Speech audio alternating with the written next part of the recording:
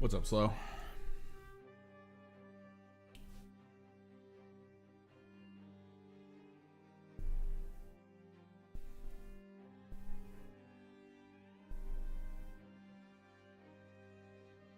So we're so low on green stuff, and we got to get most of this patched.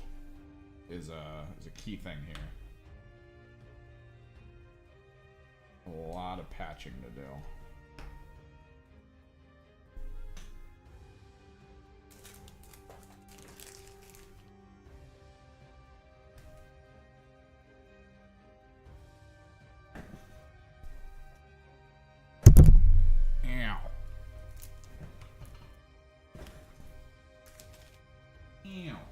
Okay.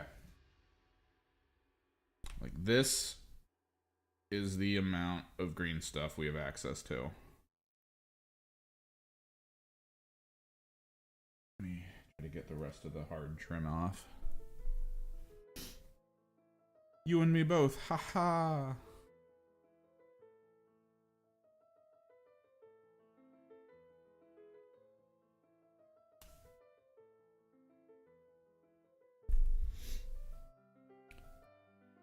This combined in total is the complete amount of green stuff we have access to right now, which should be enough. Fingers crossed. To really finish out what we've got going on here.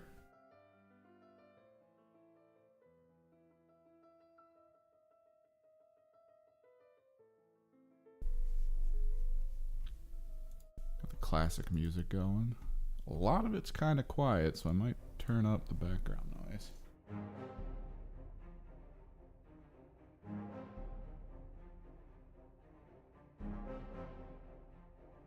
Because there's a couple components I need to fix. I actually had to end up trimming off this guy's horn here.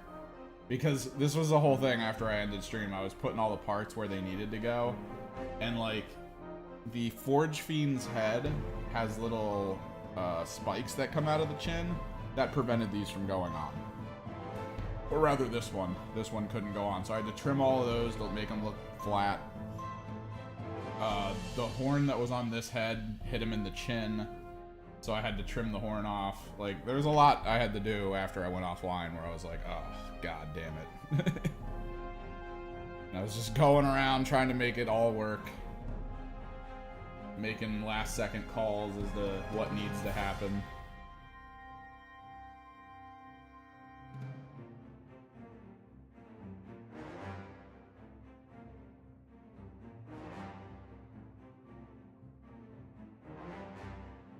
It was horrible. But we got it.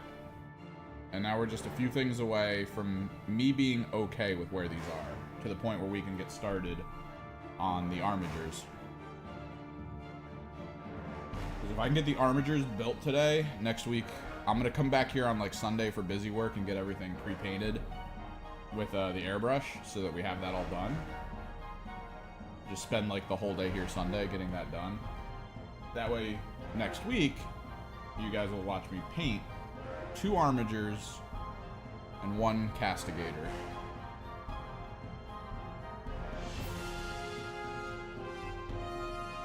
I think it'll be really cool.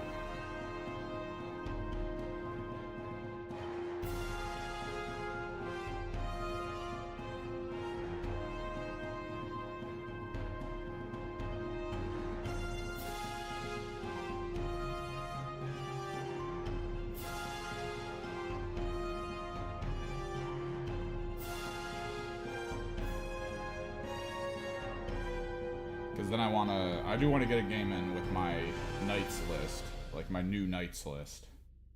I think it'll work. I think it'll actually be really good.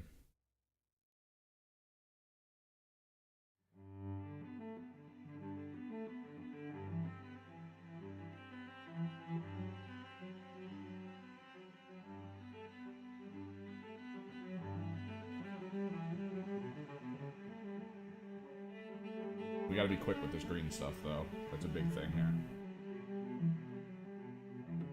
Like, I need to take a little ball of it. Go here.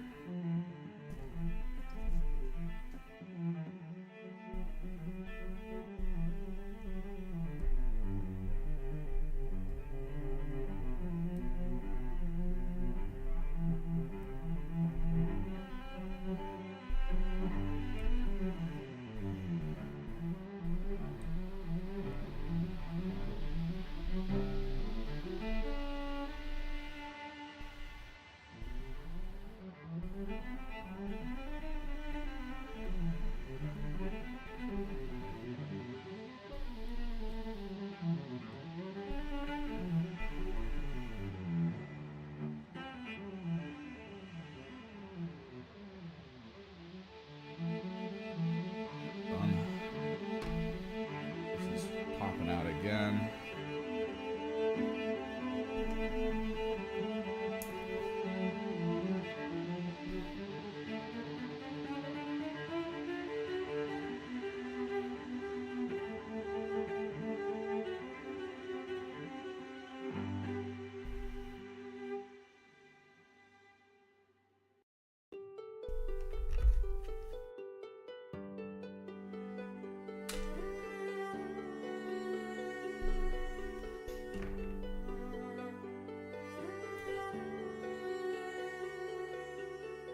Whole bottom part really needs to just get some green stuff together.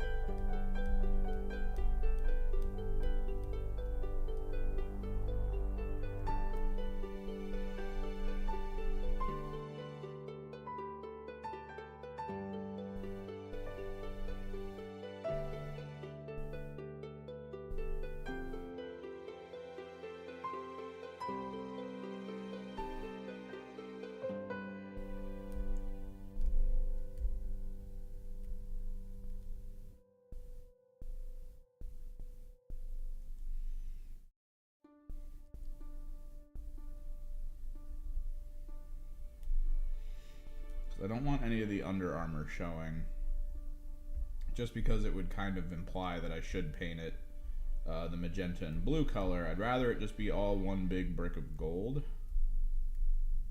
to hyper simplify some things.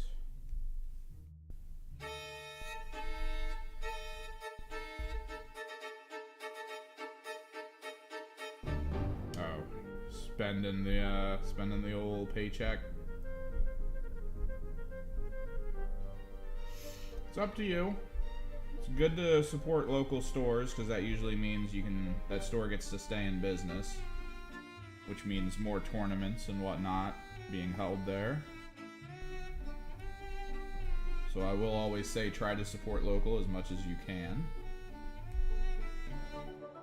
As well, if you haven't really had contact in those places with people to potentially group with for games, join clubs, whatever. It might be good to kind of show your face there, see what's going on.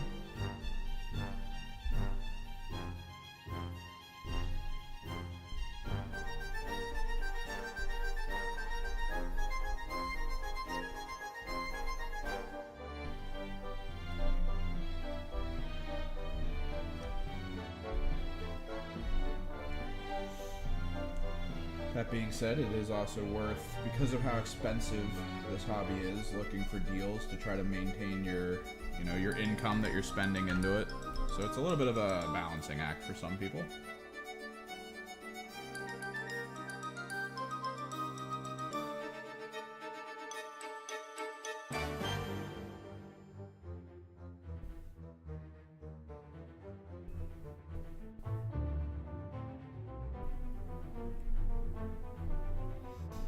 know one of my local stores does a thing where even though they sell everything at the regular rate that they're told, they have an in-store quote-unquote club that you can join for free, where after you spend X amount of money on products from Games Workshop, you get a in-store gift card, which is kind of their way of giving you a decent discount, but at a later date. I abuse the hell out of that. Whenever I'm making a big purchase, I always have that kind of like internal concept. Yeah, like you get the 20%, go for it.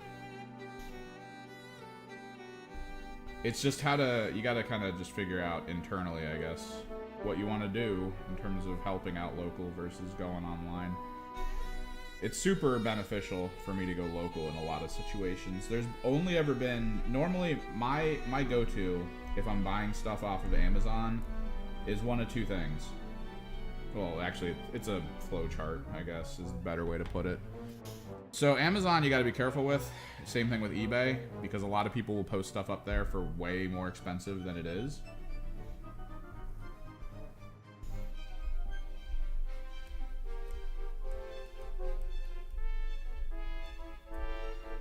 So like whatever you see on any online shop, you always want to check against the Games Workshop shop to see like the difference in pricing. Make sure you're not getting skamazed. Oh, crap. Gotta make sure you're not getting skamazed. It's a big thing.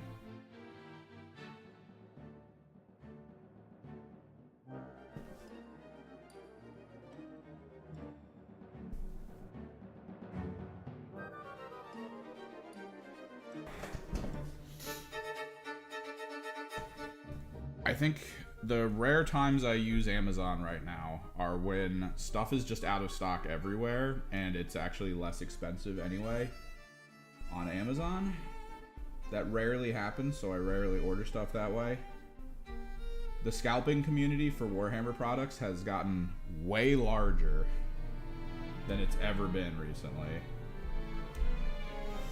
So like, there's a lot going on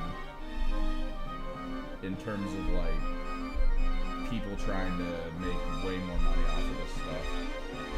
Like there was a time where when I couldn't find Forge Fiends anywhere locally, and Games Workshop's website was like out of them. So I went on Amazon and they were being sold for like $10 less than regular, and I was like, all right, that's fine, I'll pick one up.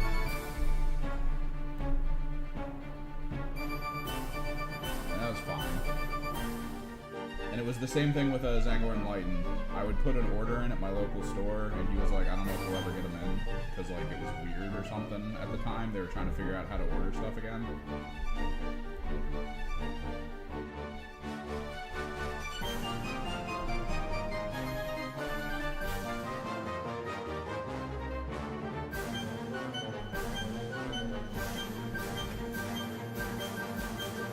I guess something changed about the way you order stuff through Games Workshop. So I was like, all right. And then I went online and I found that Zangor and Lighten were way cheaper on Amazon at the time, even though they were out everywhere. And I was like, all right, that's cool. I'll pick them up here. But recently,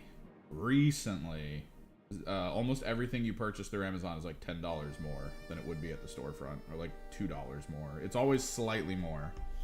Because their assumption at this point, the sellers on Amazon, seems to be that you really need the model and that it's probably sold out, because that was how Games Workshop was.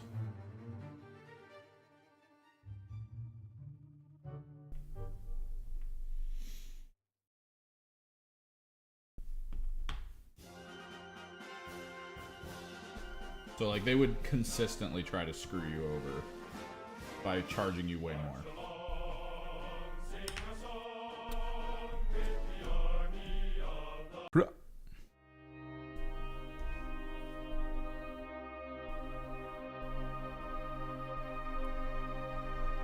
And that's kind of how it is now. Like, I think the last hurrah of Amazon pricing actually being really good was one that I actually missed, which really sucked.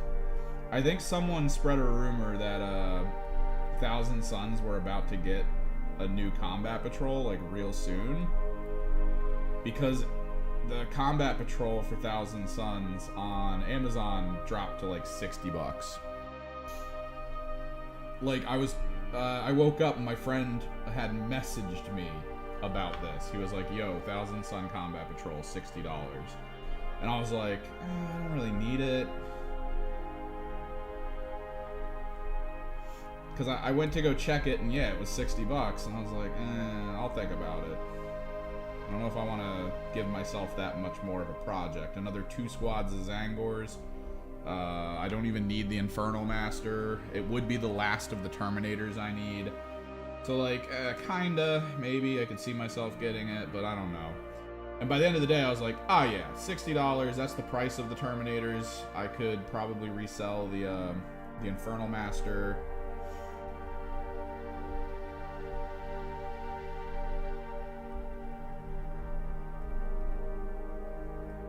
For like $30 or $20 or something. And then, you know, I'm that much closer to my Uppsal Zangor's army. Yeah, let's do it. Let's pull the trigger. And it was literally within 24 hours, and Amazon stopped doing that deal.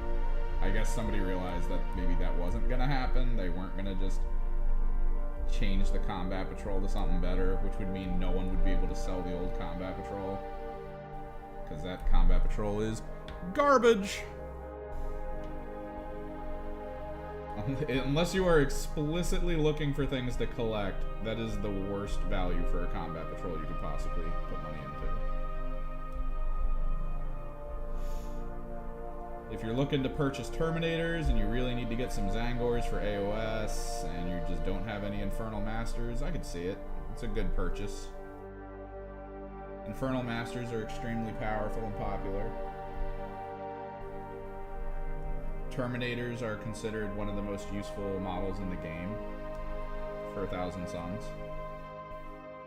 I think the meta right now is to give Terminators a Terminator Lord and then provide him the Umbralific Crystal so that he can teleport around the field, do whatever he wants. It makes him one of the strongest potential squads in our army, because you can either, depending on how you feel going into it, you could make his squad stay in Deep Strike so that turn 2 you can bring him in, and then he does something, and then at the beginning of turn 3 he re-deep strikes.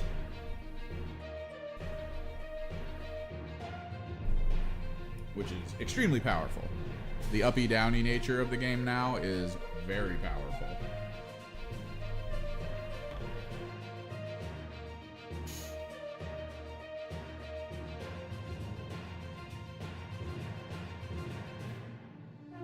Super strong.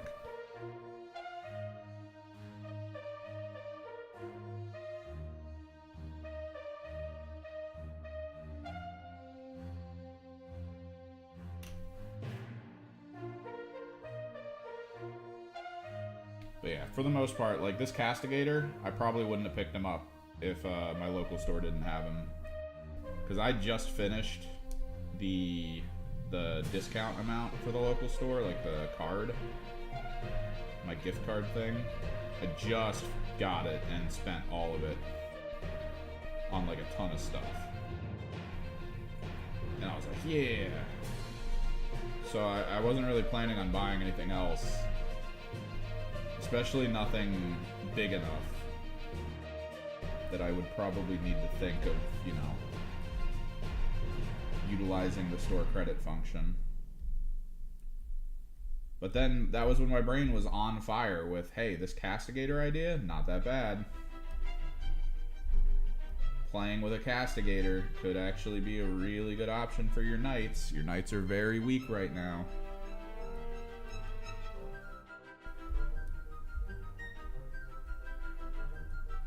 They're kind of all over the place until you get the rest of the rules, until their codex comes out. You're probably not going to have a solidified Chaos Knight idea, because their current team role is like mediocre at best.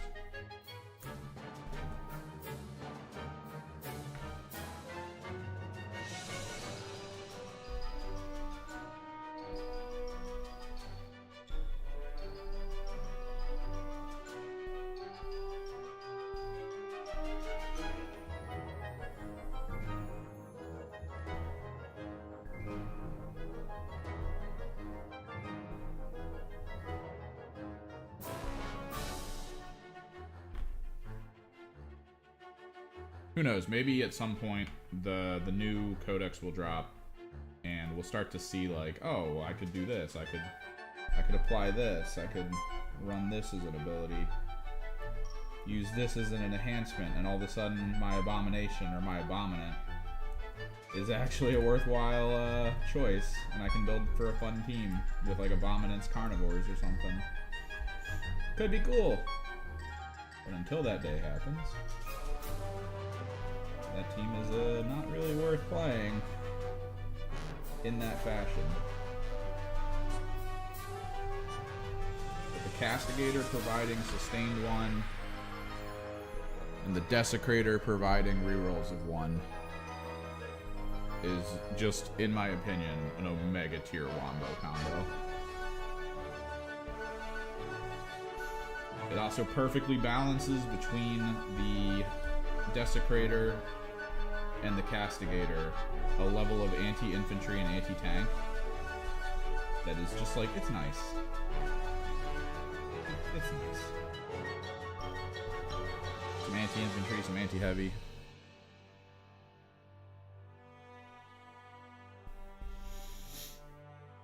Because yeah, the Castigator was like $200, which put me almost back to the point of getting a gift card.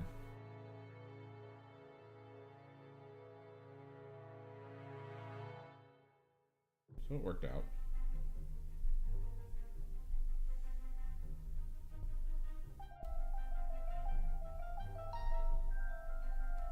Apparently at the local store we have a lot of Imperial Knight players. There's a lot of Imperial sympathizers at my local club.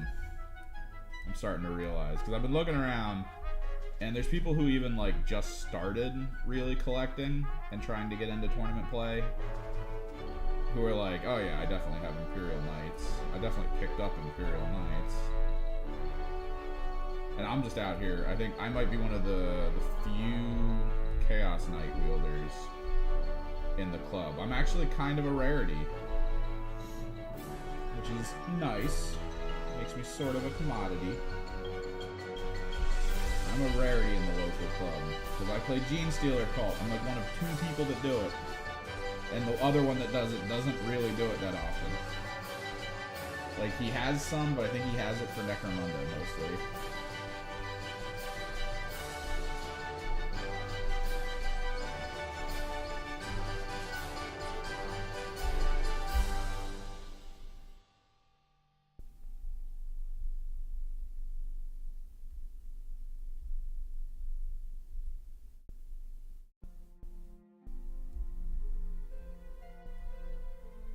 I don't know if he's actually physically played the game.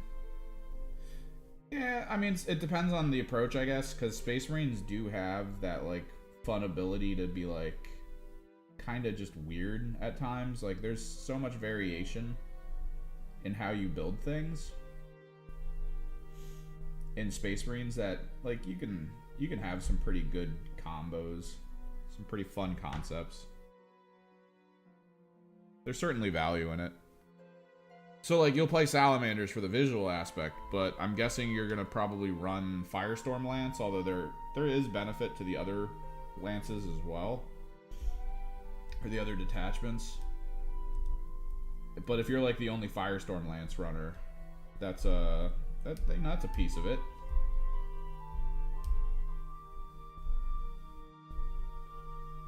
But yeah, locally, I'm the only Thousand Suns player. Pretty much. I think one other guy claims Thousand Suns, but I don't know if he plays them like that. I think he just like happens to have some of their components. And he's like, yeah, I can play them if I have to.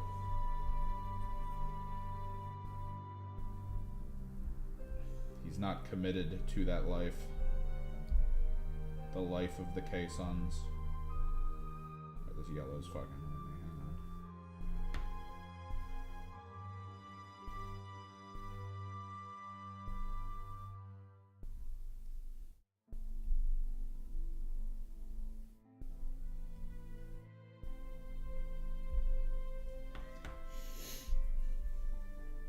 So I'm one of the few that play Thousand Suns, and then even within the Thousand Suns, I'm one of the few that have certain model types.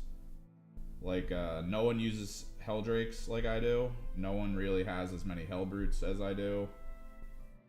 No one really rocks as many Zangors or Demon Princes like I do. Like, I think there's one other kid that plays Death Guard near here. And he kind of fell in love with Demon Princes.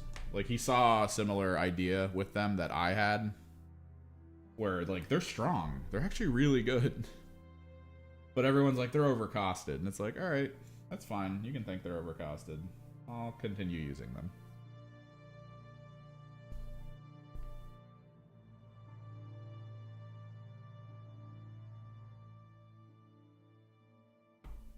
Because they are actually really good. So good.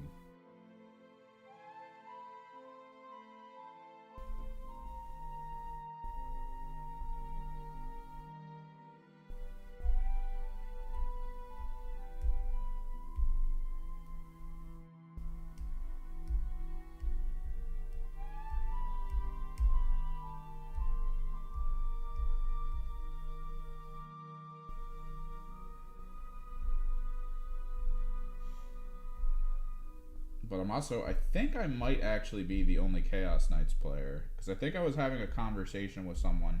He was getting ready for a tournament. And he was like, I kind of want to try some stuff out. And I was like, do you want to try it against Chaos Knights? And he was like, I actually do. Because in tournament play, like the ones he goes to locally, the ones where it pulls from like other people from other clubs, Chaos Knights are actually very common. He was going to run into a ton of them. So he kind of wanted to see like a general gist of how they work. And I was like, all right, I'll bring a list that feels kind of right. And I'll try to show you some stuff that they can do so that you can be ready for it.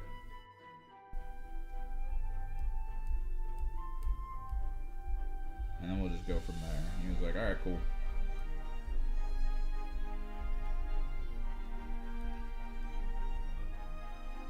But yeah, there's like a level.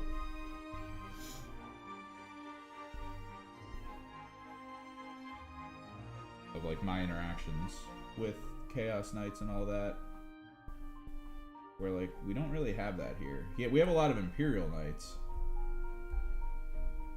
But Imperial Knights got kind of nerfed into the ground by a change in the main rules.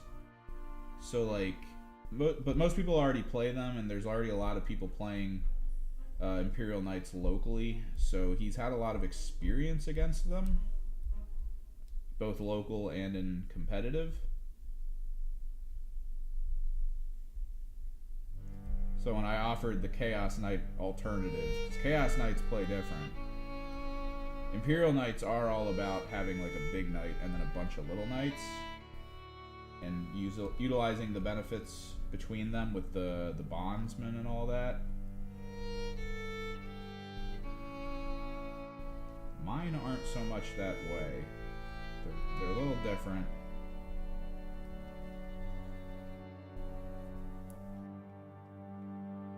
Ooh, everyone else in your area plays Tyranid? That's wild. That is not common. I think we have 2 Tyranid players locally, and one of them is becoming orcs. So if the only other Space Marine player near you is Space Wolves, if he's playing to like the Space Wolf, I guess, concept, he'll be heavily in melee, which is like the opposite of what your team is, which is supposed to be heavily ranged, but like mid-ranged. So you'll play somewhat similarly to him, but with a different goal. Depending on how you build. Which could be good. That's some pretty good variation. I feel like both his army and your army are going to be built a little bit around speed, most likely, at the end of it. It's just, you're going to be more, I need to get to mid-range, and then flamethrower and melt someone down. And he's more of a, I need to get to close range and do as much melee damage as humanly possible. Alright, we do have enough green stuff, we can try to start this. Stop recording. So that's good. It's good to have the variation. Definitely good to have the variation.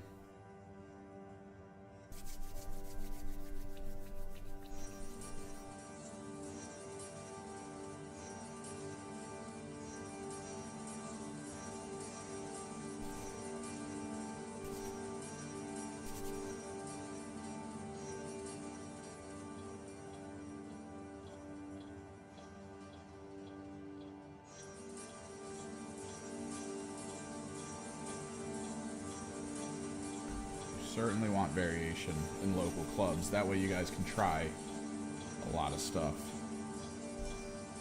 Test a lot of theory.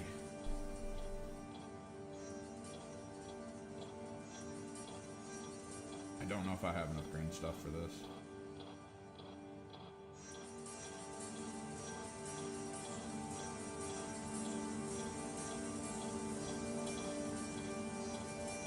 Yeah, no. Space Wolves into Tyranids, they're not that bad anymore. A lot of their buffs with the Wolfkin actually really help them out.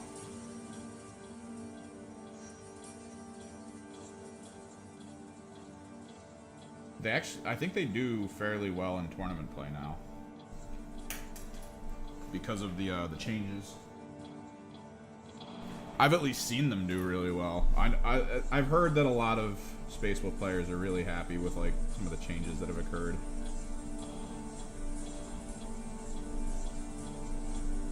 I think I got rid of most of the adhesion by rubbing my hands together.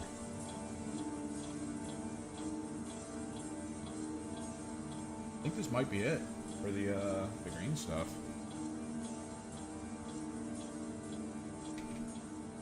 Relief sculptures are basically done. I need to get a box and move all of this over to it. All of the excess stuff so we can start working on the armigers. Outside of potentially adding more chain link, I think we're good.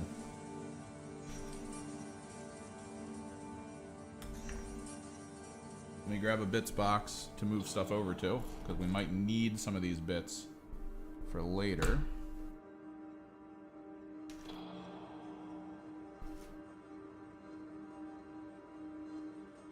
I actually kind of want to use the baby screamers.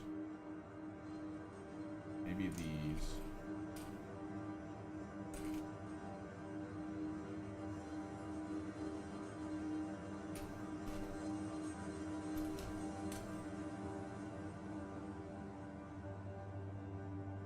And then I think we want to do the tails, right? Like we want to try to get some tails on them. Problem is without the green stuff, it's going to be a little bit harder to apply the tails, because we're going to have to apply them like kind of in a more physical way.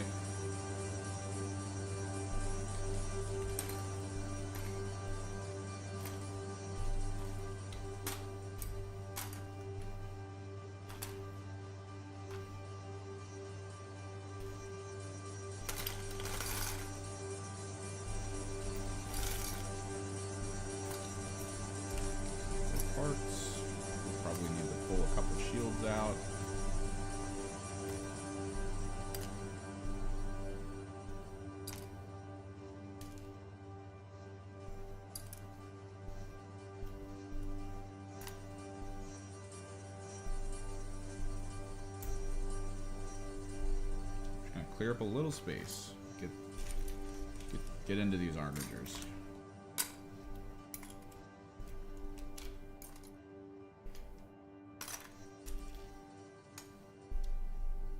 So what you getting today? Are you just, do you already have your list together and you're just gonna go try to pick everything up all at once? Or are you gonna see what they have? And what's your focus? Your list focus? Do you have like a general idea of what you want to kind of apply conceptually?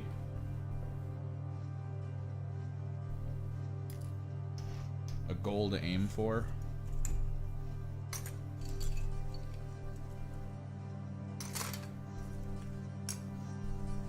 That way you're not like spending on stuff you're never going to use. Or use very rarely. Phobos and Reavers. Oh, Jesus. How do you even do that? So you're definitely not going to go... You're definitely not going Fire Lance then, I think, right? And people will be like, why are you doing that? Don't worry about it. don't worry about it. A lot of people point to Phobos and Reavers as not that useful. They feel like they're not that powerful right now, but I don't know. So under the Space Marine selection, you definitely need a codex if you don't already have it. You're gonna want a codex so that you have access to all the new stuff. I don't think a Firestorm Assault Lance will be good for you. Let me take a look at the Phobos and Reavers segments. They're not battle line. That's actually a little sad for me. You like Phobos aren't battle line, right? That's not great. Reaver Squad. I think, what else do you have access to? Is it Infiltrators? I think it's Infiltrators, right?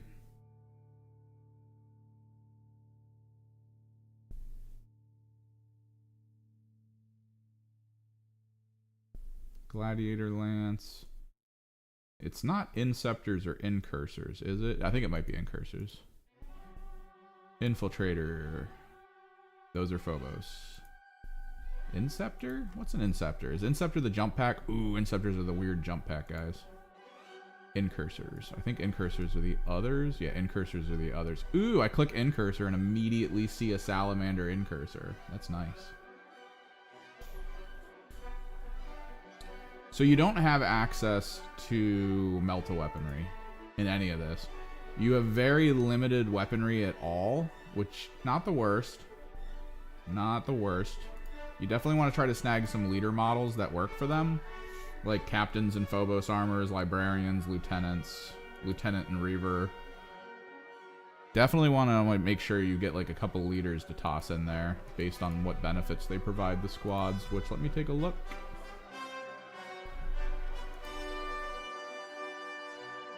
Once per battle, one unit from your army can be targeted by a stratagem. That's not bad. After both players have deployed their armies and determined who is the first turn, if your army includes one or more models with this ability, you can select up to 3 friendly Adeptus Astartes units and redeploy.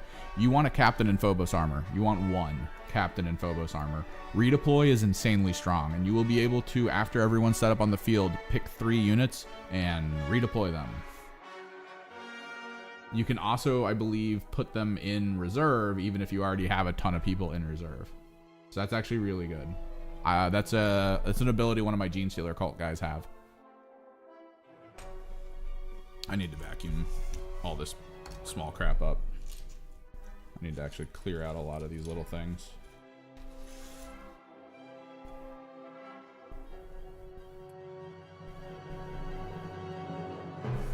You can't really, okay.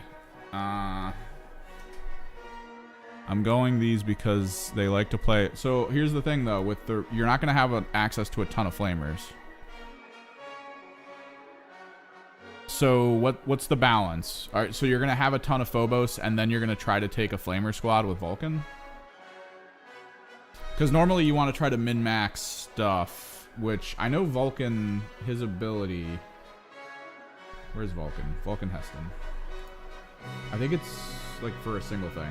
Select one objective marker on the battlefield. While this model is within range of that objective, it has objective control 10. That's good. And if you only paint a 4, that's insane. Is it model or unit?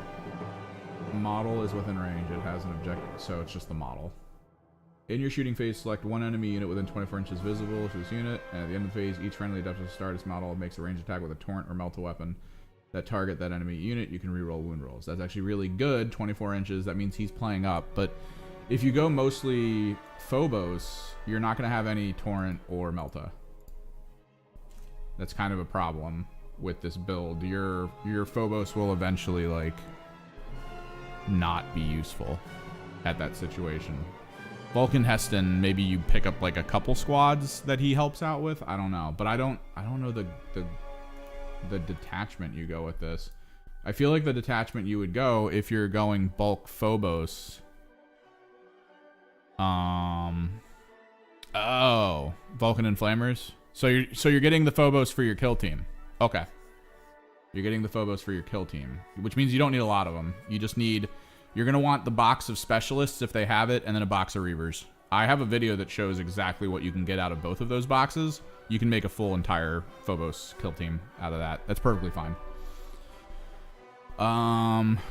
But then, yeah, then you're going to go Flamers and Vulcan Heston. Definitely probably go Firestorm, and then try to see what you can do about having Rhinos. That way you have Rhinos with Vulcan Heston and a bunch of squads with Flamers and Meltas. Okay. Yeah, then that's fine, dude.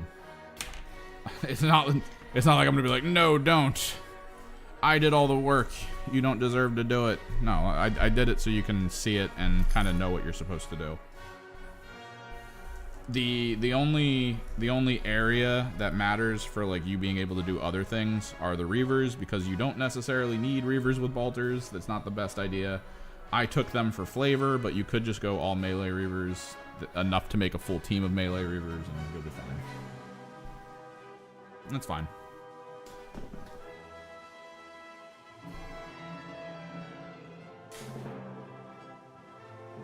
Just know that equipment points wise, if you go full melee Reavers, all of them can't have the grav shoots. That's all. That's probably the one minor issue I have with going all Reavers.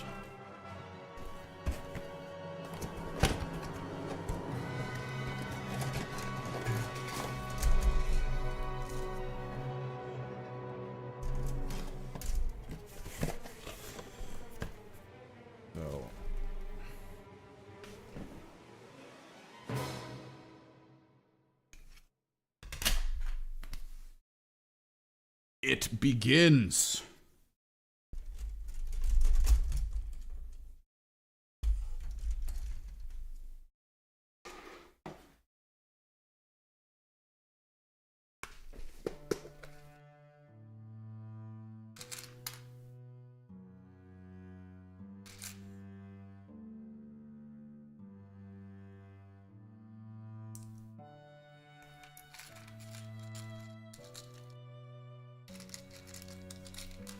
Yeah, it's not the worst, because if you give the ranged Reavers like grappling hooks, right? Like you can try to pick and choose how they're gonna roll. It just depends. It's like a weird thing.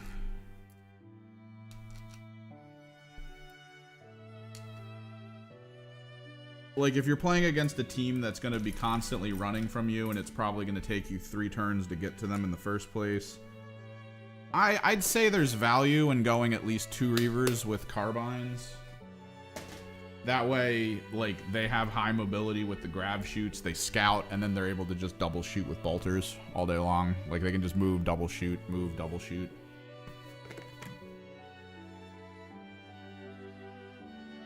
There's lots of vantage points. They'll basically start on vantage.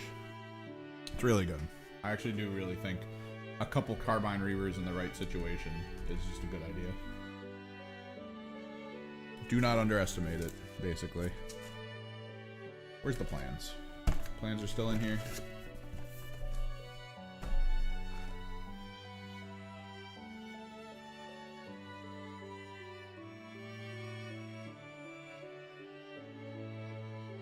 So we're going to be magnetizing these guys.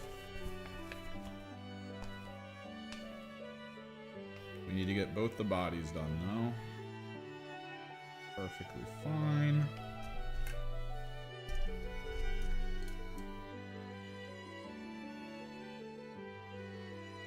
Okay.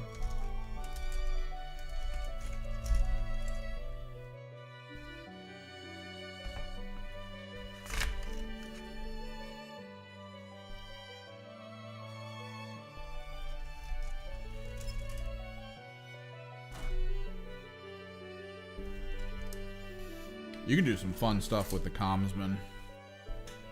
I got super lucky against my buddy's Tyranid team. He decided he wanted to kind of run a warrior forward to try to like take an area right away, and then he assaulted one of my reavers who lived. My reaver was able to counter. He like rolled kind of poorly, so my reaver was able to parry one of his big hits and then live, which was massive. Like that probably shouldn't have happened. But because it wasn't my reaver that fought, it was his warrior that fought, my commsman was able to then, with an AP, make my warrior fight. Which was kind of cool. Like, the idea of him being able to just, like, finish off a warrior by basically being like, oh, all I need to do is hit you once and you die. And I have that ability. Excellent.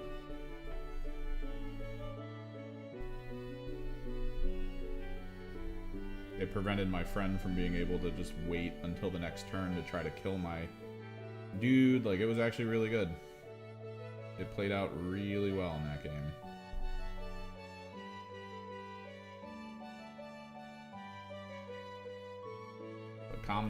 The commsman tricks are immense. I think commsman is definitely a must-take in most armies, just because of his benefit. Because a lot of the problems that Phobos have is that they have too much to do. And that's it. They just have too much to do. And you can easily just have a commsman stay and conceal and kind of go wherever he needs to go. And then force people to suddenly be like, oh, I can do this ability that I was supposed to do this round, but ran out of AP. And he just really works that way.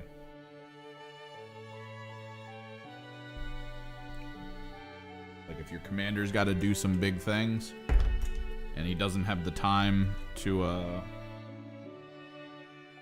give your team the extra command point, you can have your commsman do it.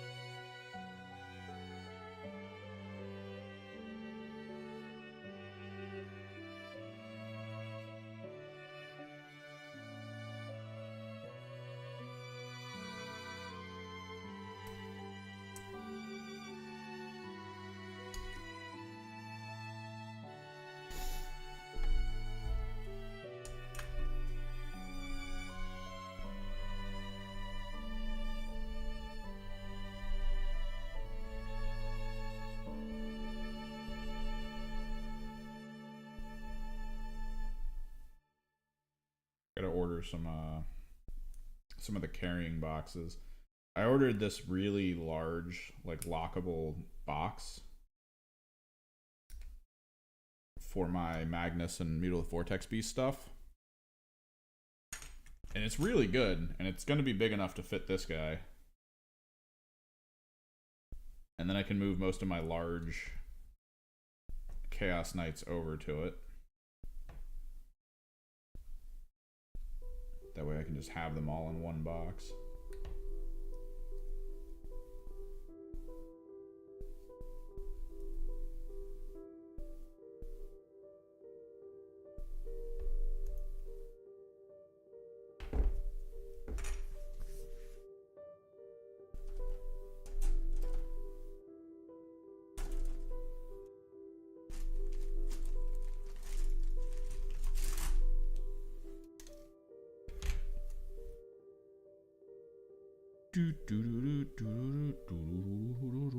Let's see.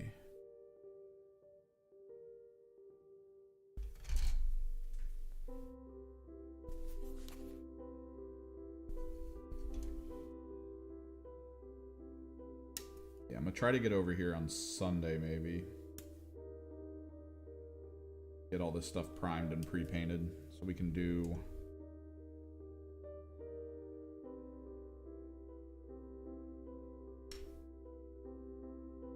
preamble stuff. Get sepia tone on some things. Get some Agrax Earthshade on some things. Let's get it started.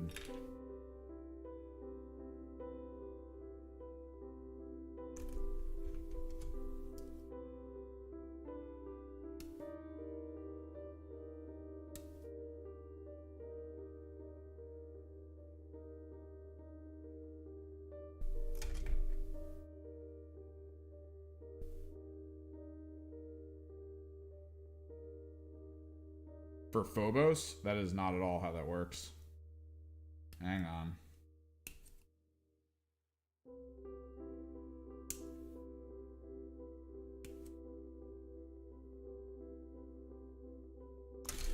Phobos Commsman's different than what you would expect if you're actually building the Phobos, right? Like, that's what you're going for. Are you going for Compendium Phobos, or are you going for, like, the actual Phobos team? Because the Commsman doesn't give extra AP.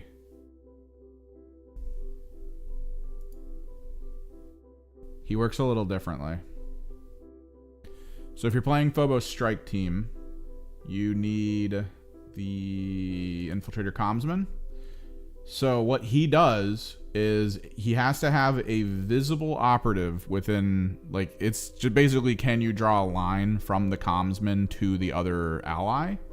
That operative can immediately perform a free 1 action point action.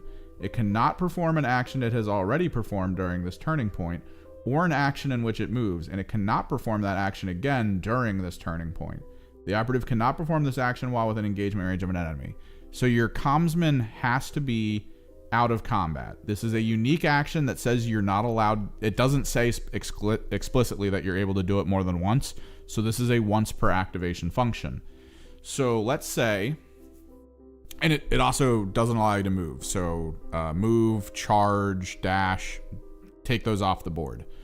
So let's say you have, where is he? Let's say you have a Reaver Sergeant, right? A Reaver Sergeant runs up. He does all the things he needs to do in order to ambush and kill a unit, right? So he does all that work to ambush and kill a single unit in the open. He then terrors for free, because terror, you'll always want to terror for free even if it doesn't matter. Just do it as a way to remember that you're constantly applying terror to things. Let's say, so he does the gorilla for the changing of his order, the charge, and the fight. So he gets the kill with a double strike, and he's like, yeah, and he's just there. He's hanging out. He's doing his thing.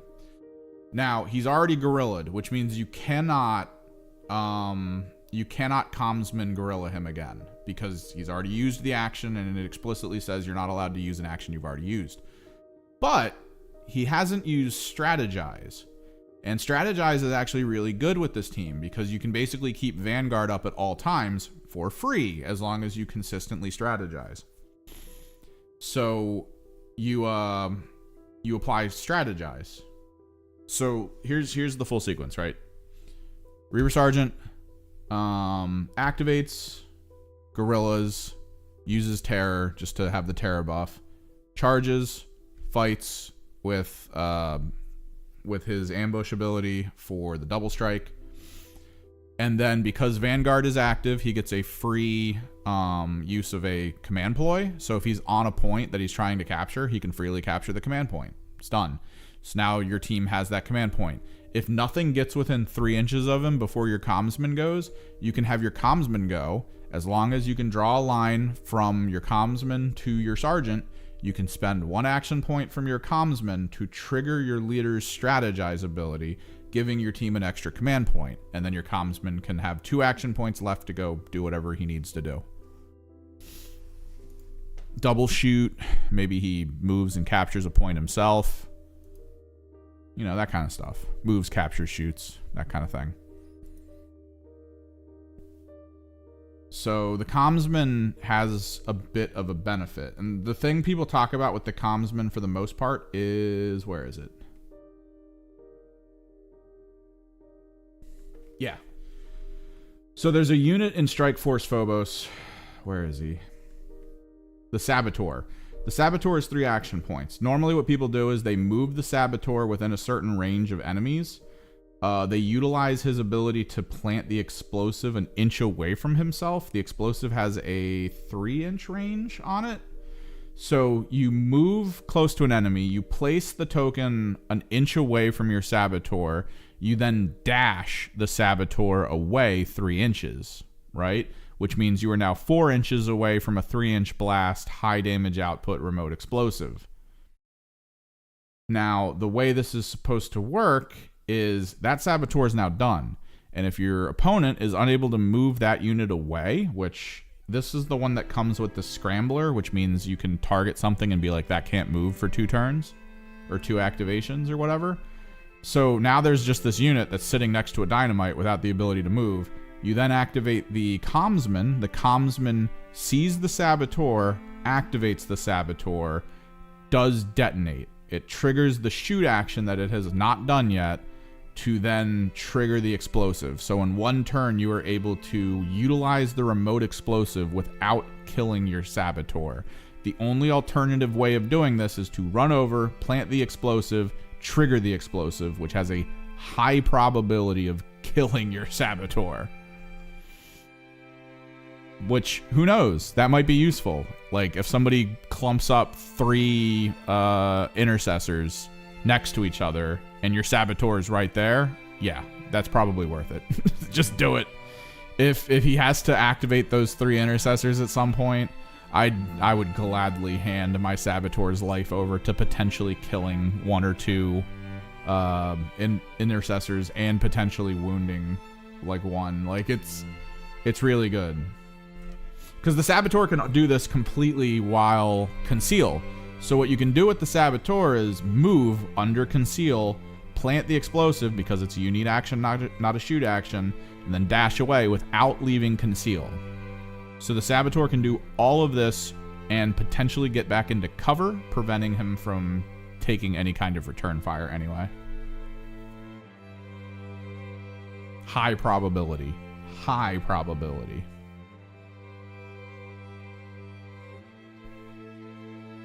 Something to think about.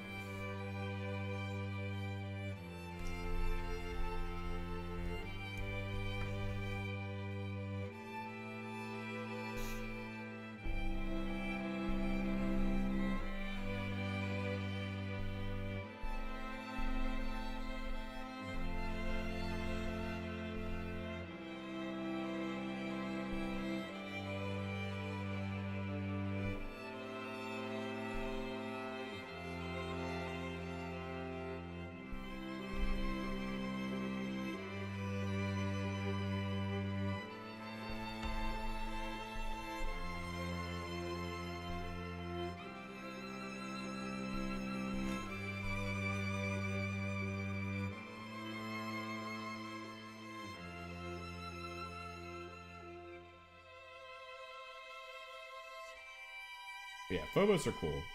I don't think Phobos will ever like win a ton, but I think in the right hands, you'll either have really close games or really clutch victories.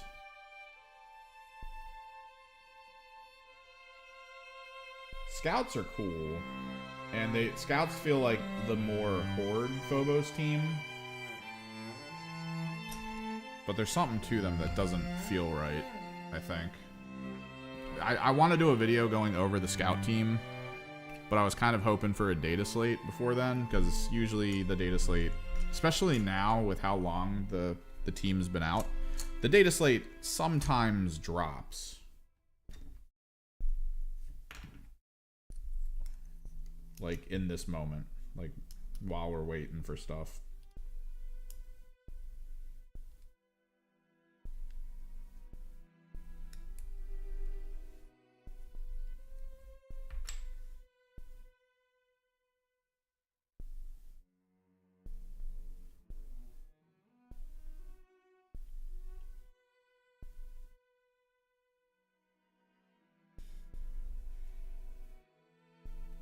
But I don't know, maybe we'll just do it. I gotta start getting more videos out. Overview videos will be fine. We'll focus a little bit on that. I kind of want to start doing like just general tactics videos. I want to try to just get a video out like a week easily. Maybe even speed up some of the process enough that I could get a video out like twice a week. That'd be great. Use a lot of the B-roll that I have to kind of fill in some of the oddities. Keep people interested.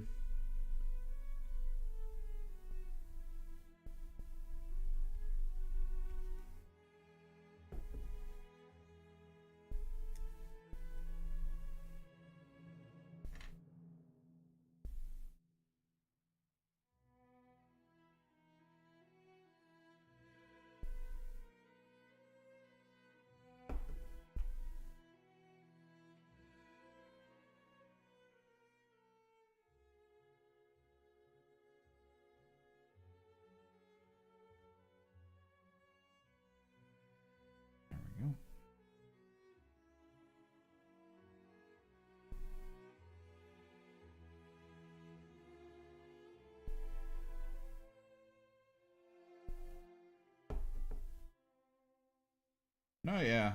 Like, I need to, if I film the matches in the storefront, I'm gonna need to, like, be very active about filming, which also means I'm probably gonna want to talk to the person I'm playing against to be like, look, I'm gonna be shooting a lot of B-roll while we're playing. I'm gonna do everything I can to make sure it's, like, there's nothing more than your hands in the B-roll. Because, like, that's kind of, it's one of my channel's main things. I don't really want to put too many, like, faces on the channel. It's more just about, like, a person playing.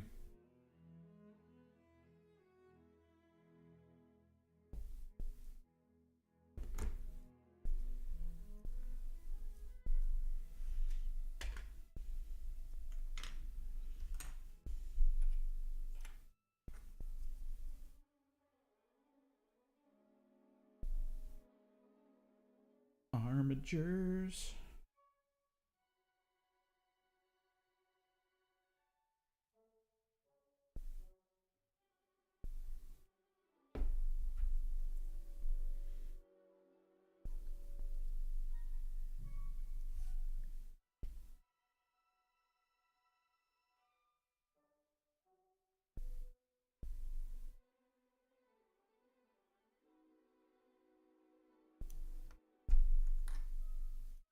I kind of want to figure out if I can put 4 executioners in a single team. I don't really like the idea of doing that, just because if something gets to them, I'm screwed. I'm screwed so hard if something gets to these armigers, if they were all executioner.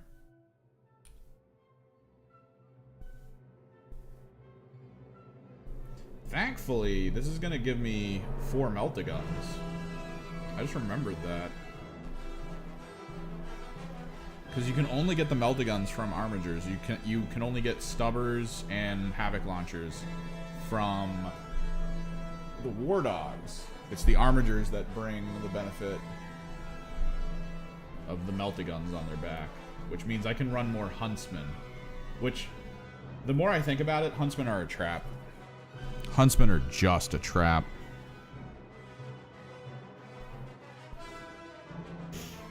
Okay, so we can cut the shell off, but we can't glue the shell on because these shells are going to be painted the magenta to blue.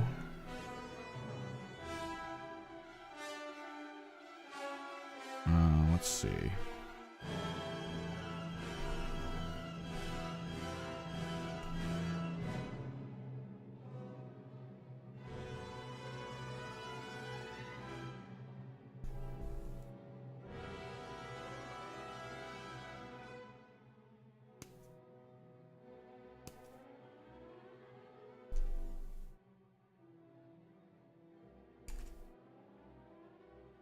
I have a lot of B-roll from some of my more recent matches, but that's one of them's for the Mutilith Vortex Beast video, for the hobbying video where we talk about the unit, kind of go into like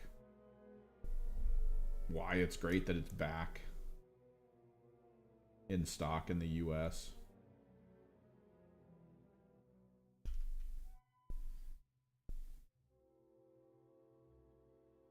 Do you have any odd plans for your salamanders? I know you're saying mostly flamers and meltas with Vulcan, which, yeah, do that. Do that till the end of time. But do you have any, like, weird stuff you're thinking of doing? Like, I've always thought with Space Marines, what the hell are they called? They're the hovering dudes. Are they eradicators? No. They're the guys who basically have hover, like they're not the heavy hover guys, they're the light hover guys. Are they suppressors?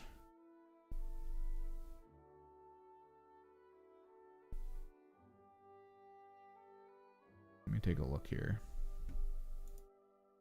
What's a fire strike servo? Oh, las cannons. That's not that useful for you. Eradicators. I mean, you probably want eradicators in bulk. Flamestorm gauntlets, frag storm grenade launchers. I think I know what these are. I think the person I played against used them. Yeah, he used aggressors on me. That did not work in his favor.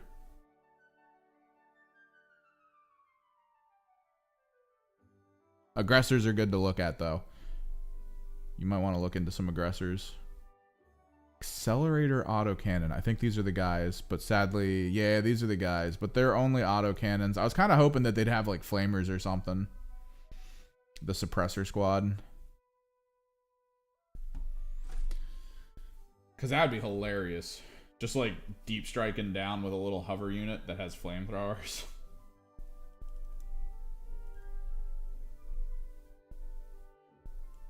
I wonder what you could do with a oh god,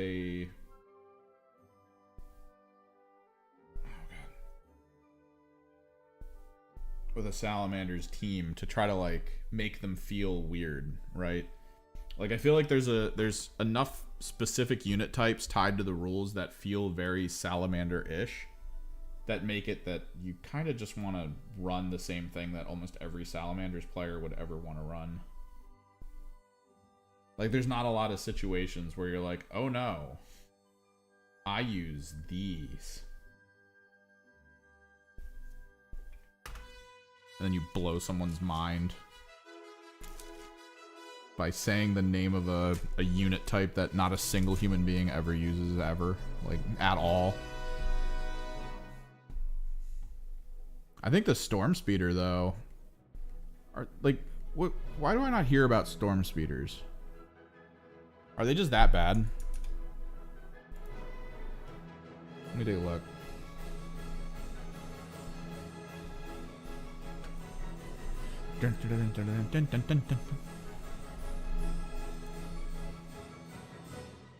Shop. Warhammer 40k, Space Marines. Salamanders. And who's Adrax? Adrax Agatone. Let me take a look at him. Because Vulcan Heston, definitely cool. Adrax Agatone, I want to see what the hell he does. So he can lead Infernus squads. That's kind of good.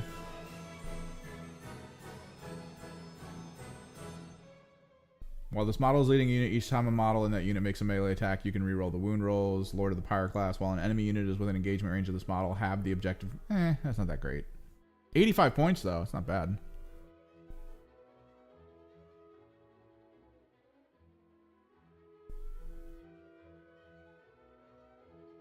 The grip of the salamander.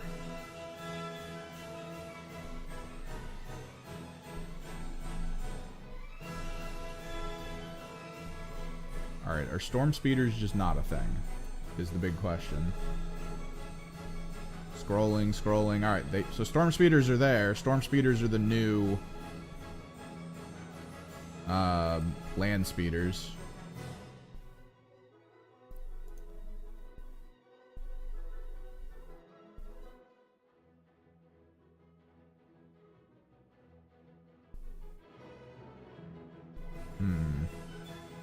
Maybe look into the hammer strike.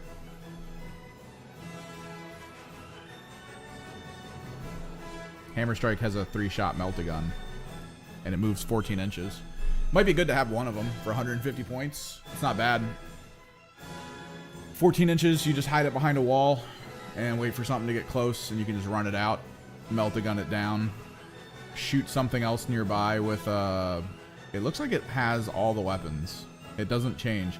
So you can shoot something else with the Crackstorm grenade launcher and the Hammer Strike missile launcher, and then claim that one of those things you shot can no longer have benefit of cover, and then just run out and like shoot something down real quick. Could be good. I don't know. Maybe. I just feel like I don't see any Storm Strike or Storm Speeders, like, at all. We have so many Space Marine players locally, and the thought that, like, none of them use Storm Speeders is a little on the worrying side. It just makes me wonder. Because I remember there was a time where, like, you wouldn't see a Space Marine army without a Land Speeder. They'd always have one Land Speeder, because it was always the best thing ever when performing mission actions. But back in 3rd, it was just really good because it could get wherever it needed to go. Like, the biggest issue with melt-a-guns, historically in Warhammer, is the need to run over to something to then melt-a-gun it. Like, that was always the worst possible outcome, was being like, well, I have all these melt-a-guns, now I need to go to the place to shoot the melt-a-gun.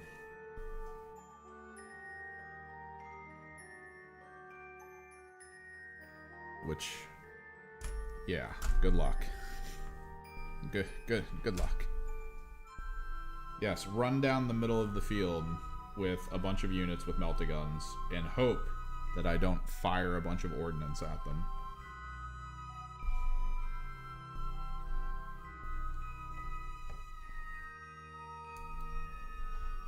But now you have, like, all these delivery methods.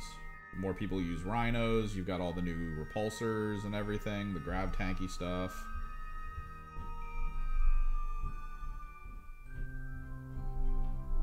It's great.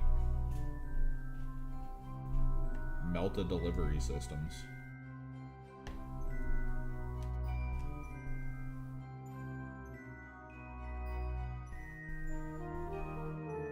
You could order a bunch of, like, fursuit helmets, like helmets that look like kind of how fursuit heads look.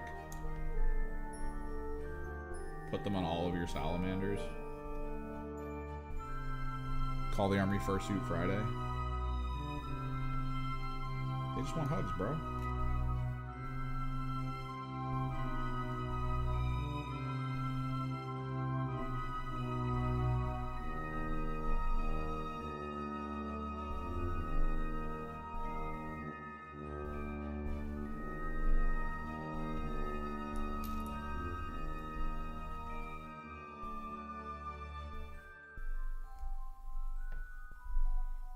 I think that would probably be the goal with my Emperor's Children. I would probably have to get like a really good head alternative.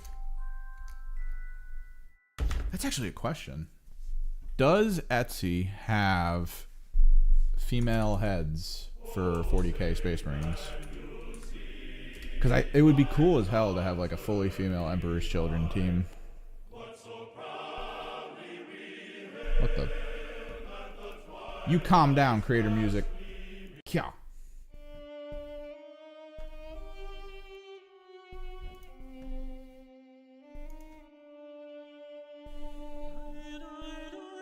No, yeah, Vulcan's peaceful. Vulcan just wants to build stuff. I feel it.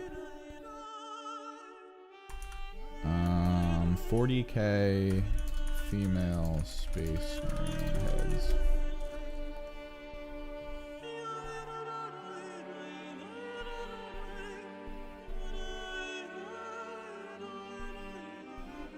Oh yeah, Space Nuns.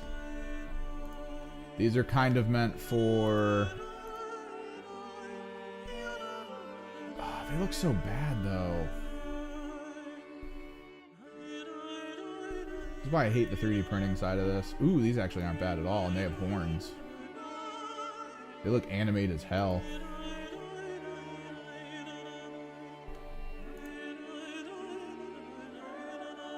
You get 7 Chaos Nuns. Wait, it says 7. I have to pick and choose. 7 for $10? No!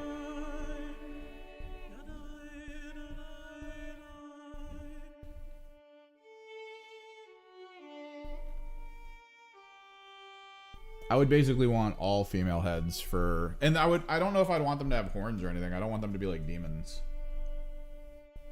I would want them to like just look pristine. And then I would make the armor that they're wearing look pristine.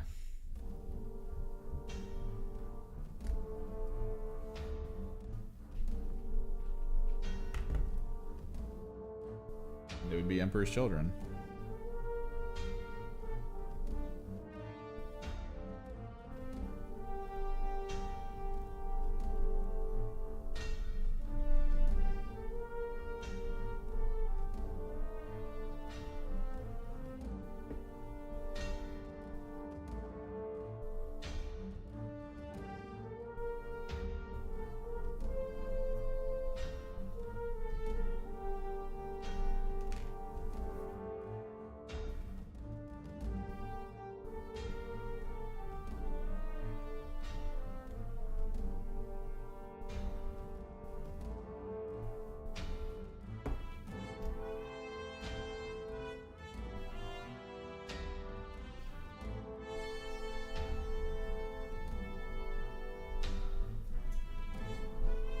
I wonder if we're going to see any other factions come out of the Space Marine 2 game. Because what was it? It was Blood Ravens helped them?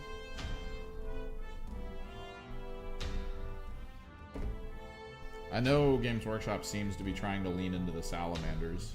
Because I think they've basically been selling a lot. A lot of people are really into the Salamanders, like globally speaking.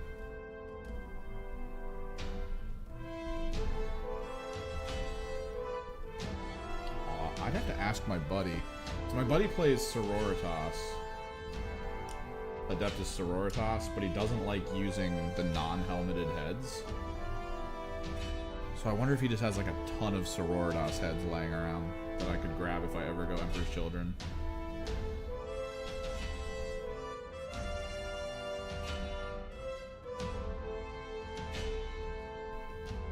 I think it'd be kind of cool to see... like because like think about it, you're fighting against Tyranids. The thing that works best against Tyranids conceptually is always flamethrowers. I think Salamanders could be cool to just like show up to the fight for Space Marine 2 and help out a little bit, because it looks like you go from planet to planet. Like you go to like a jungle part of either the planet you're on or another planet nearby.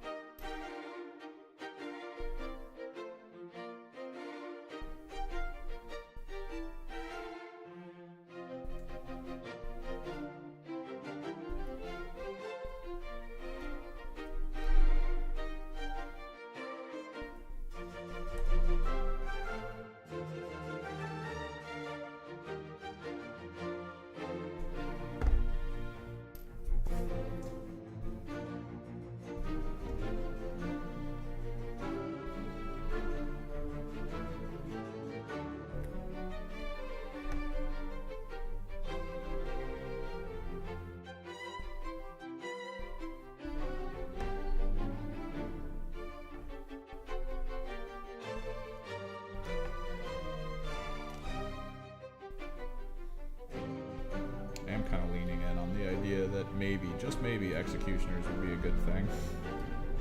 I kind of like Executioners, but a lot of people pointed out that the core rule that Executioners come with for Chaos Knights is like one of the worst rules that you could possibly have. They are shooting a unit below half strength. You get +1 to the, I want to say the wound roll, or is it, I actually know it's hit roll. Because it's not, because they normally hit on 3s, and so the way you make them hit on 2s is by getting something below half strength.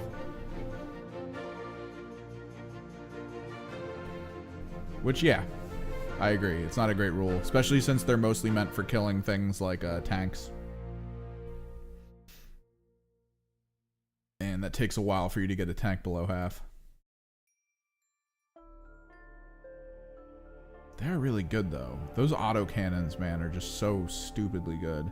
They're teched really well to kill regular Space Marines, so I feel like there's at least a little bit to them of, like, I could send the Castigator down midfield, have him open fire on like a small squad of Space Marines, taking them below half, and then just being like, oh good, they're below half, and then just finishing them with some Executioners so I don't waste brigand shots on them. Because sequencing is massively important with brigands. You want to make sure that the closest target to them is something you actually want to fire at for the whole +1 to AP. Which is way too good in my opinion. You're giving a unit that has 12 shots on an autocannon, or on a Gatling gun, +1 to its AP. That thing is meant to only kill, like, chaff. You give it +1 AP, that thing's meant to kill Space Marines. Like, that's so crazy. Like, the variance and difference.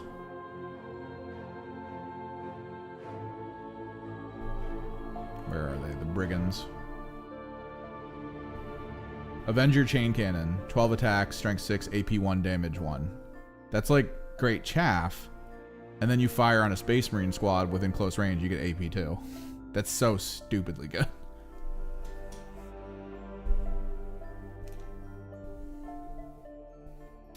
It's even crazier with the Demon Breast Spear Melta weapon. If you can get this guy within 12 inches of a tank, that's AP 5 on a 2-shot Melta gun.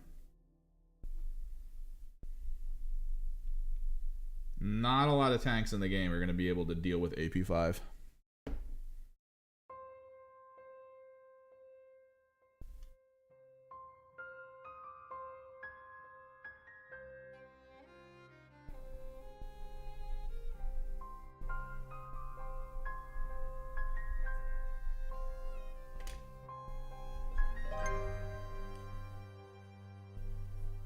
Kind of want to test my luck against one of the local IG players with this new Chaos Knights list. I think it'd be kind of cool. I've only ever fought IG with my Thousand Sons, and no, I didn't fight my Gene Stealer cult against IG. It was kind of a classic battle.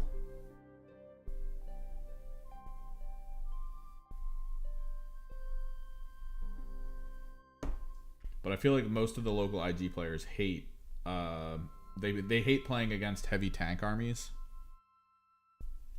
because IG chance to hit is so low that, like, they only have so many attempts at bringing down a vehicle, and if they roll very poorly in that moment to try to kill your tank, it's over. Yeah. All Imperial forces can take allies from the Knights, and let me just double check. I think your allies are the same as mine in terms of limits. Keywords. You can include 1 Titanic or 3 Armiger. So you can take up to 3 of the little dudes, or 1 Titanic, which can be Cerastus, which there is actually a really good Cerastus with a flamethrower fist, so think about that. Or a Questoris, or a whatever the Tyrant equivalent is. I can never remember what it's called.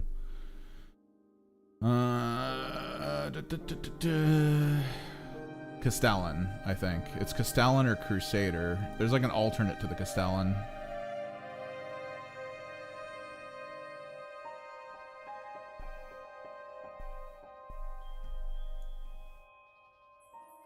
So you can take one knight. Which, honestly, I don't see why not. The thing is, okay, so the main thing is you don't get really the benefits. This is probably the biggest issue with allies in the forms of knights in 40k. You have to consider that most of the benefits the knight has isn't going to be provided. Like if I take this Castellan with me, or this Cerastus with me, he'll be able to suppress units. He will not have his aura of dread. He also will not be able to provide the sustained 1 to any other knights because he's the only knight on the field. Also, my Thousand Sons, if I take him for Thousand Sons, will not be able to provide him any benefits because almost all of the Thousand Sun functions claim they only help Thousand Sons. What's up? Go for it. So like, if this guy takes damage, I can't be like, oh, let me re-roll that because the re-roll only comes from the Thousand Sun Cabal for Thousand Sons, so there's no interaction between the two. So when you're looking to take allies from Imperial Knights, you have to look at what they do. It's why War Dogs are probably pretty good to take as allies, just because the War Dog abilities are only for themselves and nothing else. Brigands are strong no matter how you look at them. But let me take a look at Acheron, because I think the Acheron's the Flame Fist guy. Yeah, Flame Cannon. So his faction keyword is not Adeptus Astartes, so you wouldn't gain the plus to whatever for being within 12 inches. While a model is affected by this ability at the start of the fight phase, each enemy unit within engagement range. This is a Bondsman ability. You won't have access to that. Searing Flame. In your shooting phase, after the model has shot, select one enemy unit hit by one or more of those attacks made with the Acheron Flame Cannon. Until the end of the phase, that enemy unit cannot have benefit of cover. You can get that ability, yes, but you will not get any other abilities that come from the faction itself. Because even though faction claims code chivalric, it also specifically says your army has to be keyword Imperial Knight, which you will not be. But then if we go to your armigers, while this model is wholly within your deployment zone, or within range of an objective marker you control, Armiger autocannons have anti-fly 2+. The Helverin gets anti-fly 2+ in your deployment zone or an objective marker. That is constant. And that could be fine. Each time this model makes a charge move until the end of the turn, melee weapons equipped by it have sustained hits 1. That's on your Warglaive. That's not bad. Not the worst. And you can target this unit with the Heroic Intervention stratagem for 0 CP as the Armiger Morax, which that's actually really good because our Heroic Intervention is 2 points, two command points. To be able to target a unit with it for free is really good. You just will not have access to other cool things that your faction provides. Which again, you have to kind of weigh that. You have to weigh it based on what you know is going to happen, what you think you're going to need to focus on, what maybe you're like, oh, but I have to have the reroll here. I have to have these things to make it work. If it's too much, maybe you don't do it. But you will still get some of the benefits of having a full-blown unit like that on your team.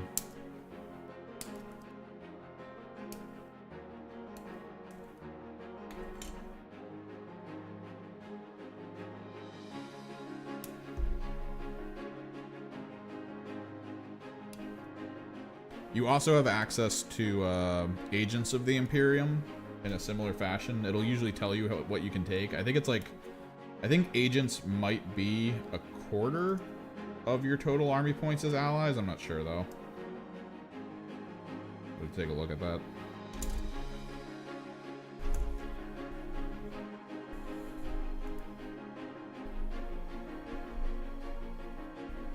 You can also run an entirely Agents of the Imperium army, which is weird.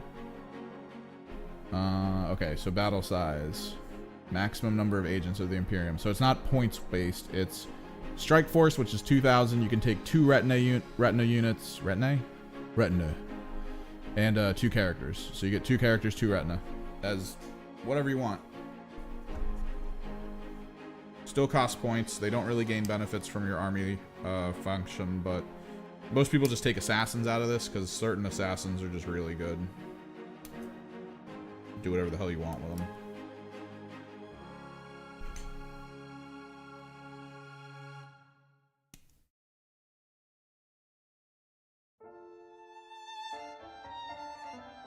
Dude, I can't wait to get to painting these. We'll let them dry till Sunday. We are completely out of green stuff, though, so I gotta keep my eye out for it. Try to pick up a box or two of it going forward, because you always need green stuff.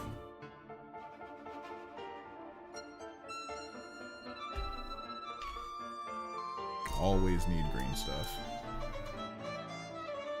Well, you don't always need it, unless you custom craft things like I do.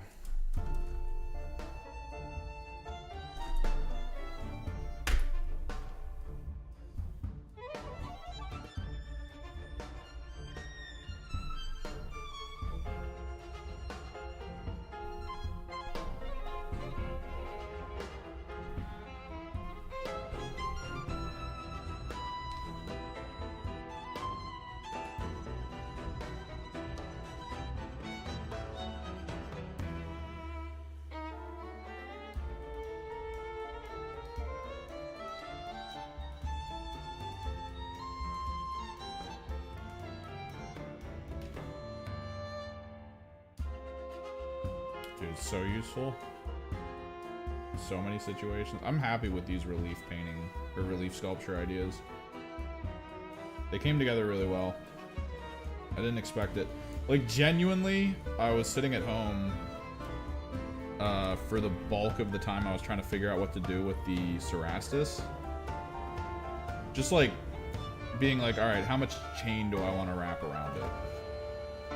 Like, that was my only thing I was thinking of, was like, I guess I'll just cover it in chain. But I remember someone was in chat and they were like, put Zangors on it.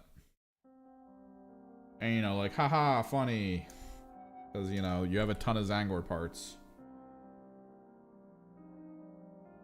Like, every time you get a box of Zangors, you just get like 1,000 parts for Zangors.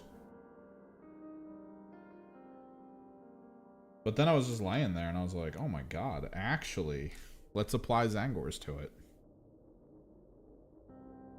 Perfect. It's the perfect strategy.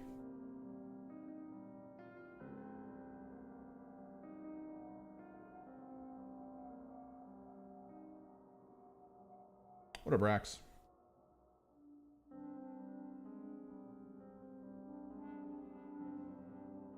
Trying to get these armigers together to at least a decent point.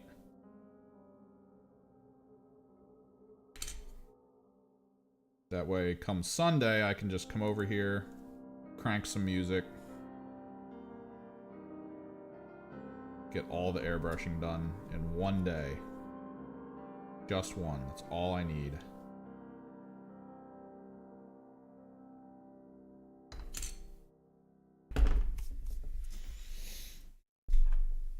So we can paint all next week, get all this stuff done, be good to go.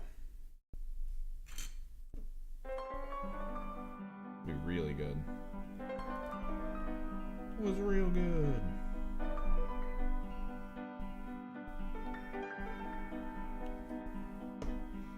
Still kicking it through Final Fantasy. Oh, nice.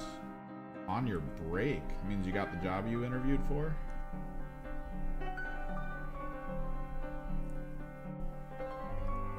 Word.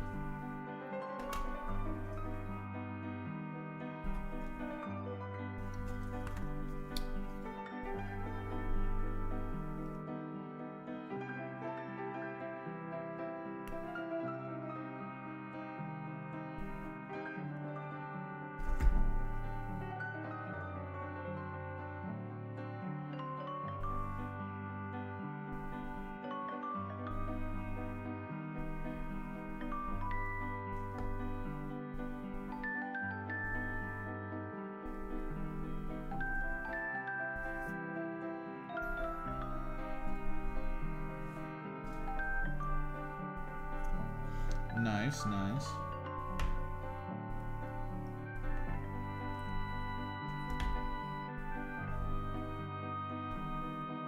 Need to hold on to the guns for later.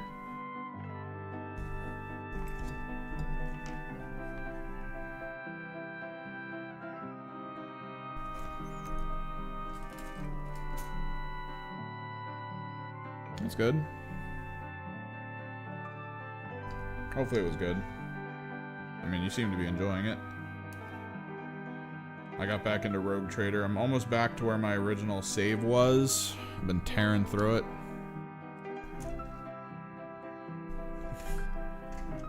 It is kind of the problem with a game like that. Because, like, on one hand, you have to, right? Like, if you just play it in small bursts occasionally, you're gonna lose interest just because you're gonna get to moments where you're like, oh wait, was this a thing? Oh, was this related to this story? I can't remember. And it's like, you're at that point, you're just kind of like, whatever. Oh, Jesus. Yeah.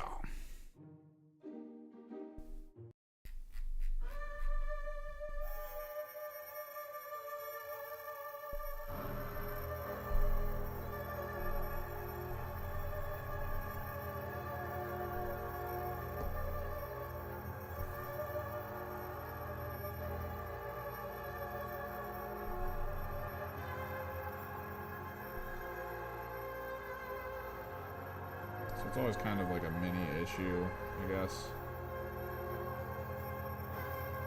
with like big RPGs.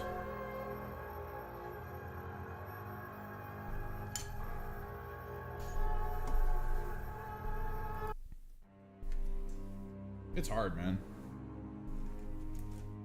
Like I'm enjoying Rogue Trader just because it's fairly quick. Going to and from things. They change it up enough while I'm playing it so that I get like cool info otherwise, and like I've in about 3 days I made it back to where I was. And my new character build is really fun. And the fact that I didn't kill a few of the people on my crew has like revealed more of the story.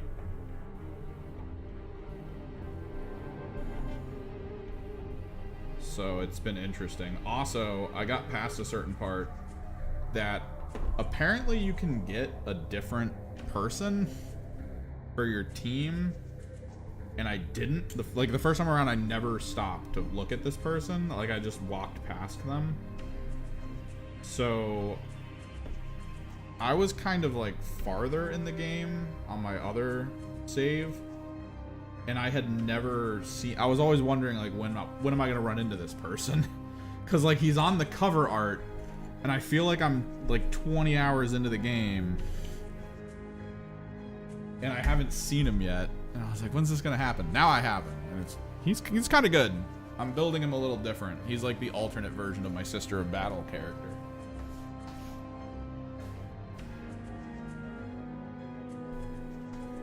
Where my Sister of Battle is more built around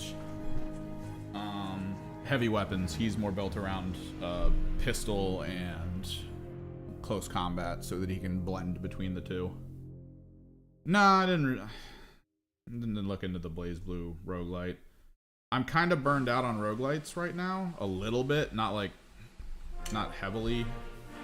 A roguelite really has to appear to me as something incredible that I really want to play if I'm going to play it. Like it's gotta have that oomph, right? Like I need to see it and go, I have to have it. But if it's just like oh yeah, it's a roguelite that uses characters that maybe you're familiar with and that's about it, it's just gonna play like regular roguelites, it makes me go, oh okay. And then I kind of move on. Like it's gotta be something crazy to get me maybe to want to play it.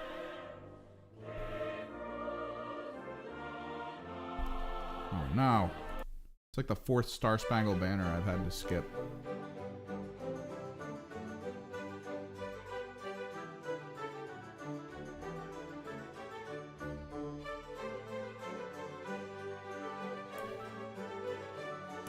I feel like this might be the last time I do classical as the option. Let's change it up. Classical's disappointing me. Let's get rid of that.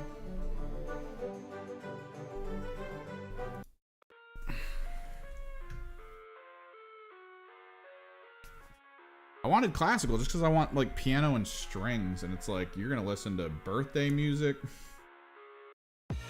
I live inside my own world of make-believe.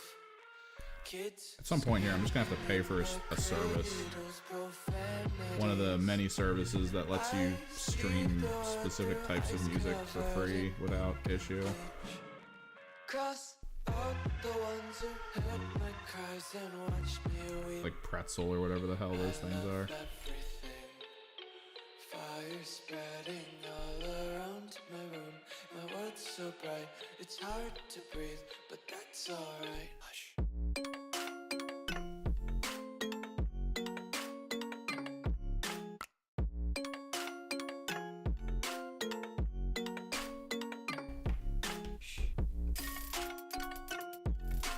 Yeah, like they got some weird shit, man.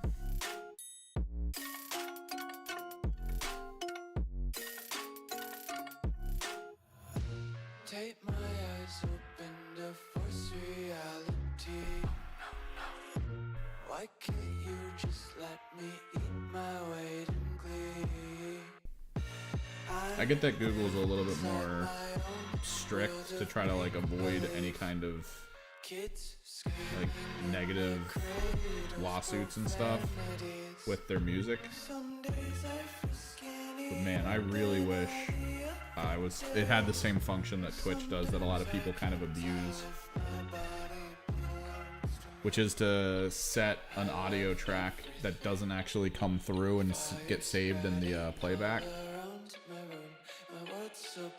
It's hard to breathe, but that's alright. Hush.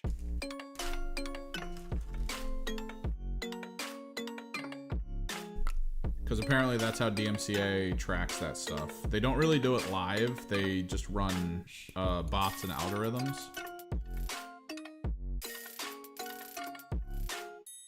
And the bots and algorithms only check the VOD. So if the VOD doesn't have copywritten music in it, you're fine. For the most part. Like, they need to have like a live check, which doesn't really happen.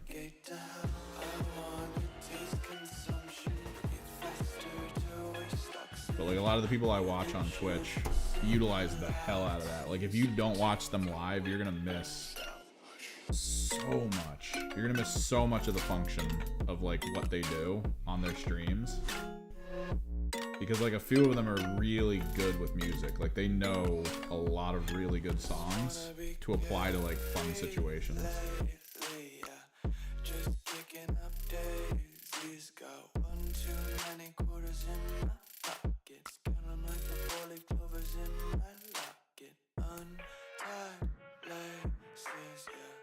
Just tripping on day dreams, got dirty little lullabies playing on repeat. Might as well just ride around the nursery and count sheep. I don't ever slow up, no, I don't take shit. I got no. Wish I could say I don't want to listen to Netflix.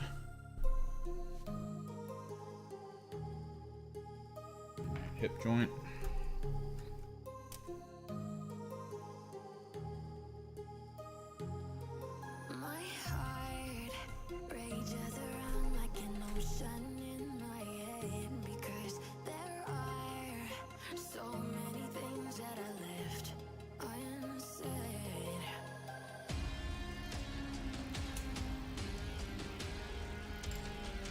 I might have to take some of this home if I want to finish it. Like, I don't want to have to come back. Oh, word. That's gotta be exciting. Exciting and scary, because what you're gonna be moving your capture card over to it, I guess. You have an internal or external? You had an internal, but I think it was messing up, right? Just because Elgato is weird like that sometimes.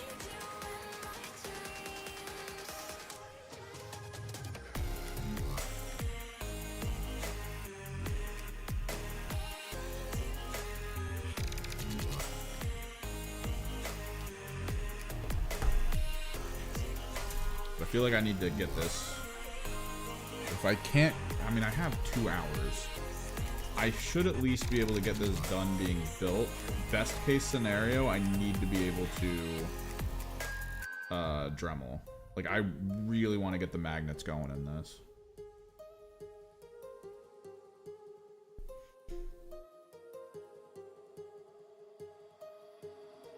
Don't just look into Elgato.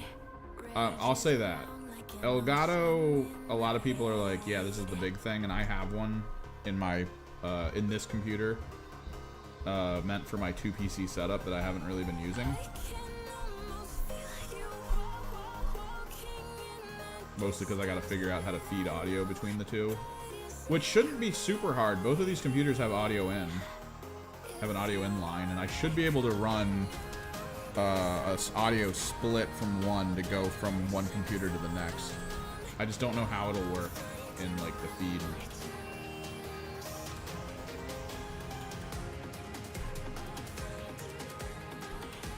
Like, I'm not using a Go XLR because I used one for a while and then it just stopped working. MVG's had the same problem too, where like he had a Go XLR and it always had like this really weird tinny scratchy sound in the background whenever he recorded with it. Like, there's always been some issue with the Go XLRs we've had. I had a Go XLR, that was an issue. I switched over to the Razer version of it, which I loved the form factor of it. I loved all that. I hated that, like, it worked for a little bit and then I installed a new driver on it and it just stopped working. It just stopped working. It would just crash all the time.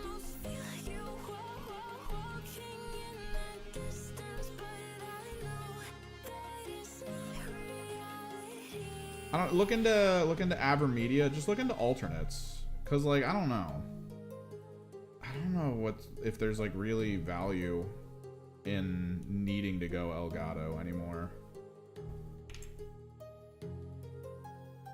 I know. I want to say MVG says he told me once he uses Avermedia. I think John uses Avermedia.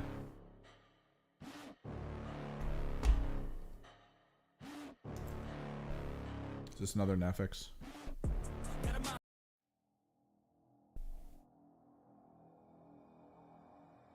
Dude, I will blast. Honestly, okay. Fun fact about me. So back when I was really playing it in like high school,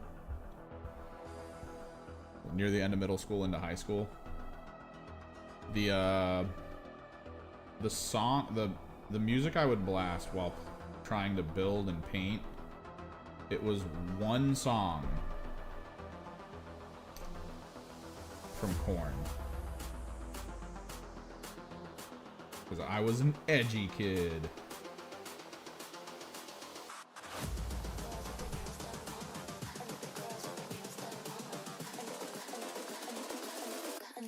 With their nails done now.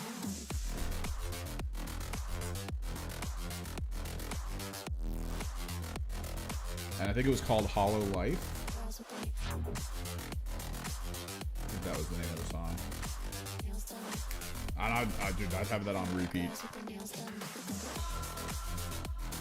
Friggin' sitting in a small room with the glue fumes just ruining my brain.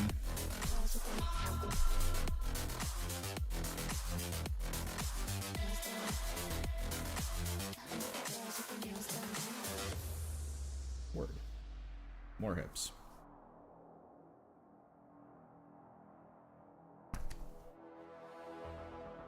It's legs o'clock.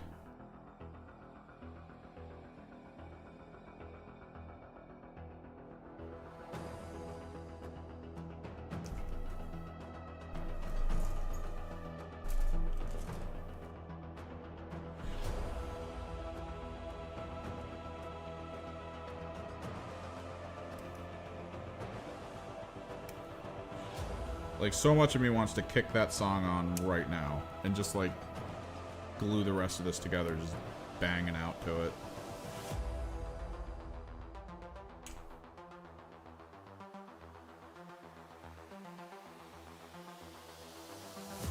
Because yeah, if you're thinking right now, Rax, of just buying a new video capture card, now is the time to look into alternate options. Something I've actually kind of liked, mostly because I've been using it for recording purposes, like off computer, because it does recording to straight to hard drives and stuff. I've been using one of those Blackmagic media recorders. And apparently, like, the version I have is expensive because it allows me to record from like 4 sources onto a single hard drive at raw levels. So like I get really high resolution video, audio, all that separate that I can then put together in a thing later, which that's huge. I mean, you know how recording works like that. That's massive. But they sell less ridiculous versions of that.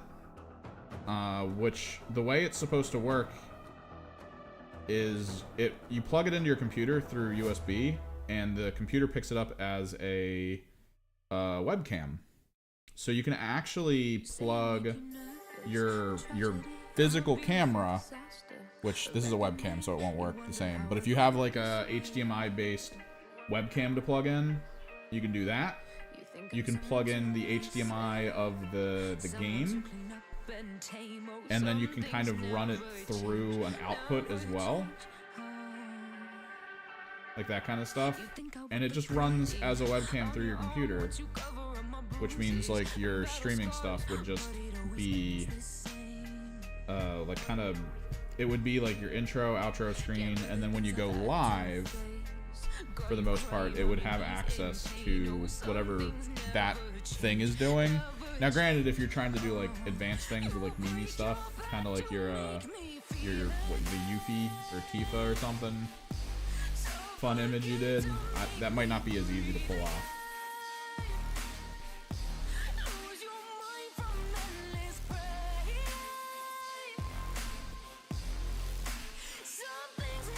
But it might be worthwhile to do an external capture nowadays. I don't know. With USB-C, I feel like external capture is probably like not that bad. Because that was always the biggest issue with external capture, was that the USB was bottlenecked. So you weren't allowed to really capture more than X amount of data. But USB-C kind of overrides that by having a ridiculous amount of data it can push. And if you're getting a new computer, your new computer should have USB-C. At least one port of USB-C on the back and maybe one on the front.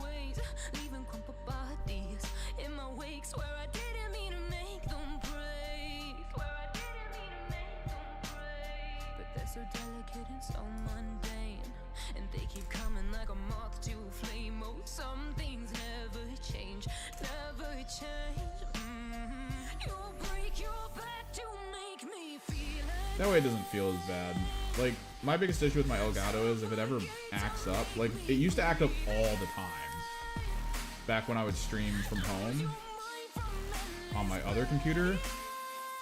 If I was planning on streaming, I would need to double check that it works every single time before even, like, declaring I was going live. Like, that was part of my checklist, was check to see if the Elgato works. Because if it didn't, the checklist to fix it was literally shut computer down, unplug Elgato, turn computer on, shut computer down, plug Elgato back in, turn computer back on. That was how I had to fix it back then. Which, that is massively interruptive to me trying to stream. Versus if you had like a decent external one with very little downside to it, you could just do that.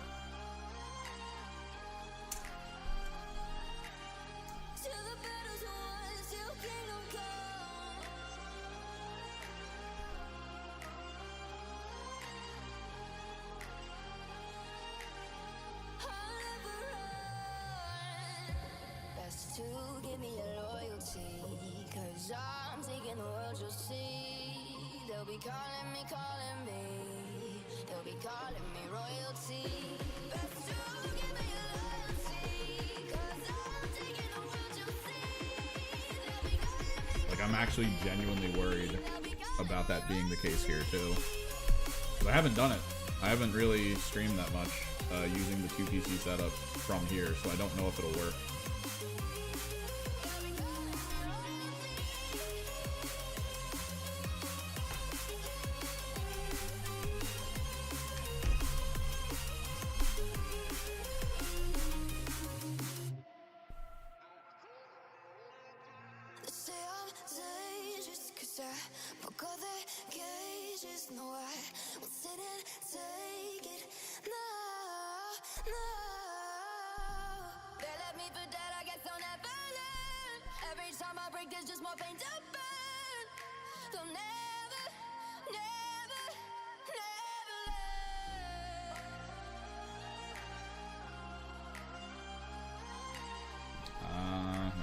If it just keeps saying it and doesn't let you boot in, you might have to just get like a new hard drive going, reinstall Windows. I mean, you're stuck in a boot loop. Outside of that, you might have to figure out if there's a way to safe boot, which would let you get into your computer without like a lot of the drivers loaded, and then you'll have to figure out if there's something launching or a driver that's active that needs to be turned off. Make it work.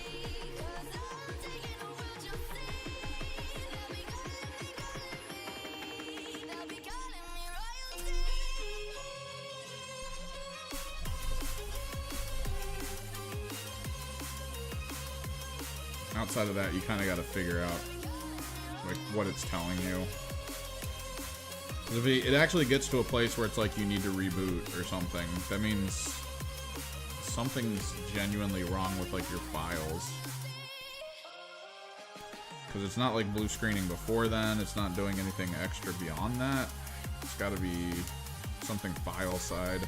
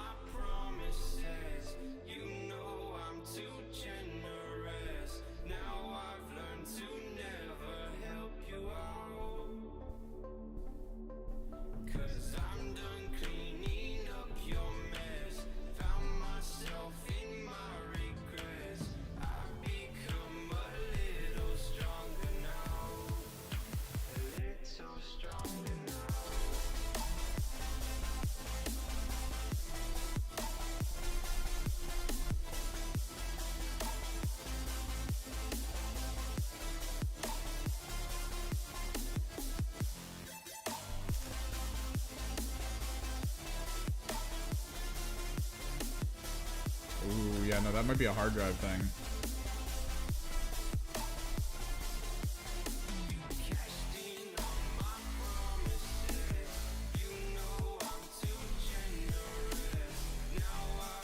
You know hard drives have only X amount of read and write cycles, right? Like if you have an actual physical hard drive, it could break, but solid states only have an X amount of read-write cycles.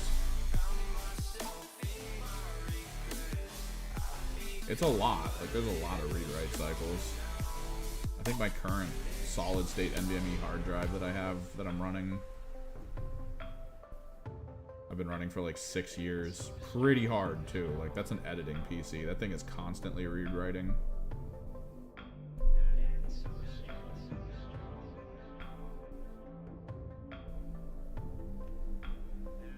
But if you hit your limit, then I think it just stops, right? Like I've seen it once before, where my solid state just like stopped working.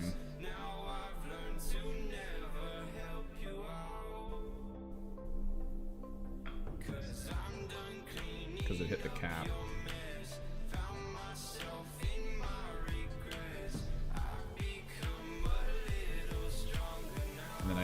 I needed a whole new hard drive, and I needed to reinstall Windows on it, and that was the whole thing.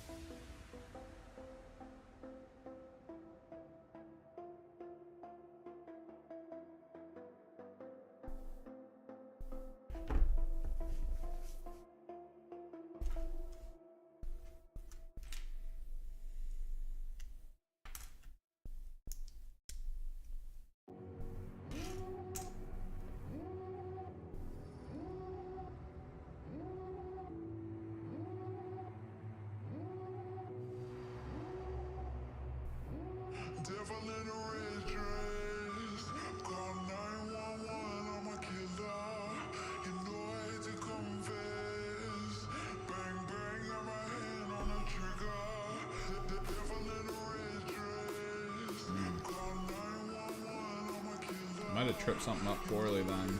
The install. It triggered something bad with your drivers. It's just stuck in a loop and that was the only thing you were doing. You might have a driver interfering with another. Although, okay. Here's an issue. And I know this was a problem with someone who was playing Helldivers with us. So Helldivers uses a kernel level anti-cheat, and a lot of people are like, ooh, kernel level anti-cheats, those are the best. Okay, so Helldivers has cheaters. It just does. Like, they've been posting all over the place showing that hackers and cheaters exist in Helldivers. The anti-cheat didn't help. Number two, kernel level anti-cheats actually cause problems with certain people's computers. They can cause crashing, they can cause issues like that. So you might actually be having you might have ruined your computer by installing a kernel level anti-cheat on it that made your computer go, nah, brah, I don't like this. And that sucks.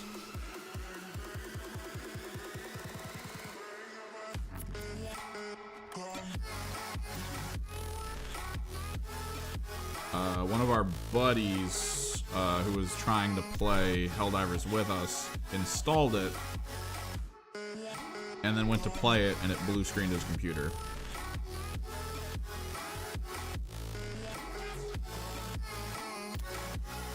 And it's literally the kernel level anti-cheat.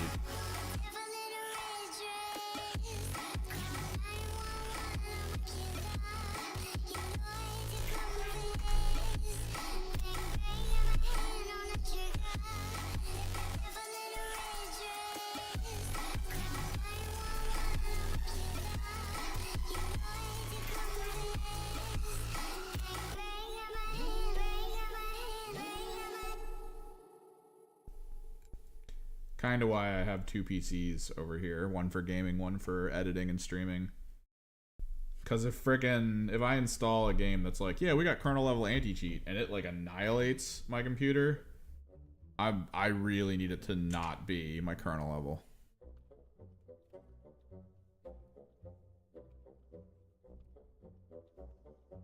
Ooh, nice.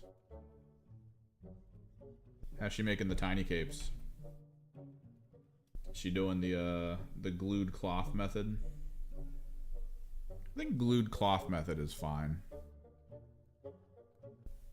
Green stuff is cool, but like, I don't know, glued cloth method looks smoother in some situations.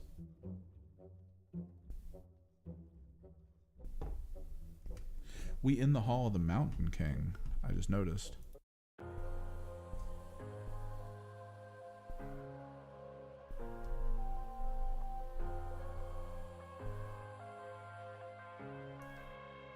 Favorite model?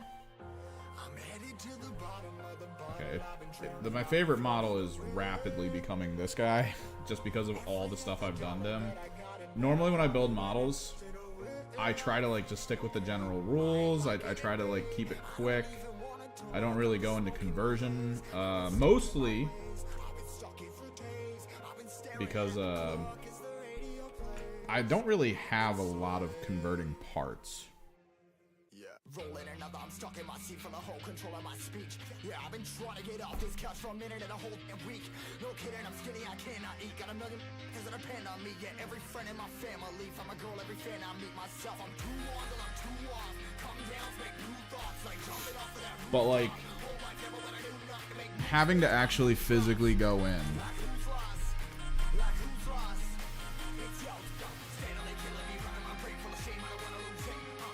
And make relief sculpture, armor components. That's not something I do. Like, these parts come from $120 models as extra components, so I just had them floating around. I've built hundreds. I've had like 50 or 60, I think it's 60 Zangors now. So I have all these extra Zangor parts. I mean, the part of the armor he's standing on his base comes from an $150 model as a bonus part. Like, I feel like components wise, because of how the bits work, like this is just the most expensive collection of bits in a single model. He's got Magnus's blade with a slaughter brute head. Like, that's so expensive. But like the fact that I've used them as actual model parts, like the symbols of Zinch on his shoulder pads are from Lords of Change as well.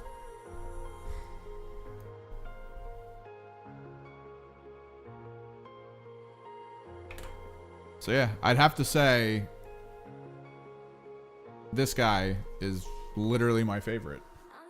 Just because of all the stuff I've done to make it work. Like, this guy is more of a big nerd flex than anything else. It's me flexing on everyone else to be like, hey, look at the hundreds of dollars of things I've put into a single unit. The model himself is $200.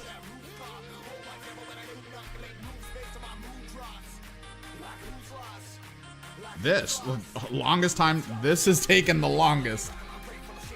It's so weird because I didn't like the Castigator. I don't like the Cerastus model. I don't really like just flat Cerastus. Not that cool looking. It looks so bland, so basic. He looks depressed. It's an important unit though. The spear wielding Cerastus is so powerful. Like, most people are talking about how it's almost required in a lot of teams, just because it's so stupidly good and durable. And I think the Castigator is great for my build. The way I build my team. So, to go from this is my least favorite model to I actually really like how this is turning out has been a wonderful journey. The fact that I had all of these bits on hand that are just extra.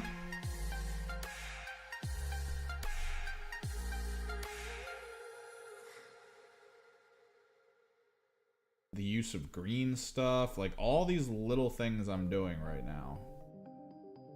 It's just made this sort of like fantastic trip to something I never expected, honestly.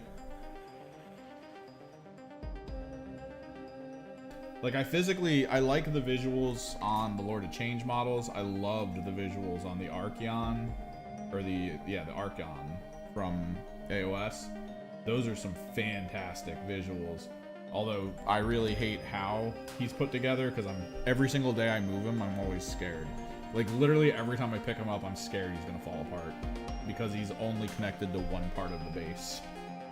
Like, it's so scary to move him.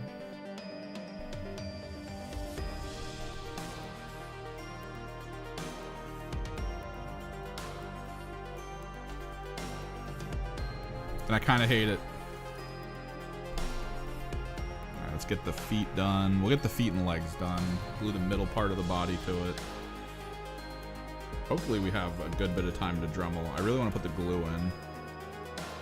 Like, I love my Thousand Suns, but I've really grown to really just love how my Knights work, just because of the whole, like, you magnetize them and do all that kind of stuff with them.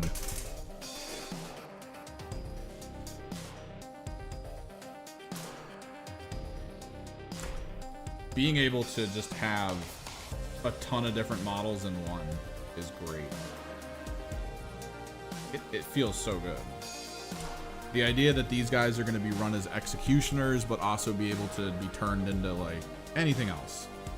Like, because I run brigands from my war dogs, I have so many of the melee weapons just that I don't use, so that, like, these could be run as executioners, they could be run as huntsmen, they could be run as carnivores. The adaptability is great. I love it. And it's so much easier to do than, like, trying to make it so that 10 Rubric Marines can either be flamethrowers or bolters.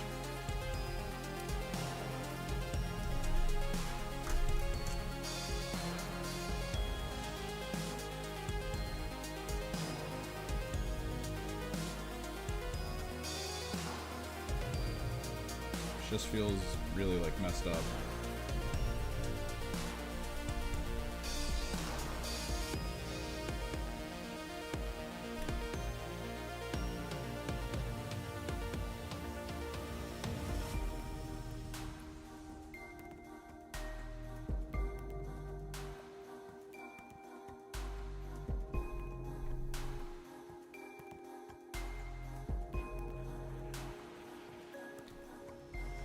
Still, even though I love the Chaos Knights that I've been building and the way that they work and all that, like,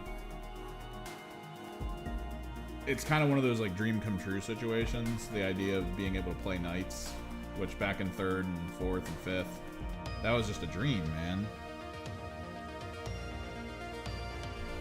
That's all it was. There was no point when I was playing those old games where I ever thought I was going to be building Knights right now to play. So, like, that's really cool. Still a Thousand Sun player at heart.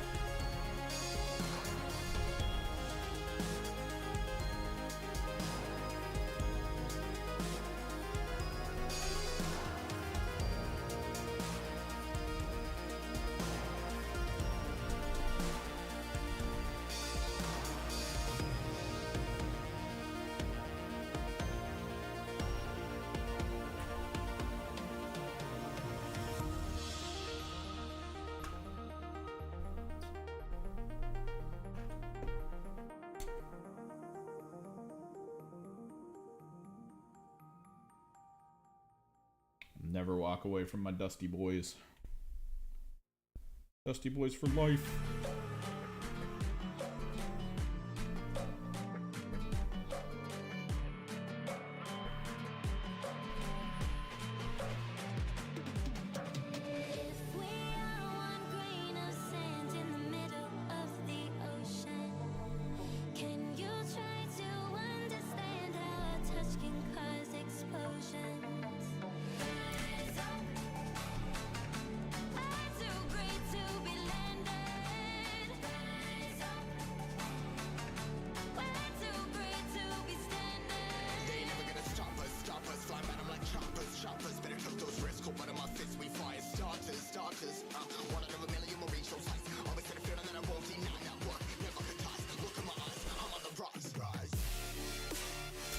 No.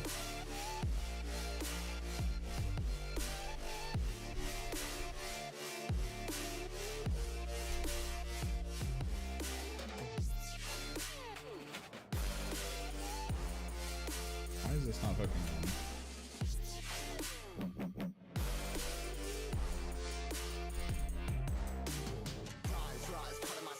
I don't really do model cars. I've seen people do model cars.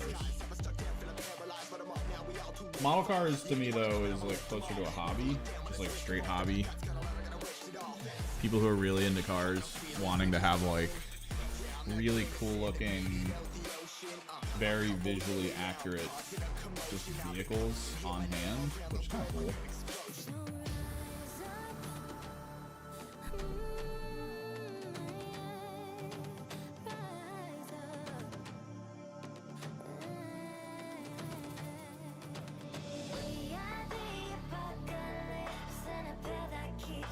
But doing stuff like this, man, this really hits me.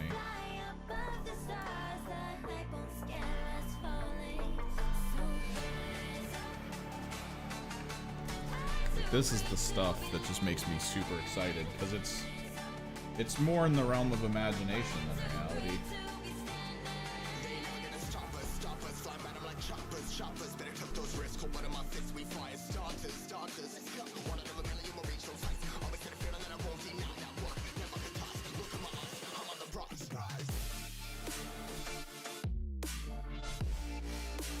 Which creates like so many cooler, just general things. Visually speaking, it inspires for people like me. Not to say that cars don't really inspire people.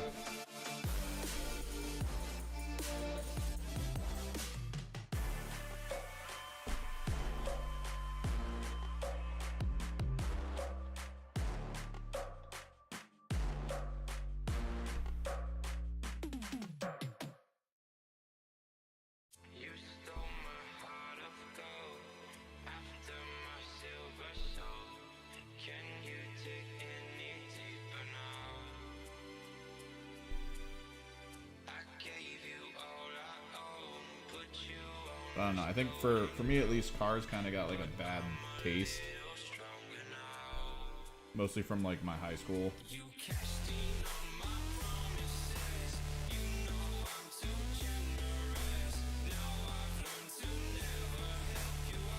Like, I went to high school with some of like the richest kids in this area. Like parents owning like 5 car dealerships.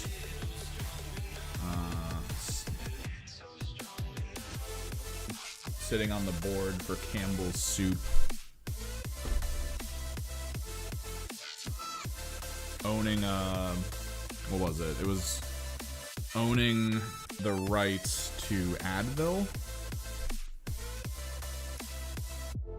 People with the last name DuPont, if you're familiar.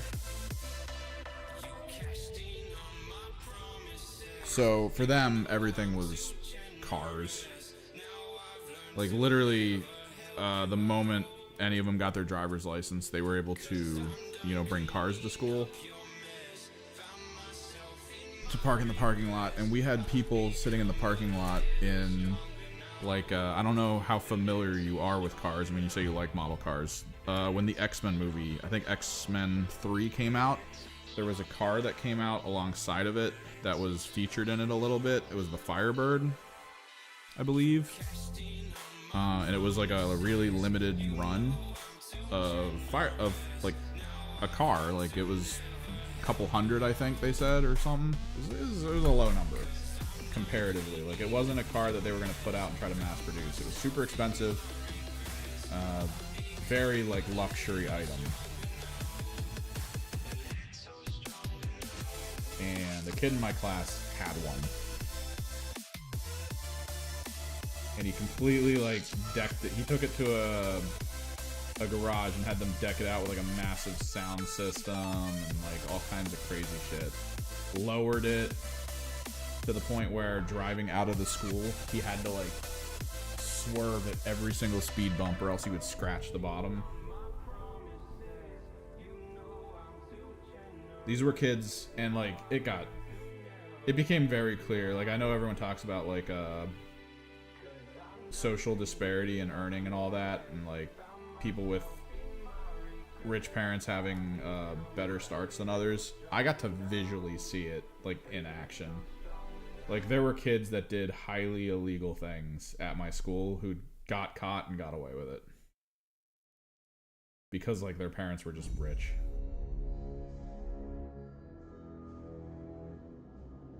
Like there were kids that like totaled vehicles, got in massive accidents, and they were like fine. There was no issues.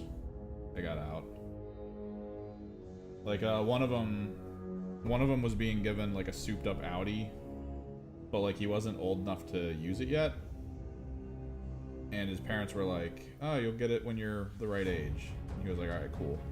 So he would steal it instead. Like he would kick it into neutral, roll it to the end of their driveway, and then drive off in it. And I guess to try to like teach his son a lesson, his dad called the cops and declared the car stolen.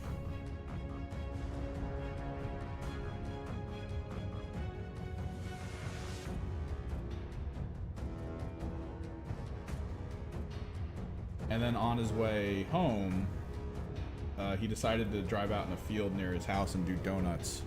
And then he flipped his car while doing the donuts and crashed into one of his neighbor's front yards and then ran home. Like, he didn't stay. He ran home after doing that, leaving his car there.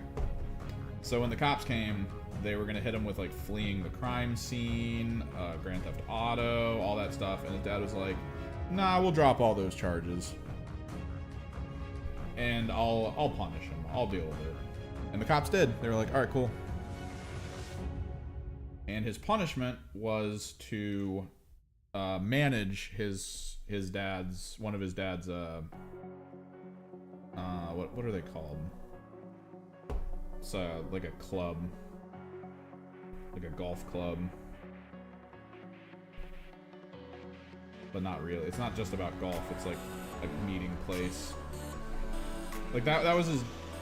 He had to go manage a business. He had to go there and tell employees what to do and like organize stuff and act like he owned the place. That was his punishment for wrecking a car, which then was immediately replaced anyway.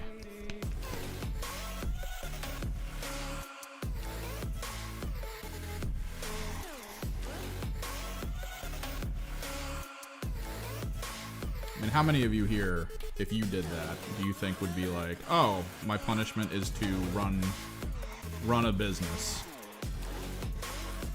and get my car back right away and get out of any criminal, like, yeah. It's, the more I think about it, the more it enrages me. That's just like something he was able to do, of just like, oh yeah, I'm good.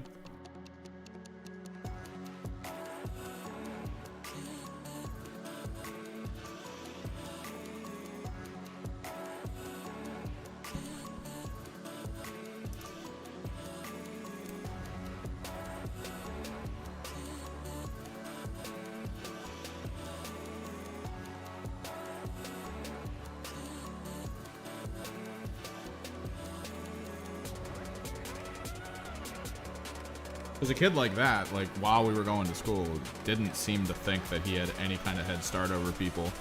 Like, he was already one of those initial... He was already one of those, like, initial kids that, like, you start kind of going through life and they start spouting, like, that alpha male bullshit of, like, oh, all you gotta do is really want it. It's like, okay, dude. I'm pretty sure there's kids everywhere who really want something, but the moment they try to go for it, like, that's it, they're homeless. Because, like, they don't have the safety net you have. They don't have the safety net I have. Like, I'm not up there with these kids, but, like, I'm okay. Like, I wouldn't be able to do this if I didn't have, like, at least a modicum of a safety net.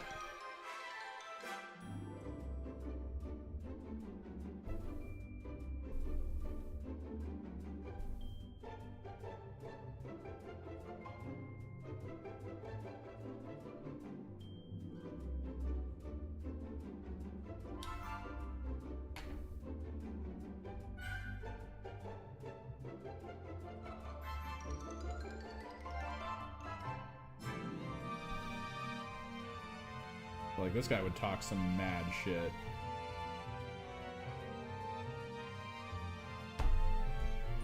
Dude, my high school was, like, so stupid.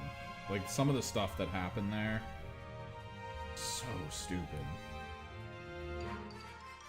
I remember I think it was my senior year when this happened. I don't know who thought this was a brilliant idea.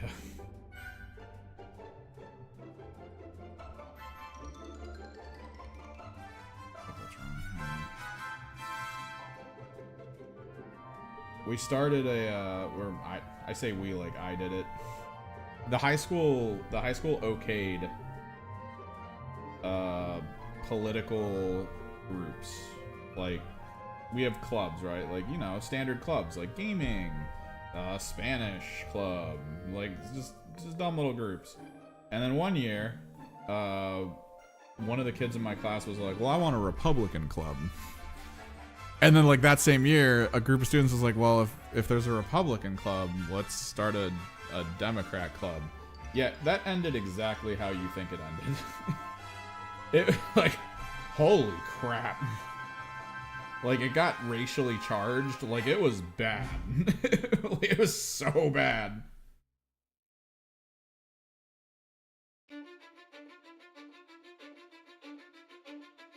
Cause I don't give a fuck what you say.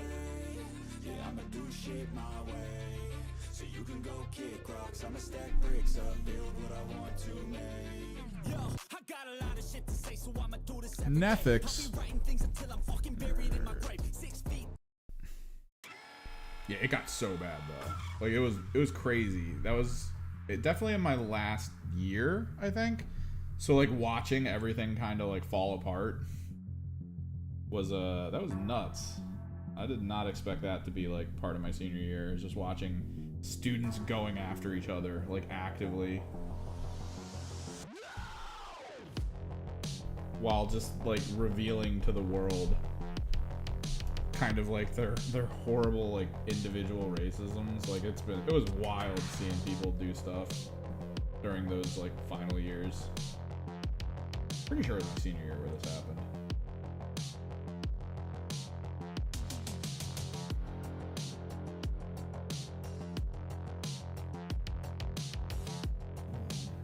In position. Doing the leg struts are always the worst. There we go. Think.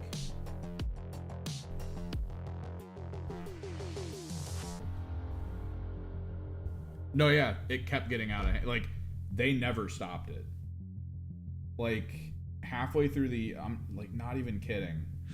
Halfway through senior year, one of the students, this girl in the class below me, the year before me, I think she joined the Democrat club,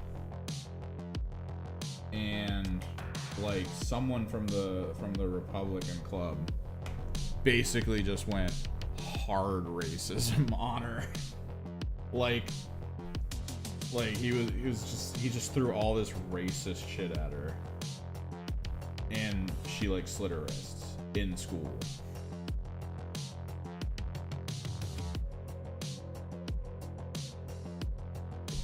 Like, there were all these kids that watched it happen, and then like the aftermath was just like her trying to kill herself, and it was like, whoa. The student that did all that shit, no problems, because I mean, it's words, right? That shouldn't have happened. But then the clubs like still stuck around, and they never reined it in. Never. At no point in time going forward did any of the club leaders go like, hey, maybe don't do that, or maybe we'll kick you out of the club. Like, dude, calm the F down. Never happened. Not a single moment of any of that type of shit like fixed anything. It was wild going to the school. I'm not doxing myself. You can't make me dox myself.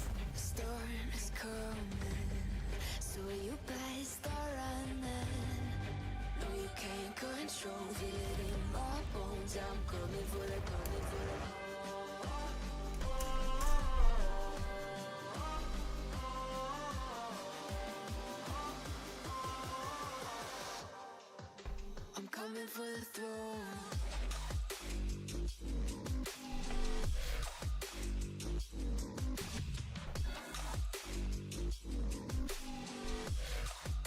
I'm coming for the throne.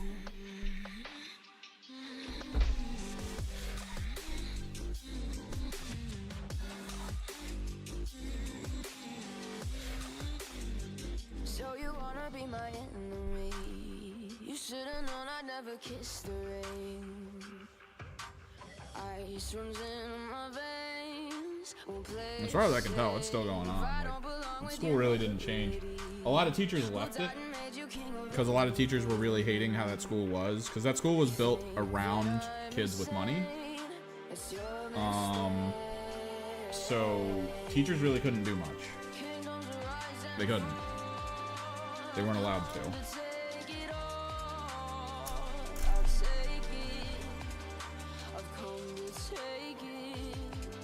Because the moment you make one of the parents who has all the money go like, huh, why are you failing my kid out of that class? And it literally, if the answer is quite 100% because your kid's a dumbass, funding cut.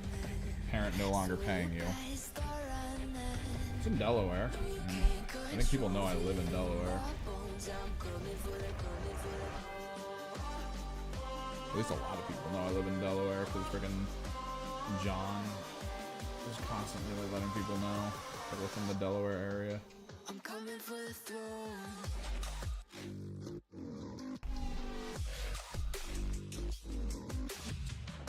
But like, I went to school with the son of a lawyer who was one of the lawyers that beat Big Tobacco.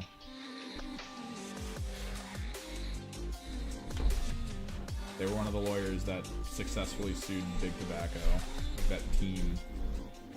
He had a room with pinball machines in his basement and a soda machine, like the grab a cup and pick the soda that you're gonna want out of the machine.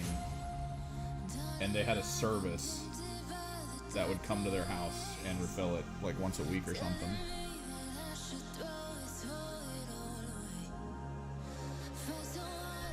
Not even kidding.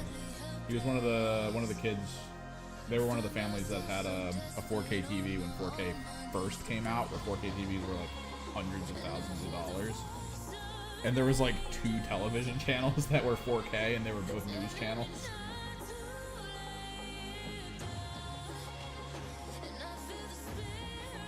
They hit a gym in his basement. The gym was awesome. It had TVs.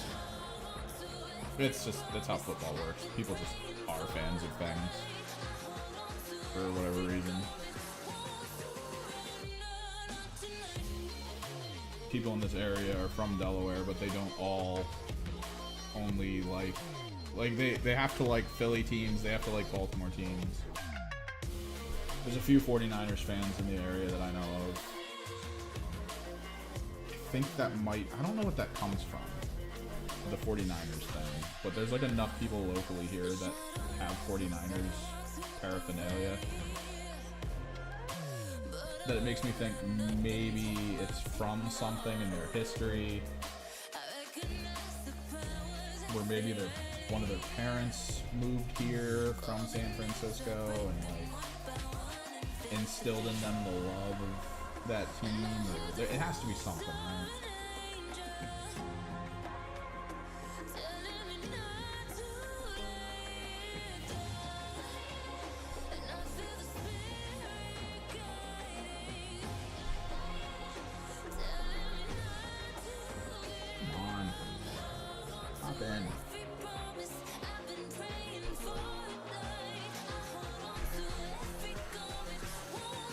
Stuck.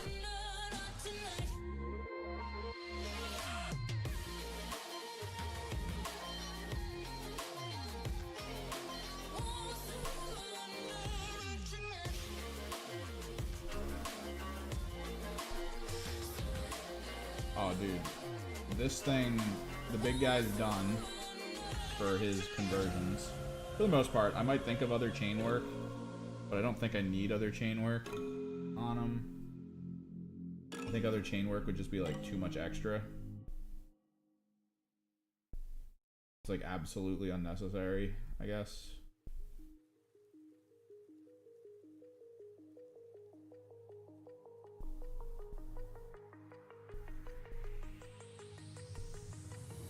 Do you remember how you held me then? Now you got me reaching out.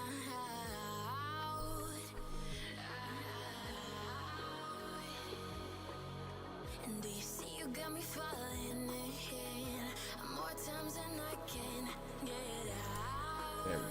Come on. No, get in the slot.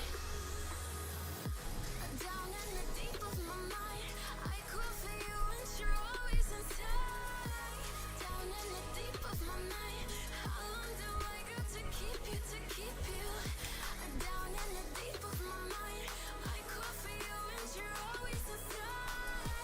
Down in the deep of my mind, trying so hard not to keep you, to keep you. There it is. God damn.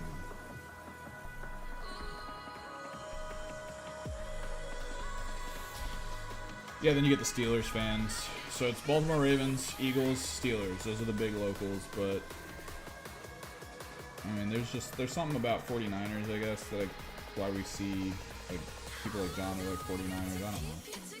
I'm not super into football, so like I don't know what triggers that. I don't know what like the random role required to suddenly really enjoy a team that's not even local.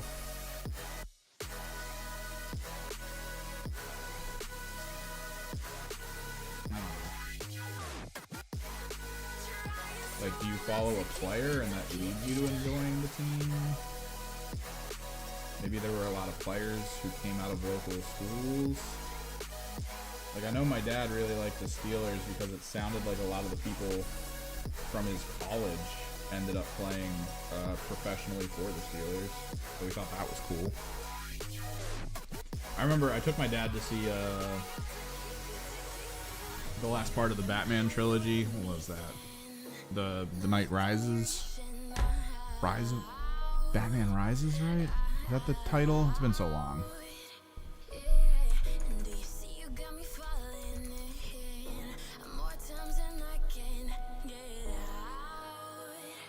Yeah, it was Rises. Dark Knight Rises. I remember we were watching it, and there's that one scene where the football player from the Gotham Knights is running, and he outruns the field that's exploding. And my dad immediately looked at me and was like, "You didn't tell me he was in this movie." It was a player from the Steelers or something. Like, he was so excited by that moment. Not like the crazy stunt pulled with the plane. No, he was like, "Oh, that's all right. It's cool. It's cool." Steelers guy in the movie. He was like, "Wow, that was amazing." Come on, man. Jesus. We gotta keep the armor pieces on their own because they need to be painted differently. Although this piece could be glued on. I'm not that worried about this piece needing to be.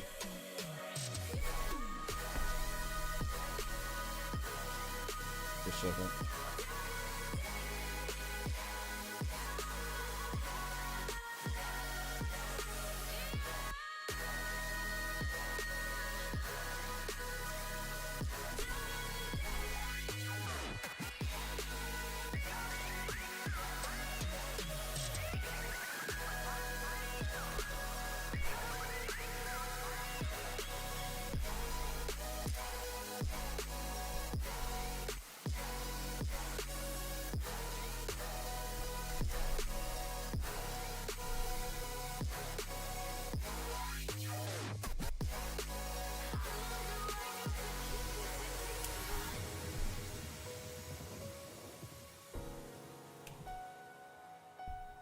I may have to come back here tomorrow, finish the Dremel work. I don't know.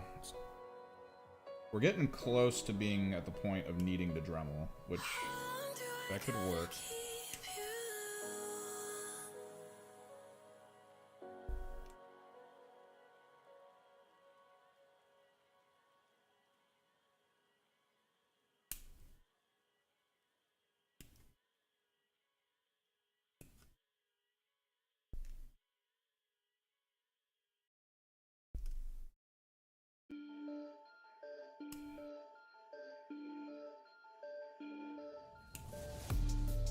This is Netflix as well. Oh no, this is Gina. This is Netflix.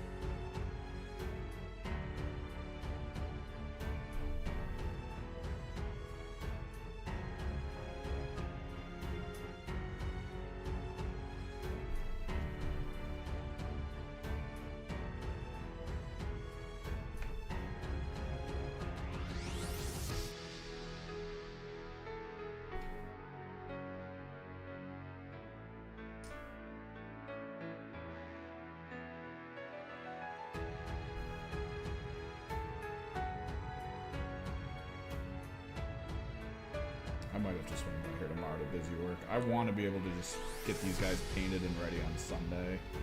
I was really hoping to get another game in on Saturday. Just put a post up that I want to get a game in tomorrow, because like I'm gonna have a lot more free time tomorrow. But these projects, man, I'm feeling like I gotta refocus to make sure I get them done.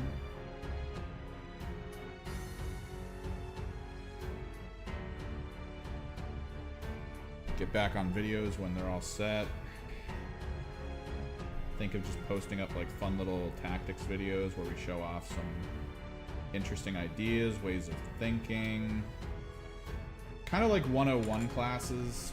Like, I feel like a lot of people are getting into 40K who, if you go to like the general channels who are like, we're going to teach you tactics, I think they try to teach, they do the thing in teaching where they show you what to do 100% and then they don't really explain why you do it that way. They don't provide you with the tools needed to try to figure something else out that could be cool. Like, none of them will touch on the importance of sequencing or why sequencing in 40K matters. They'll just tell you, oh, shoot this, do this, and then you're fine. But sequencing in 40K can matter to trying to force people to strategically do things. Since the way interrupt works, the way like you would interrupt movements and interactions is very specific. Like, if I move a squad and you don't interrupt that squad with an overwatch, you're just like, nah, I'm fine. And then I move another squad and you're like, okay, I actually want to overwatch this last squad that you moved. You can't. That's it. You can't. The overwatch occurs at the beginning or the end of the action. And that's it. If the action's done, it's over. Sequencing, very important.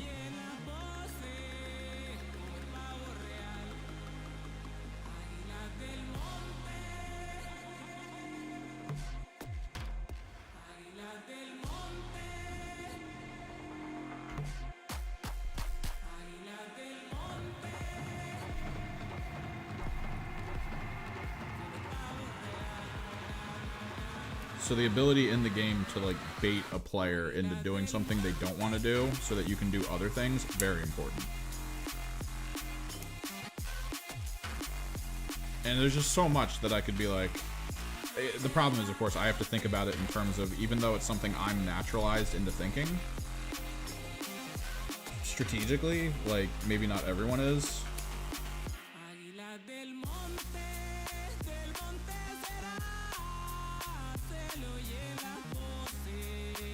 No, yeah. Well, kill team sequencing is important, but it's important because it naturalizes. Like, it's a natural part of the game, so like you can't really do much else. Like, a sequence happens, interrupts will happen. It's not like doing the interrupt for one might change the outcome somewhere else. Like, it does, but it's not like this massive thing.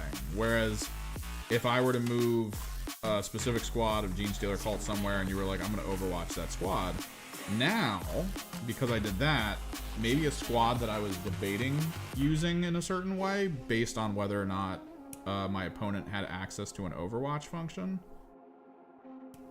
is suddenly like, oh, we can do that now. I can move in, you know, your overwatch is over, and I can just do what I need to do. I don't have to worry about your stuff. And it like drastically changes kind of the flow of what's happening.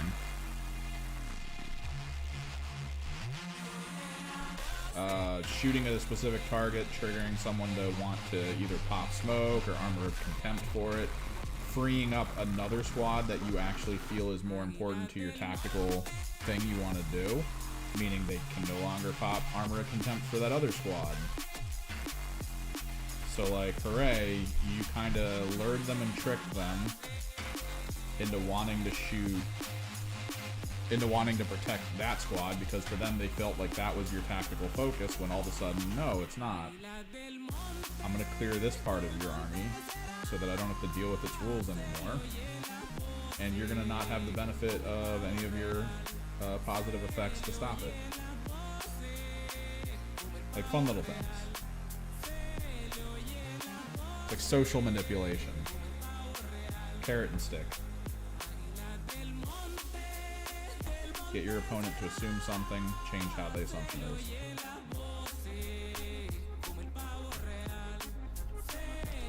What up, Arturo? We are trying to prep the little guys so that I can paint all of this all together on Sunday in preparation for next week. The big guy's done. I'm 100% cool with the big guy. Outside of what he has going for him, all I could think of is maybe doing like a little extra chain work, but like, I don't think we want to do that. I think we're fine on the chain work.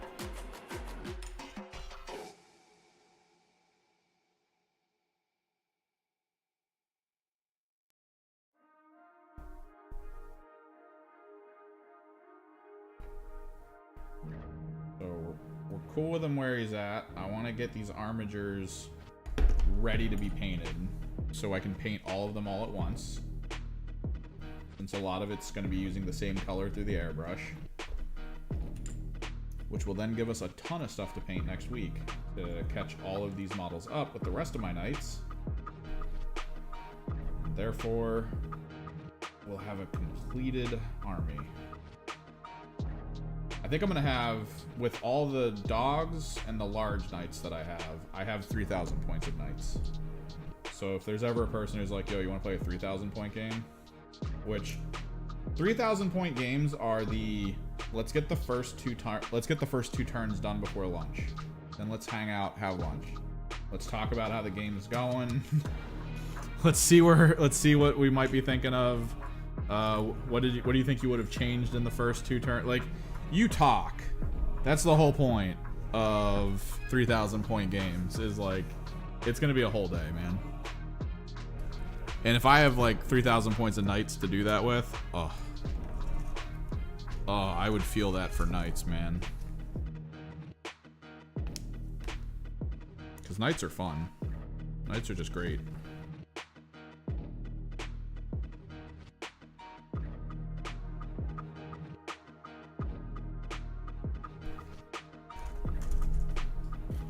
Let's try to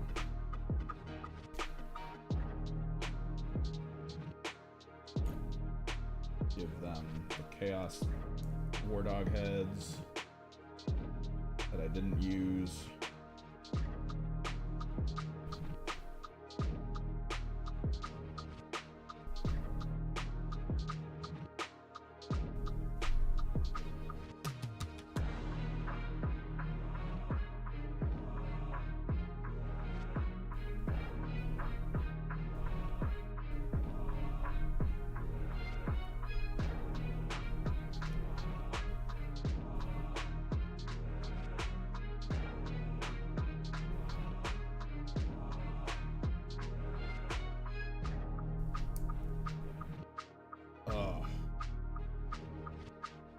Did not want to break that. It's fine, we've got other heads. They are bird themed, which is probably a little better for Thousand Suns.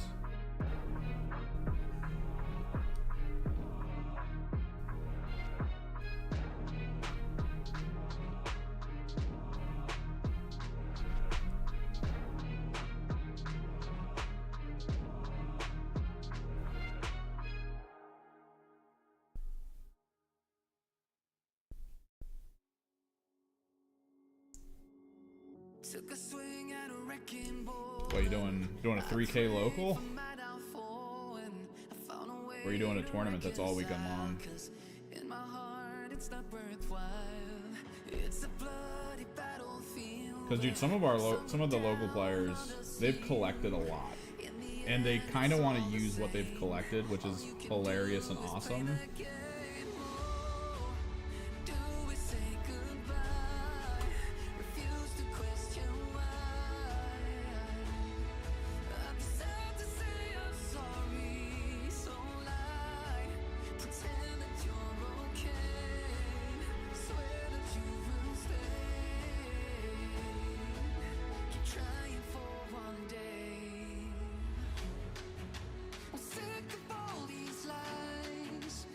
It's actually not good. realizing why they do the down face now.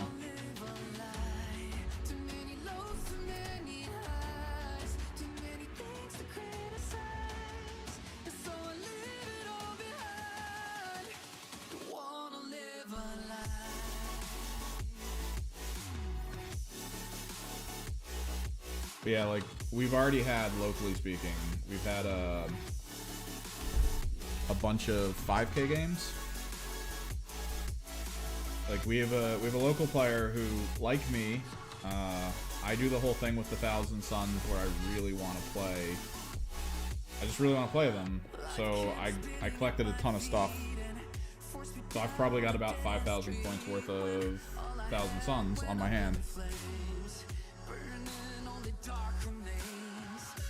And he did the same thing with Nids. I think he's about to do the same thing with Orcs. There's a bunch of people like that locally. I know one of the Necron players has pretty much everything the Necrons have access to. He's got like multiple Doomsday arcs and stuff. Like, he's got a lot of stuff going for his Necron.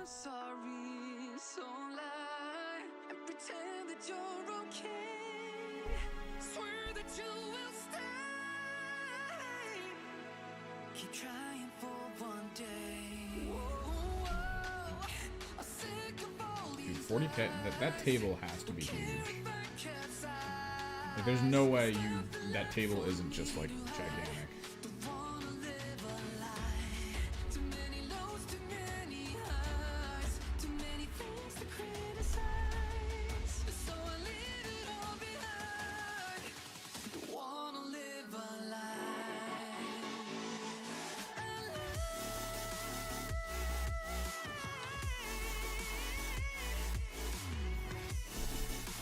Like, we did a monster mash between like 15 people. We did a Tanksgiving, that's what it was. Tanks and monsters. You bring X amount of points, doesn't matter. Force organization, none of that matters. Just bring them. And compete. Put them up against other people's armies.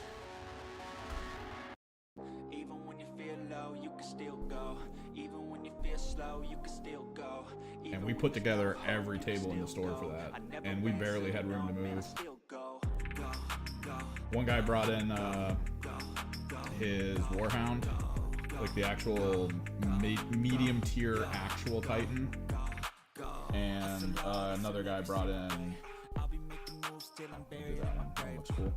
Another guy brought in his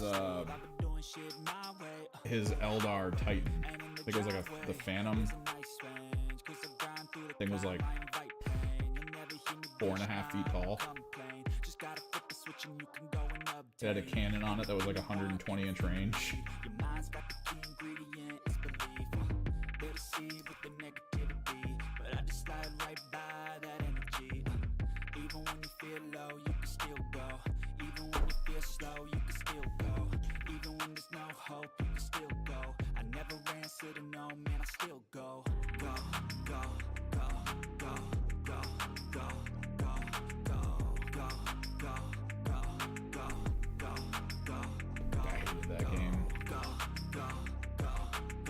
I feel like everyone around me was messing with me.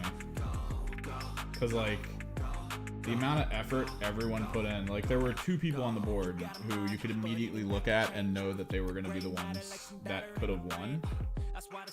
The Eldar Titan, if he managed to get everyone to attack the Necron player that was playing, because the Necron player, in theory, he brought a pretty sweaty monsters vehicles list. Like, he had a lot of weird little buffs and stuff. Like, he had a ghost keel, so he had like lone op on a tank. Like, that's insane on that size of a board, and it was actually like a pretty quick vehicle. So there's just so much about his list that breathed sweat. It was just so sweaty. And on top of that, he brought a bunch of Necron units that are very hard to kill. Because, I mean, they're Necron. That's how they work. They heal passively, I think. They had feel no pains, good invulnerables, decent attacks. They did good damage. And like every Imperial Guard player on the table was trying to kill all the other Knights players. And I'm just sitting there. I'm sitting there next to a guy who was using I think it was a Shadow Sword. It was whichever version of the Baneblade is explicitly designed to kill Knights.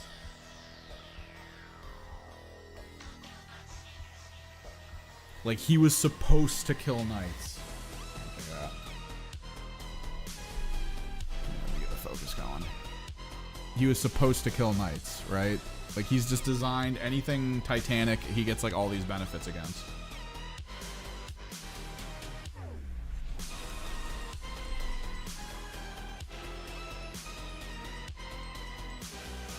Let's get the arms made.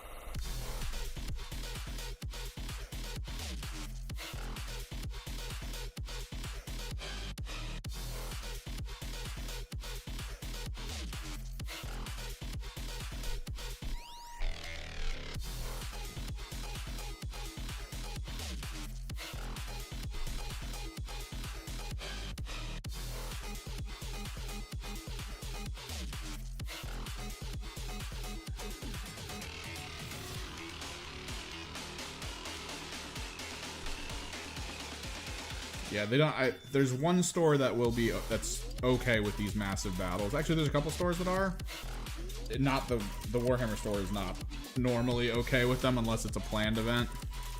Because like the last thing they want is someone to show up and be like, "Hey, let's push all the tables together," so that you can't put on like, you can't show people things. You can't put on like little games to like teach new players stuff. I want all the tables so I can do a 10k v 10k battle. Like, none, like, that's just, ugh. That's such an asshole move. For a store like that, that's kind of small. There's a couple stores, though, that are set up with a ton of tables. They're more local, though.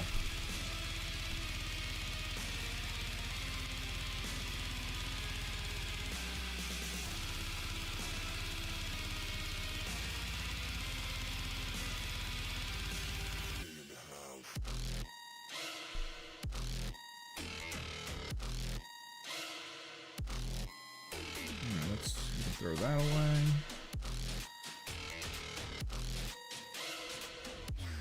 Lock the door.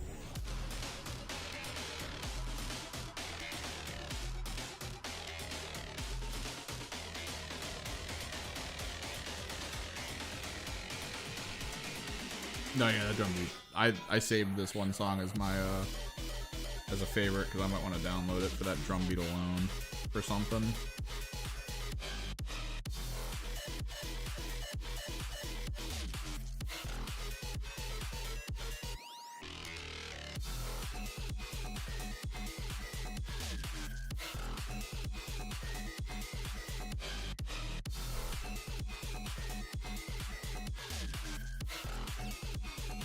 I keep wanting to run, there's a selection on YouTube Music for the free music that's literally just like, do you want to listen to metal? And I was like, oh, dude, great.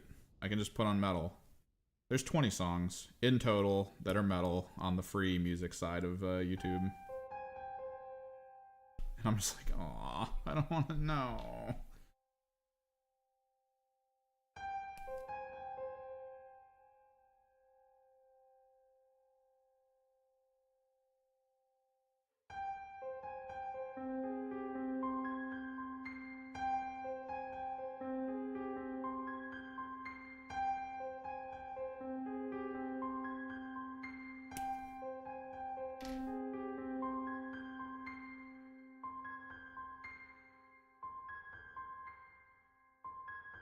Yeah, like, well, for free. That's the thing. I think there might be a bunch for if I want to buy them to use on a video. But, like, that's when it gets kind of weird. Like, we're just trying to listen to stuff passively so there's ambient music going so that when I'm really into whatever I'm doing, you guys aren't just, like, left in silence. Which is normally what happens in this situation.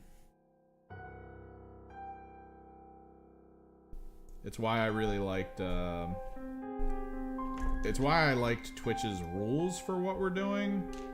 But, I mean, the community over there, unless it's, unless they're streaming, like, an actual event on the Warhammer channel, no one watches Warhammer channels.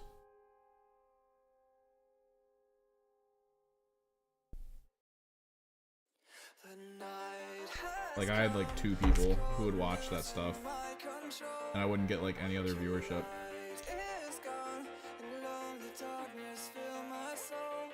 Let me just double check how the backs of these are supposed to go.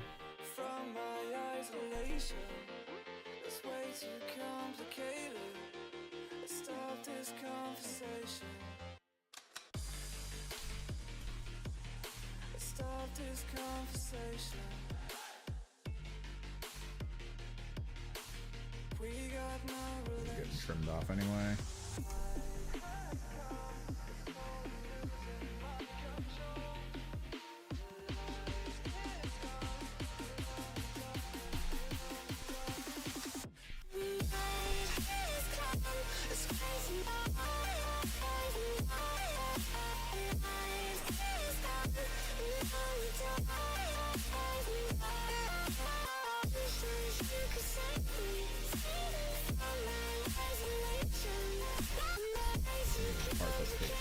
I don't even know if I have the right magnets for it. If I don't, I'm probably just gonna maybe avoid, like, painting this for now. I don't know. We've still got the rest of the Black Fortress stuff to paint.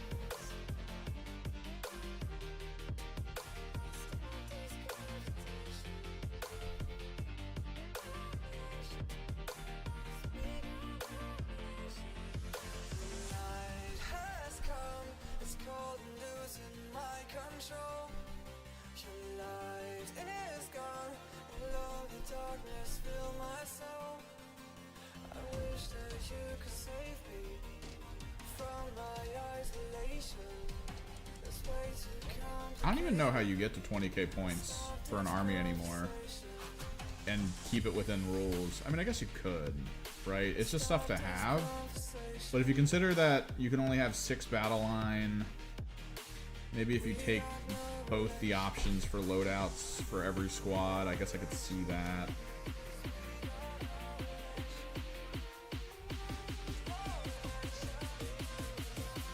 It's just one of those weird things. I don't know about 20k points. Like, I don't, in my own head, I can't visualize why you would go to 20k points.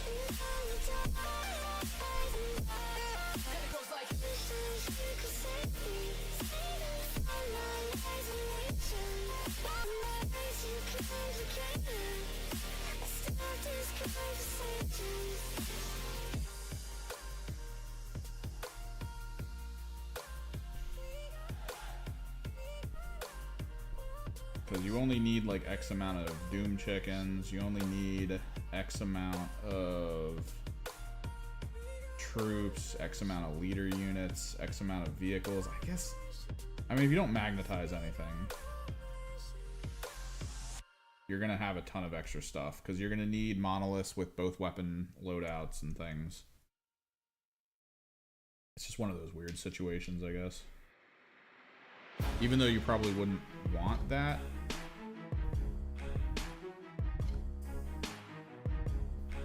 Because, I mean, even if a monolith has multiple weapon loadouts, you can only field 3 monoliths.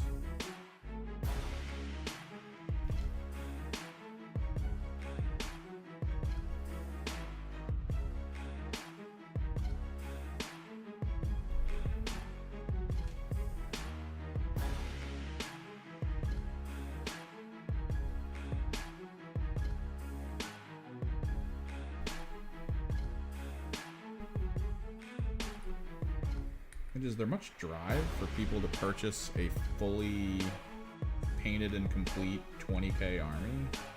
I don't know about that. That sounds very niche to me. You'd be selling to very specific collectors who just kind of want everything and don't want to paint it, I guess. But I don't know of too many people who play 40k that are like in that bracket of income, because that's got to be expensive. Like if you're selling that, you're selling it as something you want to like earn money off of. Like that's a lot of money, especially if you're gonna mark it up for being painted and built. That's so much money.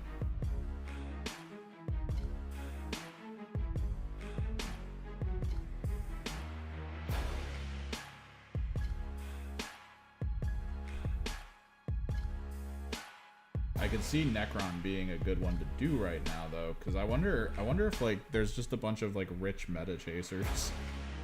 Like that's the only thing I can think of. There's just a bunch of very wealthy meta chasers that exist who want to be able to go to a store nearby with like a fully painted, amazing army that's considered like top tier within the meta itself, to be like, haha, nerds. Didn't expect me to show up with this many points of Necron, did you?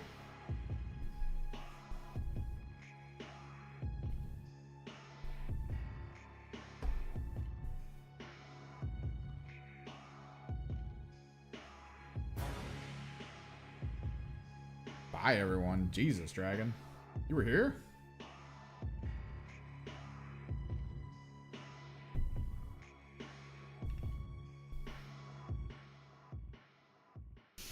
You never said anything, man.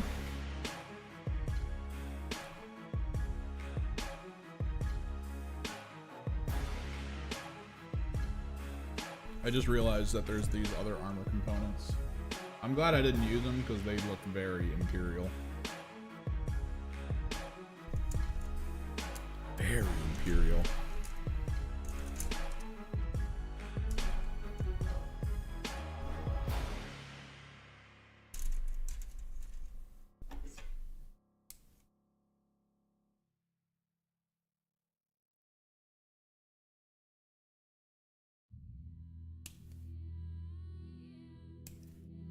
Auto cannons, a weapon that I think is strong, but no one else does.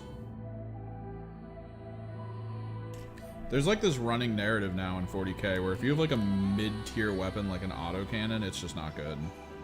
Like it's a split between vehicles, which means it's probably not that great at killing vehicles, and it's not really amazing at killing hordes, so like what is it for?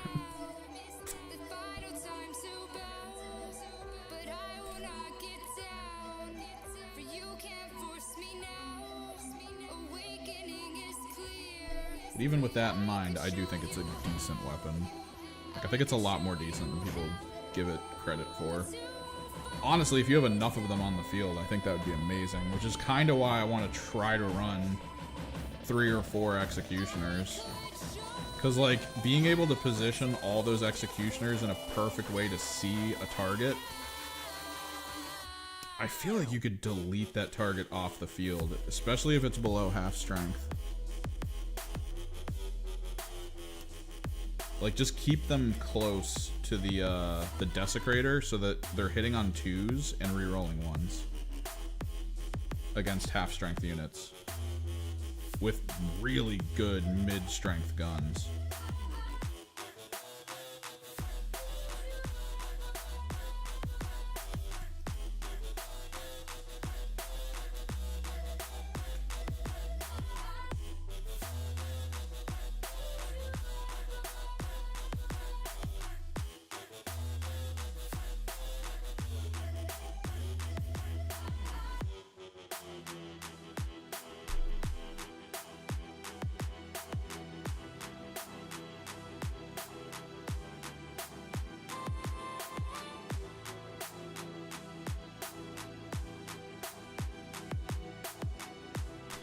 That's something I could actually see, right? So if your store's doing it, I could see your store actually potentially getting a good amount of money off of it. Because you mark it up for the painting, but then you don't look at the price of the models in respect to what the on-shelf sale of those units are, right? You don't. Because stores, unless they changed it, which they might have, stores used to get massive discounts, like genuinely massive discounts on these products. Like there's models where when you see what the stores have to pay for the model, you wonder why they're even remotely close to those prices that that we as like customers have to pay. But like it's a thing, it's kind of a tactic to try to get stores to want to sell this stuff to people, because then like they look at the markup and they're like, oh hell yeah. Because I mean that's kind of the thing with like Magic cards. Magic cards make so much money for the stores that carry them.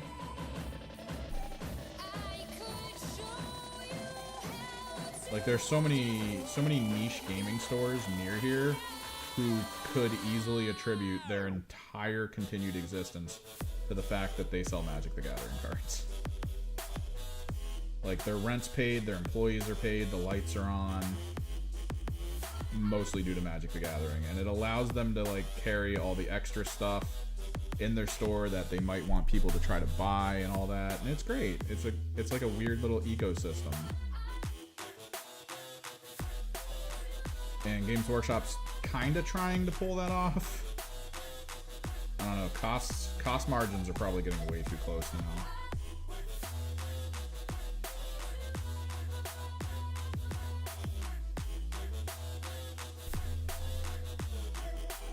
But I remember there was a time, like, back when John and I ran a video game store, Games Workshop attempted, I'm getting a phone call, hang on.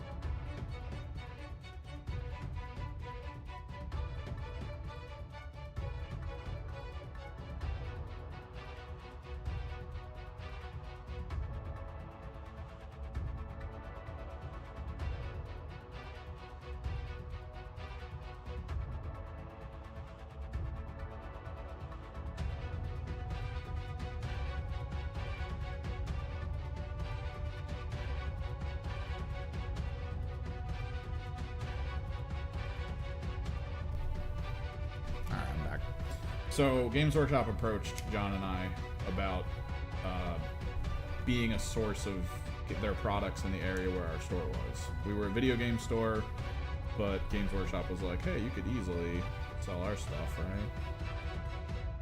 And I remember John coming back and being like, dude, these markups are insane. I was like, what are you talking about? And because they sent us, they were like, here's the list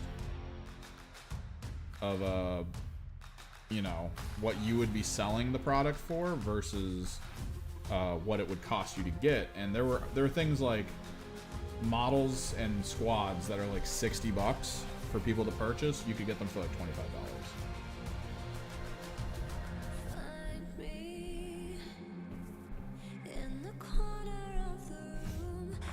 It was so good that one of the local places that I used to go to for tournaments. Just have to pop back on. One of the local places I would go to for tournaments, they decided one day that they would fake being a store, so they could apply for the Games Workshop discount for the store.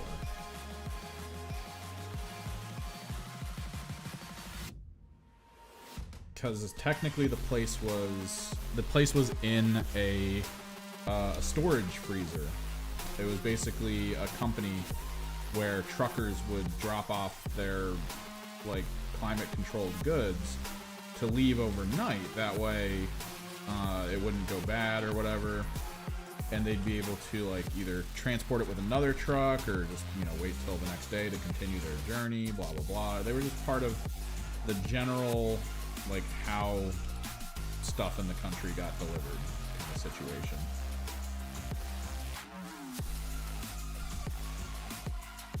And a lot of that job had tons of downtime.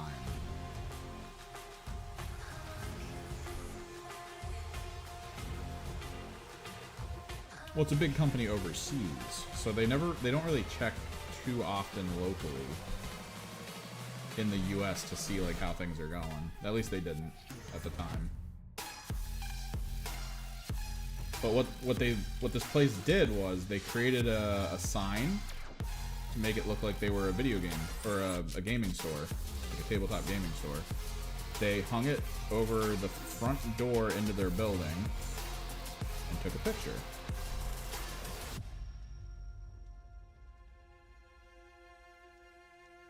I might be going late today, by the way, because it sounds like I don't have to help get someone home. I can instead just get these completely finished, so that I can just do busy work on Sunday and not worry about it. Maybe get a game tomorrow.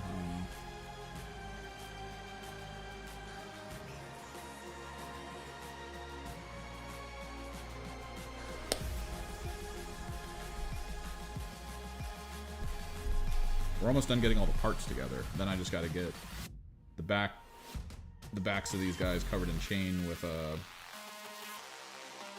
Zangor shields for the Zinch stuff.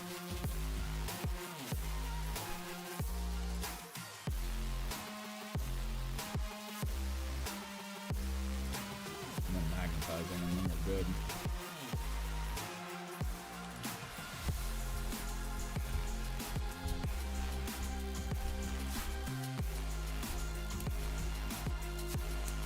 But yeah, so they took all those pictures and then they applied. They applied for their tabletop store to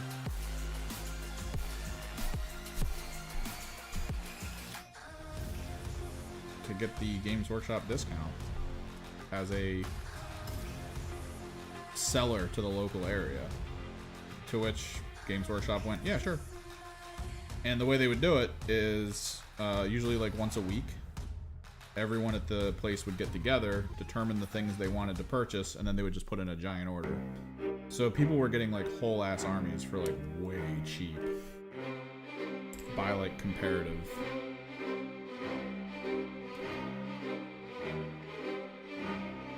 Skip this one.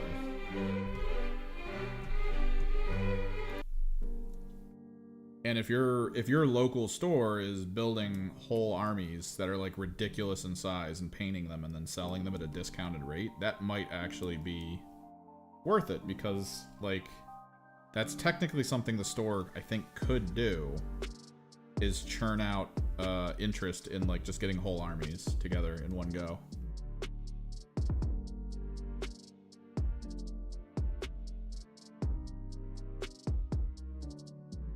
Because the prices at the time varied. Some models were like really good for markup. Some were like not so great, but still marked up, like it's fine.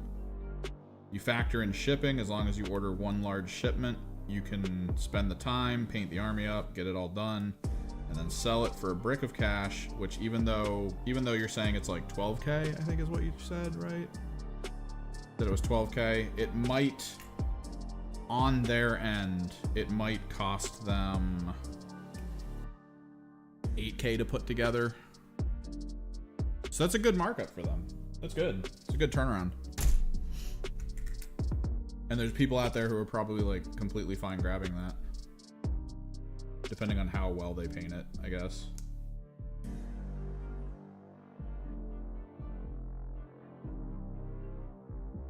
Or makes a couple grand, somebody buys an army, everything good.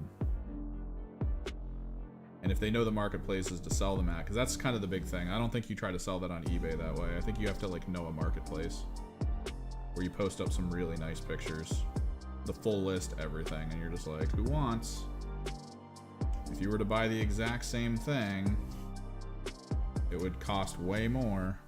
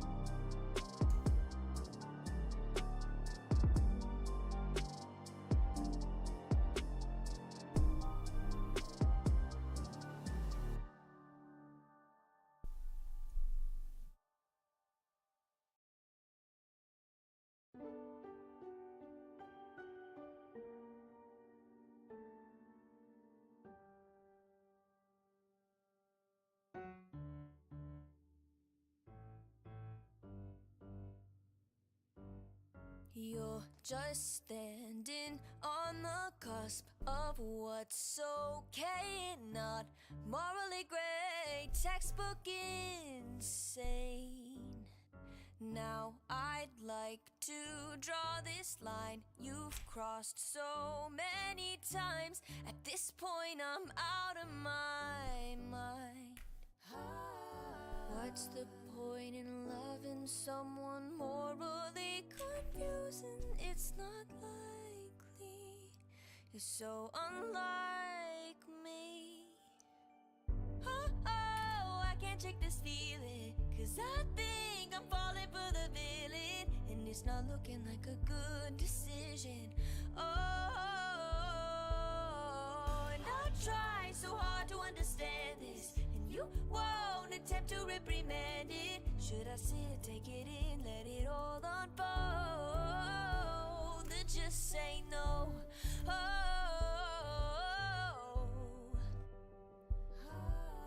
I know we can't pick and choose. I might just fall for you. It's not all win or lose, no black and white, there's color too. And I know how bad this sounds, but the silence is too damn loud. Guess you're not that bad. Did I say that? What's the point in loving someone morally confusing? It's Get on that Katy Perry life? Coming in like a firework? I mentioned this before, there's just so much small plastic on the floor. And it's not looking like a good decision. Oh, and I try so hard to understand this, and you won't attempt to reprimand this. Should I sit, take it in, let it all unfold, but just say no? Should I say no? Should I say no? I can't say no.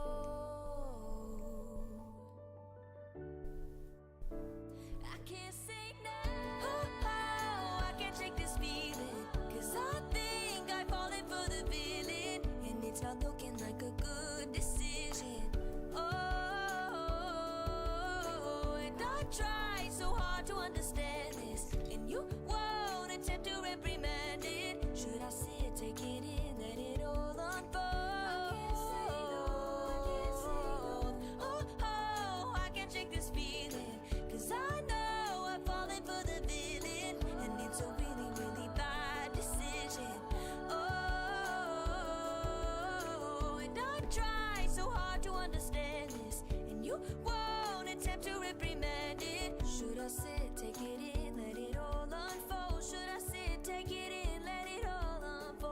digest it, take it in, let it all unfold. I can't say no.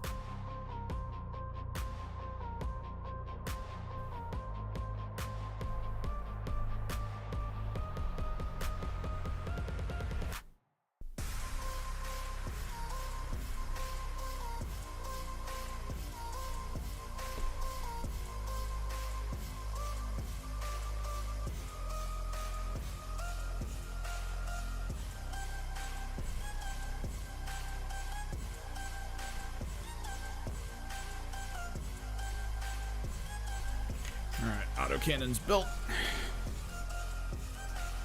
A couple more guns to build. Because the side option guns are good. It's always good to have them. Even though they're kind of meh.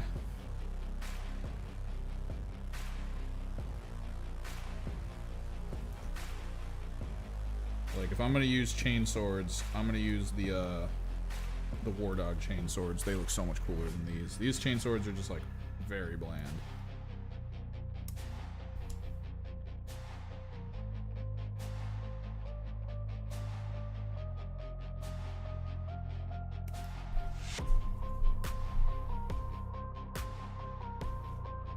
I would probably prefer to convert them.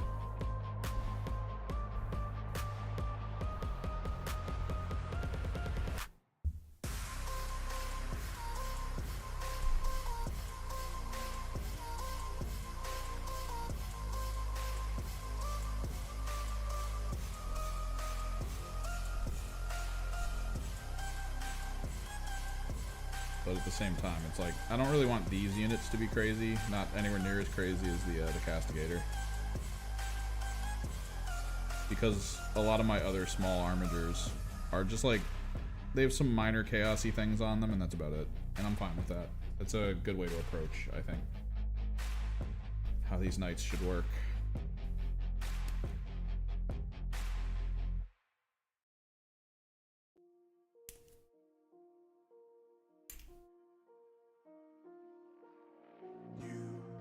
Just walk right out the door.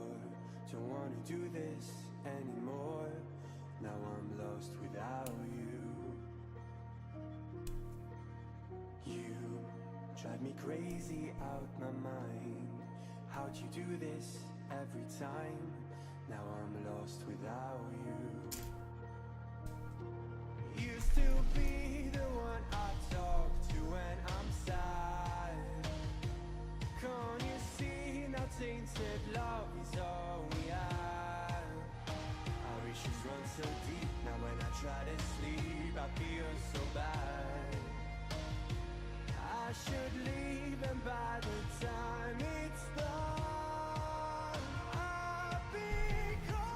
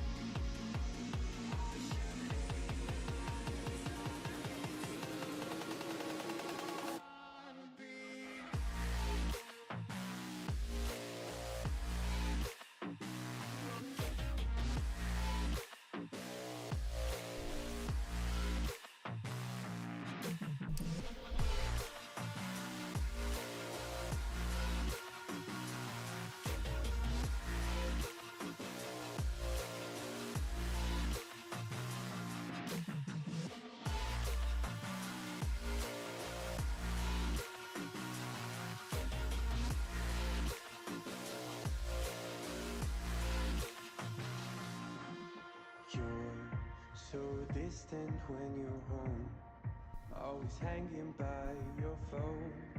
Do I even know you? And I get paranoid sometimes, 'cause I know that you're in mine, and I'm lost without you. You still be the one I talk to when I'm sad. Can't you see no tainted love is all we have? Our issues run so deep now when I try to Melt a gun. sleep, I feel so bad. I should leave, and by the time it's all become. We're so close. This back shields magnets. And we're done.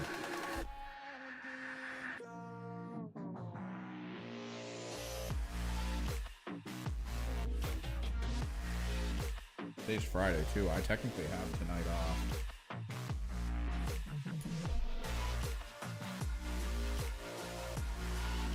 Friday's the one few days a week where I don't have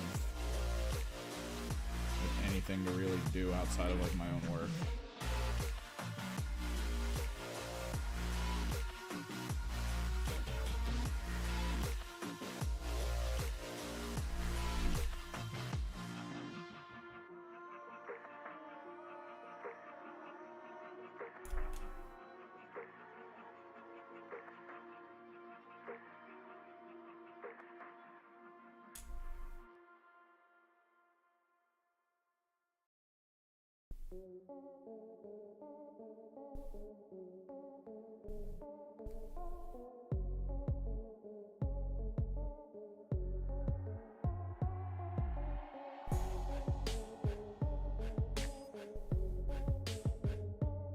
I really wish I had access to chain cannons with armigers. If I had access to chain cannons on armigers, I would have been so much happier.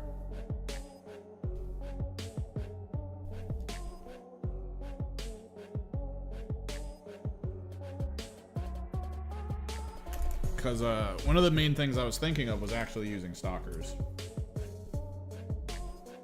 Because even though they're characters and that kind of opens me up to getting annihilated in points.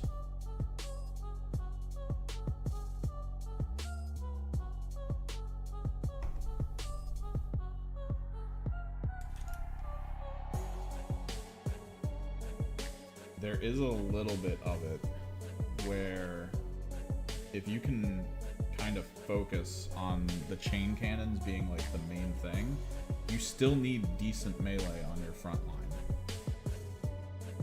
Like that's like a key issue with going the full brigand build that this is going to be, like the brigand executioner build.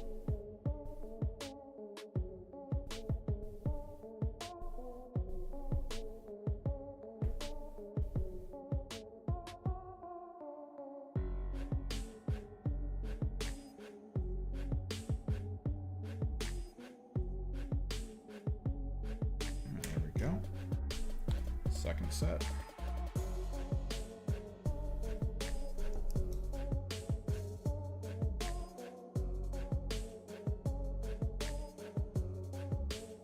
Because technically without stalkers, like you want chain cannons on the front line with the sustained one. That's the whole benefit that you really need. But then you're out of melee with brigands, so you go stalkers. Now the problem is stalkers actually don't hit anywhere near as often as, like, the brigands are just better. Ballistic skill 2 versus I think stalkers are 3, and I don't know why. Like, that's probably the biggest thing that I think is going to change when the codex drops, is they're probably going to be like, oh, by the way, brigands ballistic skill 3.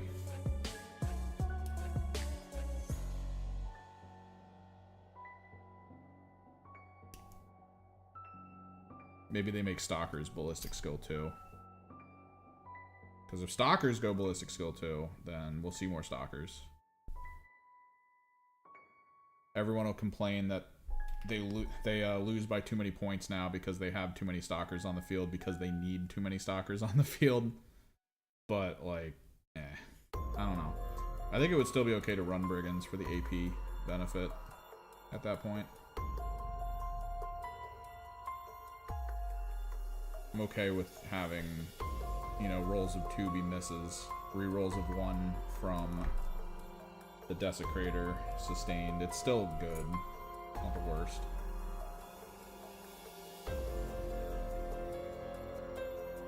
I'm just surprised they didn't give the rest of the Chaos Knights 2+ to hit.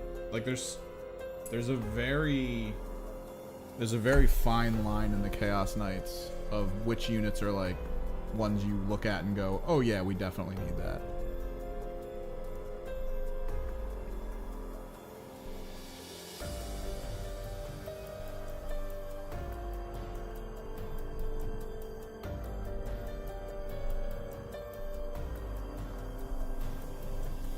Like the Abominant is a 3+ to hit. Desecrator is a 2+ for ranged. That's massive. Despoiler is 3+ across the board, but he does get a lot of attacks, so that's not that bad. Rampager, 2+ for melee. That's fantastic. Tyrant gets a 2+ for his harpoon. Everything else is 3, except his melee, which is 4, which is one of the worst.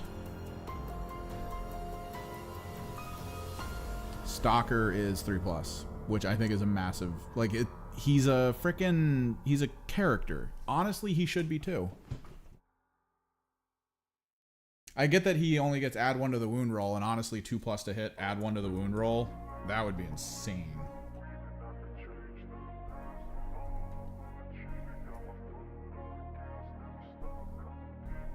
And if they lower Brigand ballistic skill by 1, I feel like a lot of people are just gonna be like, you know what, screw it, I'm going Stalkers.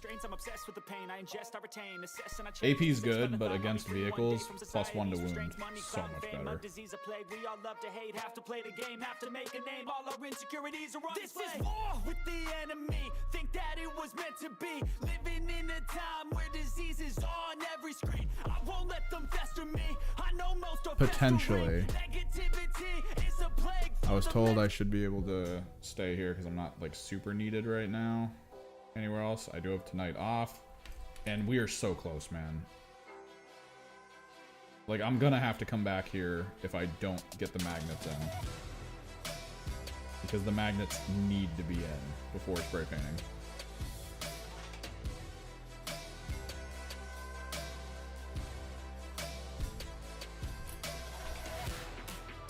And this is the last of the like parts that we 100% have to glue.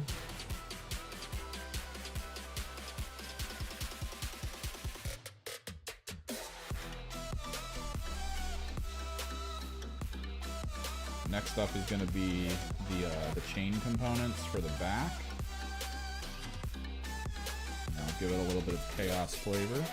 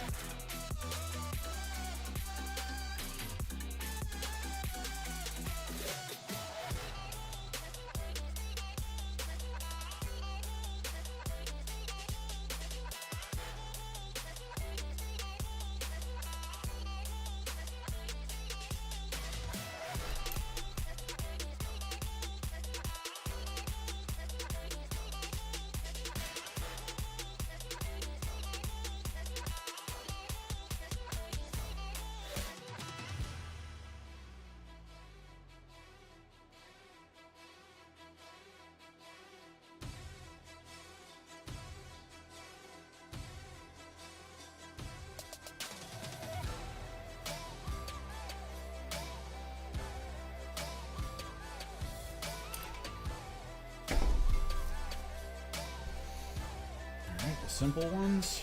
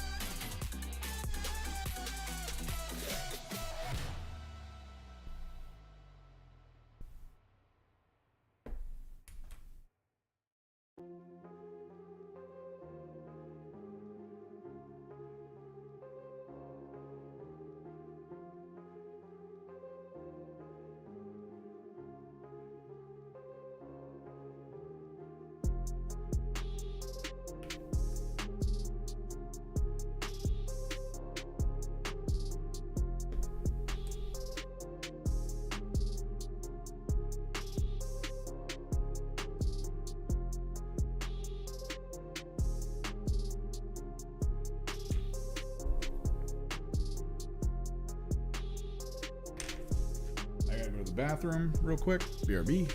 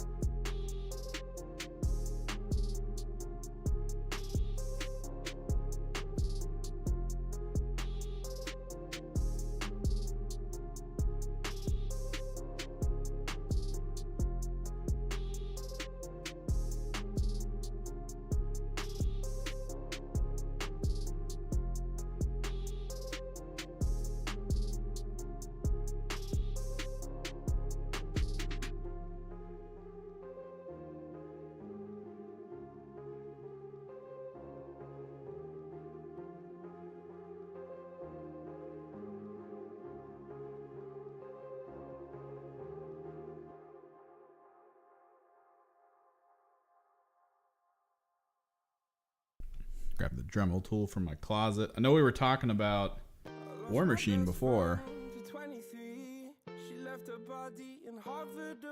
This is my buddy's old, like this, God, this looks so good. And then seeing the models that are coming out now from the 3D print line, they look so much worse than this. Yeah, it's my buddy's. I was using it to test some paint concepts on a while ago.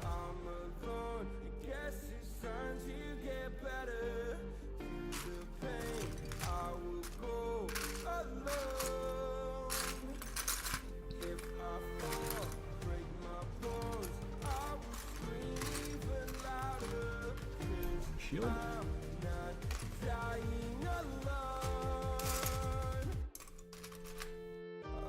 Best friend to 23, she left her body and hovered above me.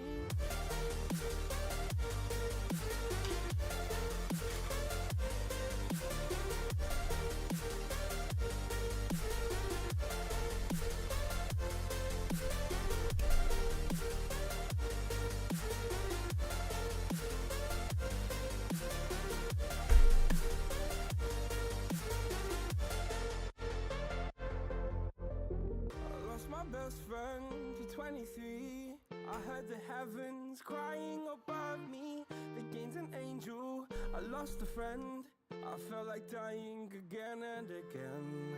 I went through hell, stared at death, but I keep fighting with each living breath. I saw no way out from where I stood. Felt like the fire had burned me through. Now you're gone, I'm alone. I guess it's time to get better.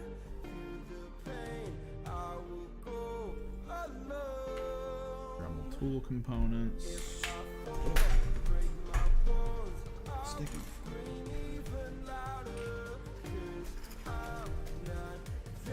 There's a good chance I might be live till 5. I lost my best friend.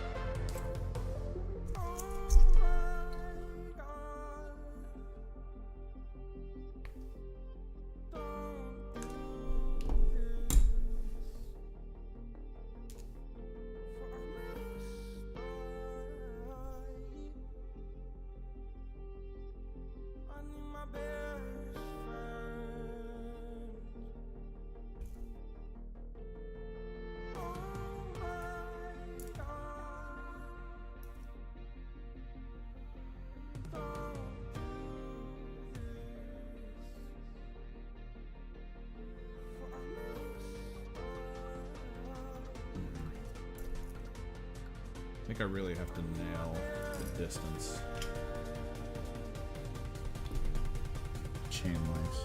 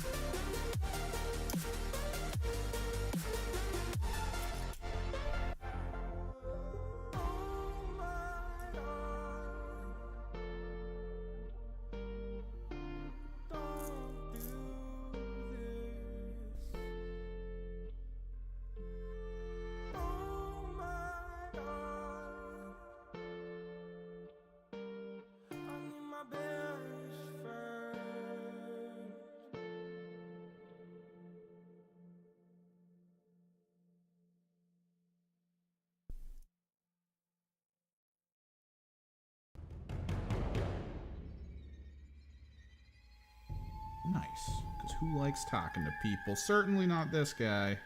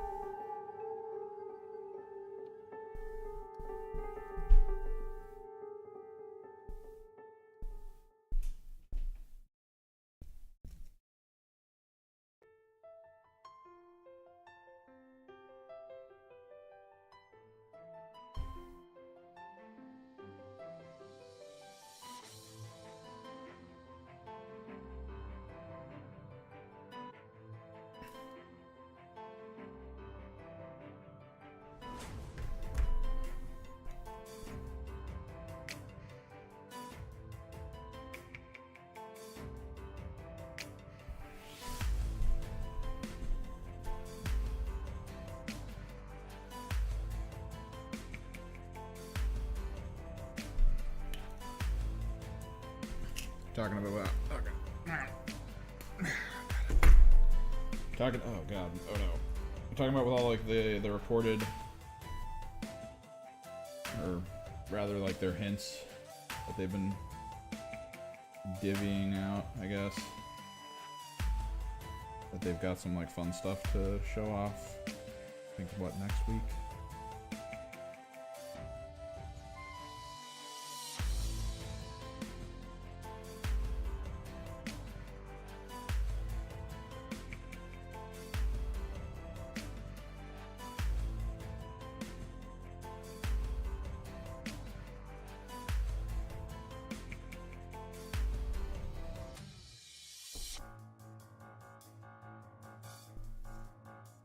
I don't know. So, we got the orcs coming up soon. They've already shown off the mech boy. I feel like Kill Team's gonna be... Yeah, I mean exactly like what we think it is. It's gonna be probably information on Nightmare. I don't know. I don't really foresee them deciding to be like, hey, let's announce the next team. Although they might. I feel like the only reason we really got the 2 teams announced, or the 2 versions announced before they even came out,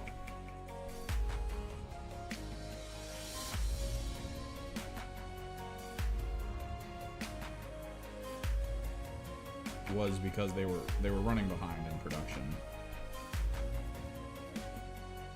Because like we were told, there was that that holiday thing that was dropped that was like, hey, don't forget to pre-order the scouts for Kill Team.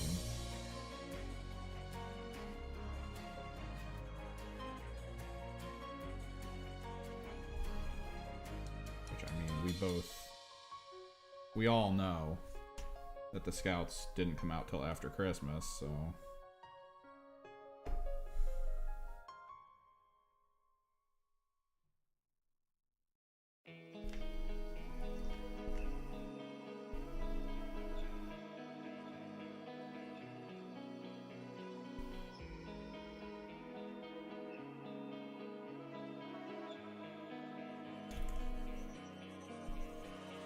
So dark and cold-hearted, I'm breathless to say the least.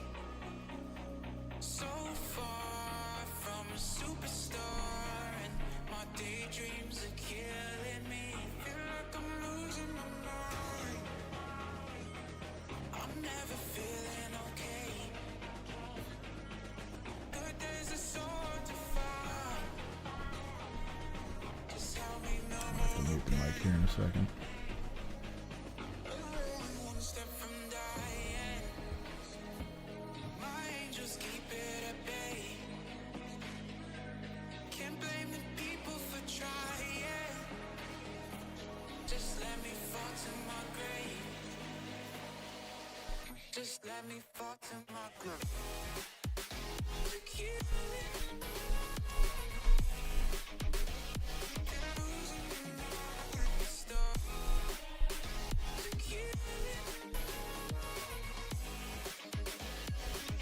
Just let me fall to my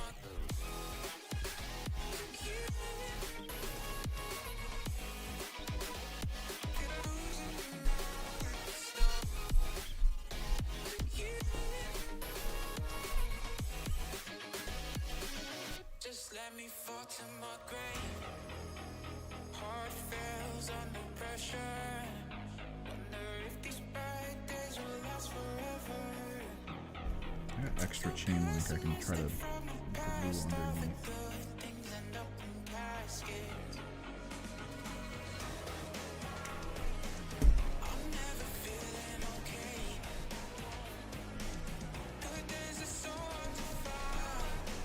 glue underneath.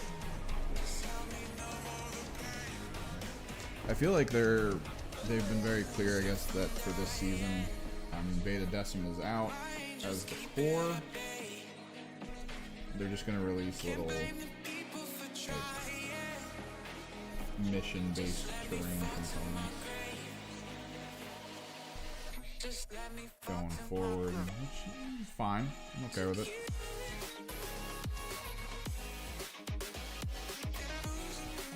I think a lot of people are okay with it at this point. Saves on storage space. Just let me fall to my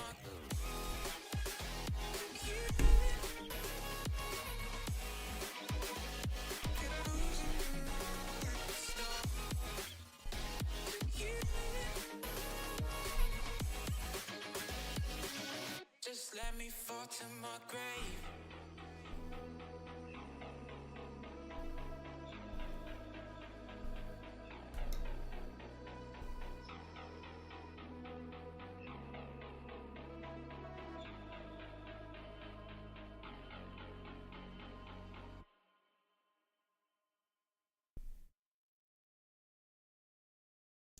That's the big one, man. I definitely want to do a video on that if it happens, because it's like the one core one I'm interested in, right? Like finally seeing the NIDS team come together would be a whole thing. It'd be perfect.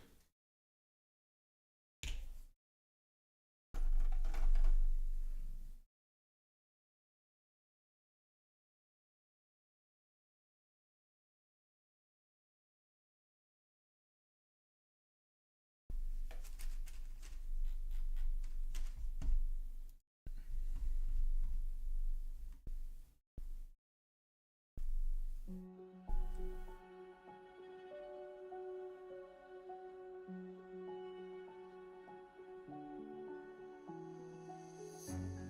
can't take it anymore. My mind's about to go. Oh, you mean just in general the Someone to save me from myself. it's good if you know how to use it, because all the core rules for it are pretty baller. Like, the main issue that people have with it is that it doesn't have its own tac ops, which a lot of the times what you'll see is with teams that have their own tac ops, they just do better, because the tac ops are designed to be scored by that team fairly easily. That's always the main goal, it feels like, from any of the bespoke teams, is that, like, they want you to just score defense.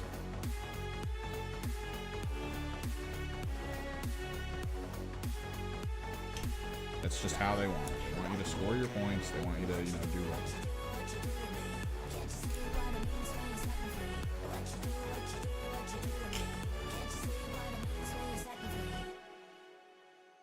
And the Tyranids have to basically survive exclusively off of the critical ops, tac ops. But consider, right, Gene Stealers, 2 AP, it's not that great, but they do have a good amount of number. They're also fairly survivable, because I think they all have invulnerables, if I'm not mistaken.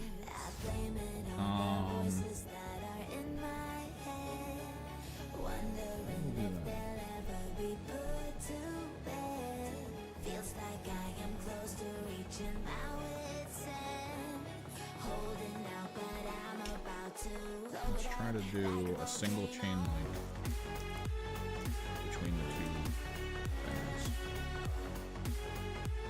So they're fairly survivable. They have dash. They have the free dash, similar to the Void Scarred. So that's pretty big.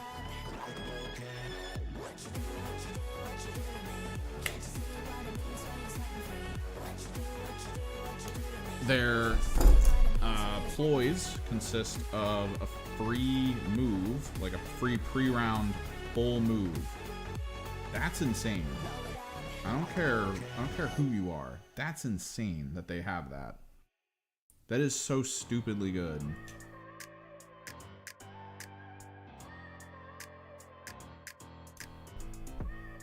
Right? Like, being able to just be like, oh, okay, I now see what's happening. I'm just gonna full move over here now. And you get to do it after you know your initiative, right? So you get to know it. You get to do it after you know the sequence of play, which means if you know you're going first, you can send an extremely deadly character way forward, and just be like, all right, we're here.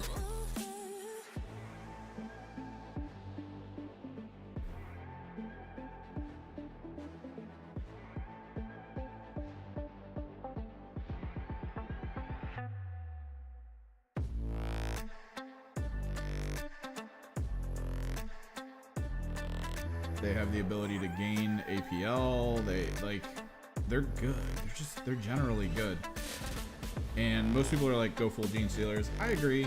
The problem is that warriors are underspec'd for how few you'll get. Like, if you consider the equivalents, right? Like Space Marines and all that. Because Space Marines come in groups of 6, just like the Warriors do. Warriors will out-wound regular Space Marines in terms of like their general survivability, but they don't have anywhere near as good armor.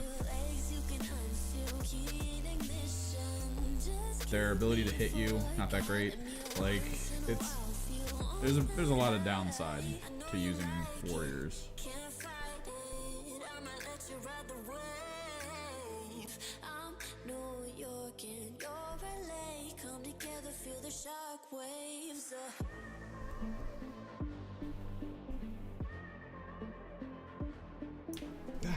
No.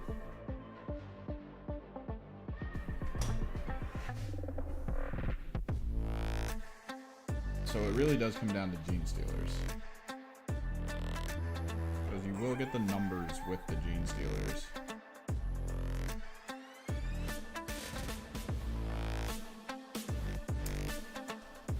so you're pretty well off there.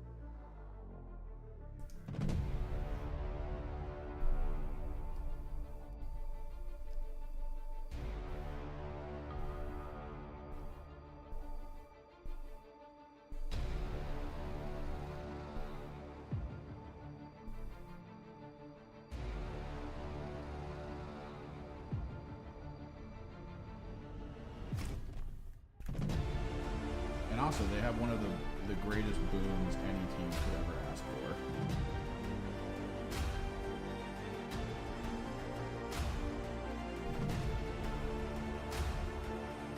They are not considered wounded. They can't be considered wounded. They just can't.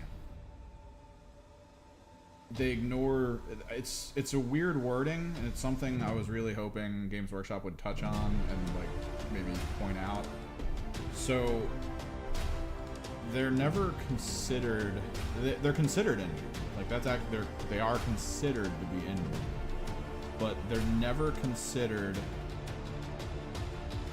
to be suffering the debuff. Like but they have a lot of really cool function that I really like.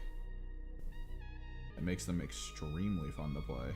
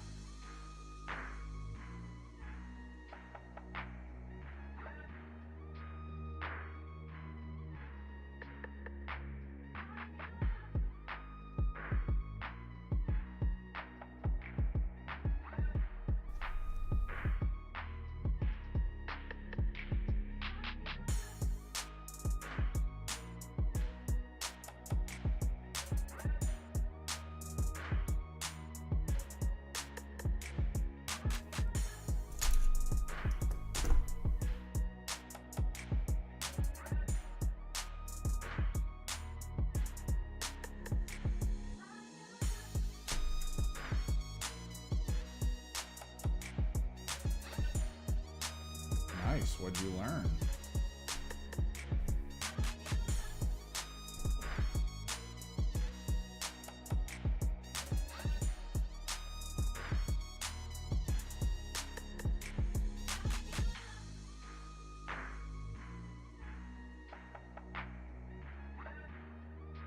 Because as most people know, as long as you learn something,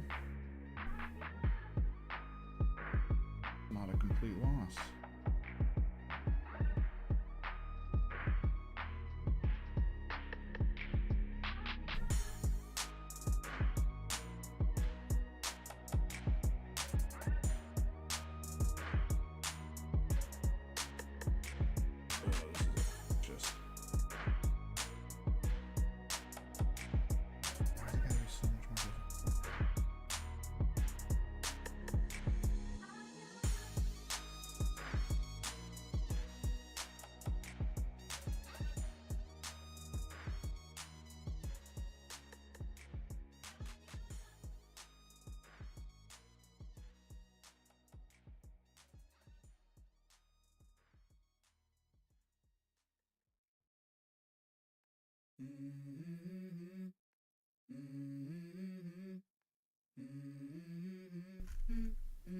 Let's go.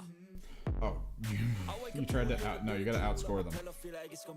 That's all you can do. You can outscore. You can't outshoot. There's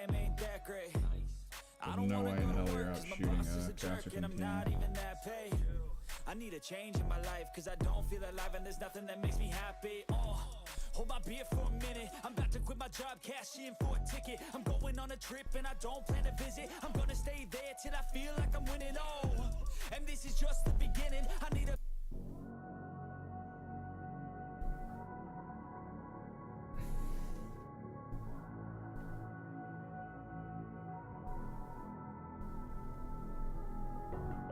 How did you find a way to run from the city of the sun? You could have stayed, it's only over when the day is done. I never knew you was a runner, yeah. I mistook you for a son. It don't matter what we think when it's all over. 'Cause this is our last chance to leave it all behind. Raise your voice and raise your power, yeah. This is our Dry. last That's chance fine. to leave it all behind. Alright, so I gotta pull. We gotta pull magnets out. Speaking of which, probably super glue facing magnets down. Just get them done. These can be for me.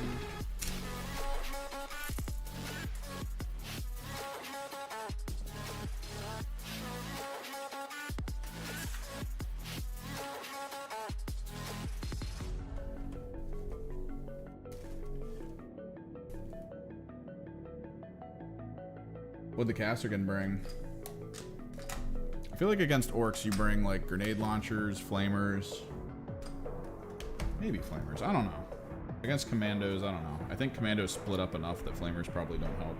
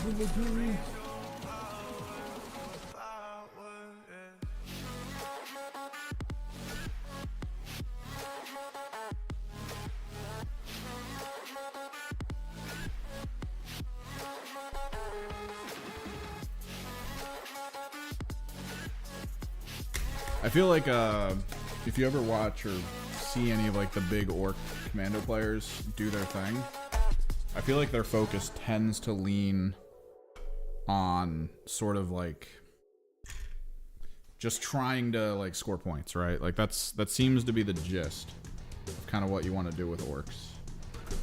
You know, try to stay in conceal. Most of your stuff can charge from conceal, so you don't need to leave conceal ever.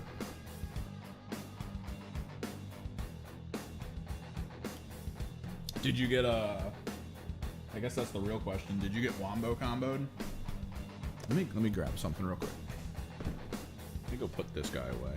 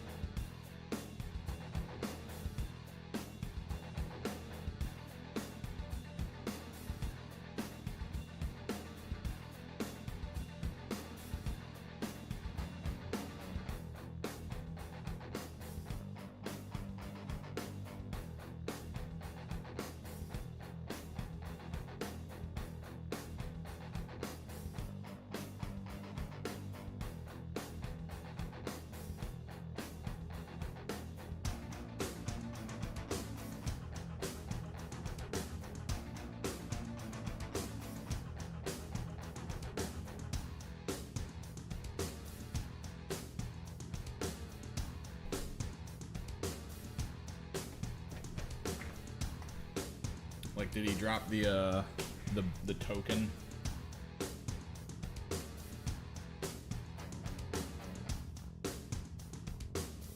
He dropped the reroll token and then rush you down with a grenade and like wipe 3 of your people with tons of enhanced friggin' grenade explosion ability.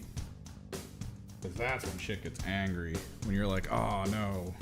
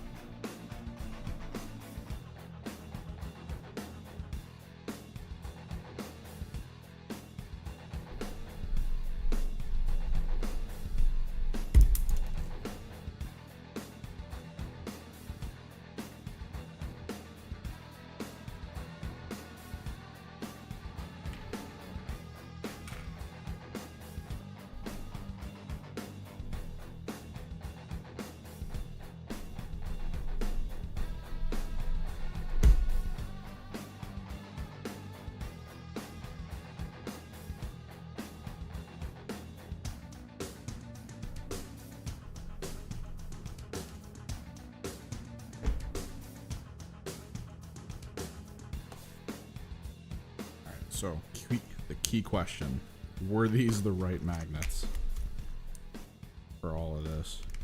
Because I was pretty sure I kept the right magnets.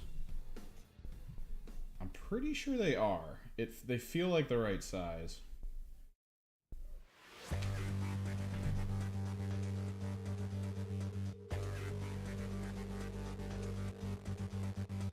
Dude, you've got it bad, man.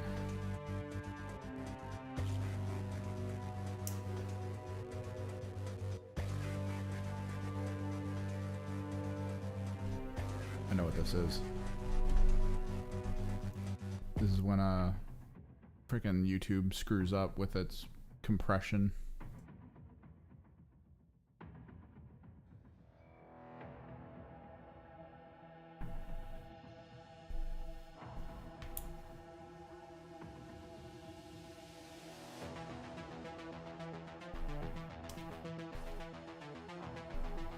Still doing it. There we go.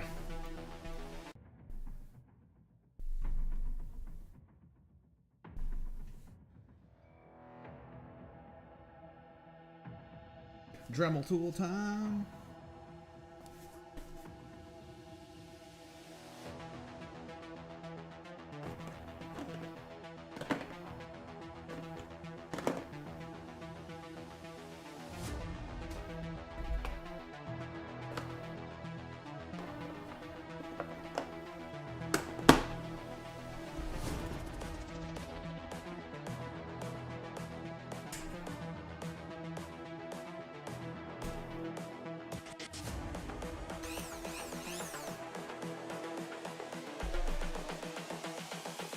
This is the future.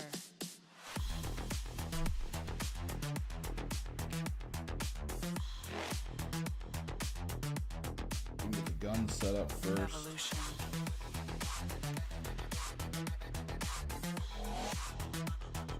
This is the future.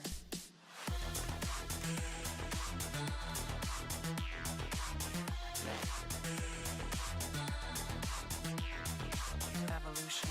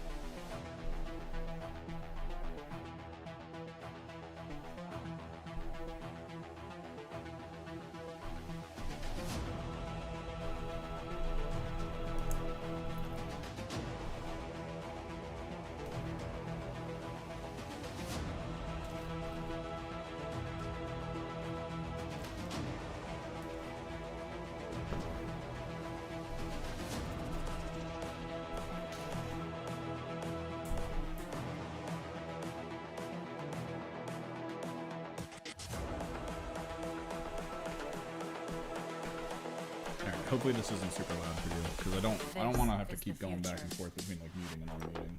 Human error.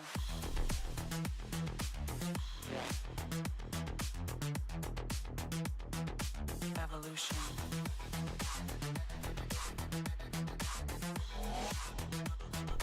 This is the future.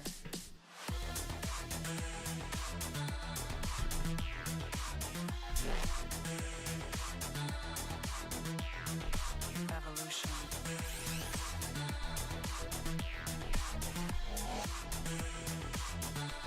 Have to mute here in a second.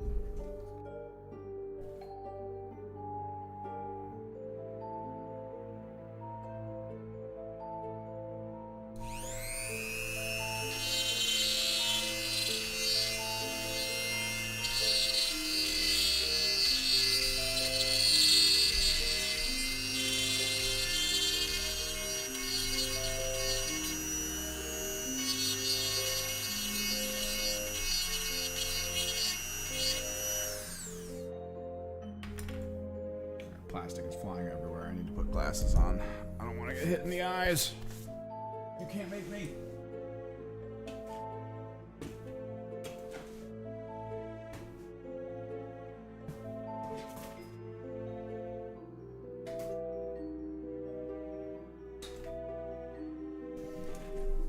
Where the hell are my glasses? There we are.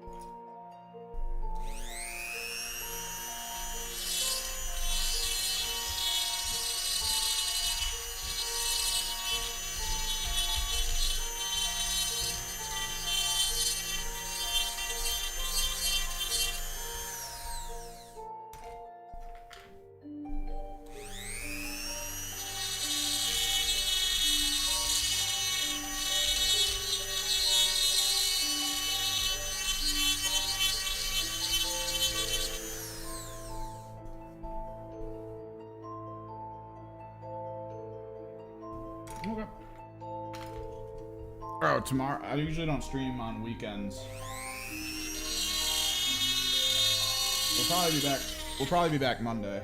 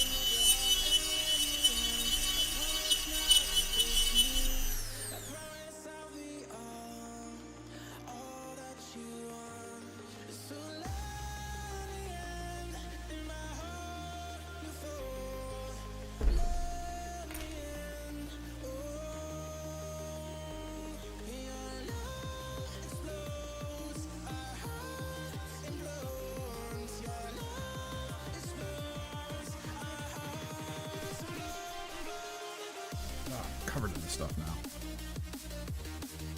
Okay.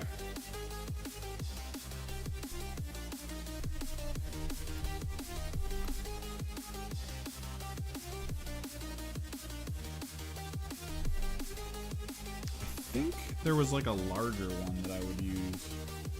That was a bit better size for this. Oh, I think I have it.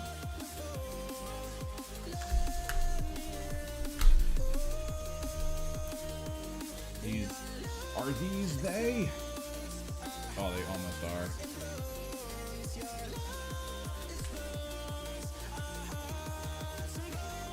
They're almost there. They're like slightly too big. What would I use those for?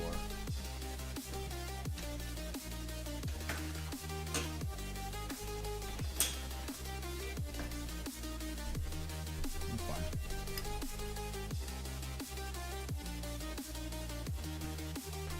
Main thing, make sure the magnetization all runs the same way.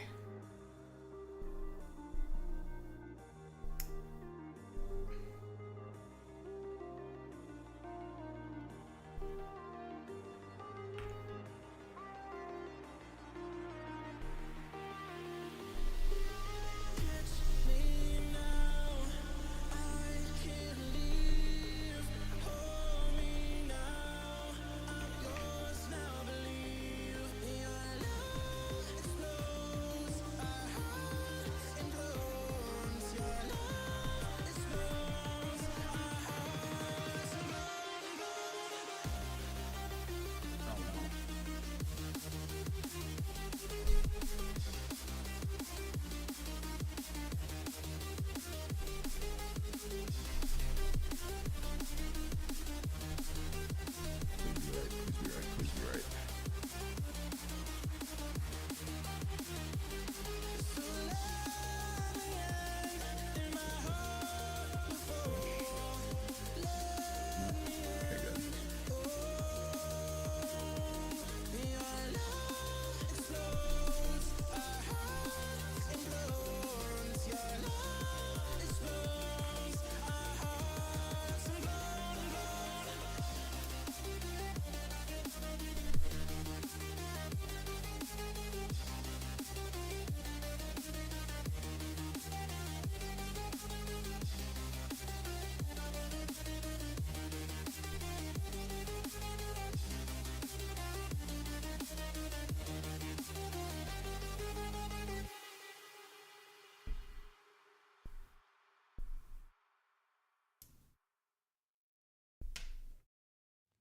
I get lost inside my thoughts, and when I start to think, oh, the whole close, it starts to end up on the brink.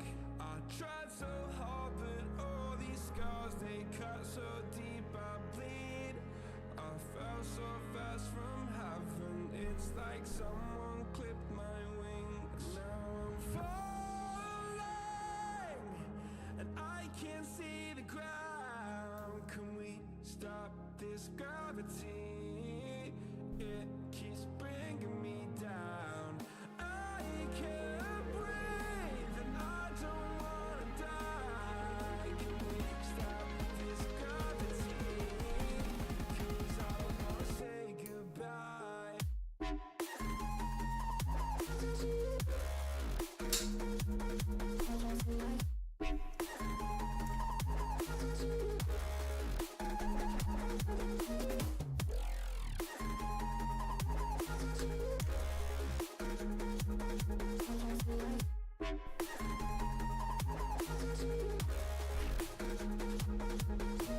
I forgive the pain you gave to me so long ago. Sleepless nights I laid awake just begging to let go. I almost got to suicidal thoughts, but you stepped in. An angel sent from heaven showed me how to live again. Now I'm falling, and I can't see the ground. Can we stop this gravity? It keeps bringing me down.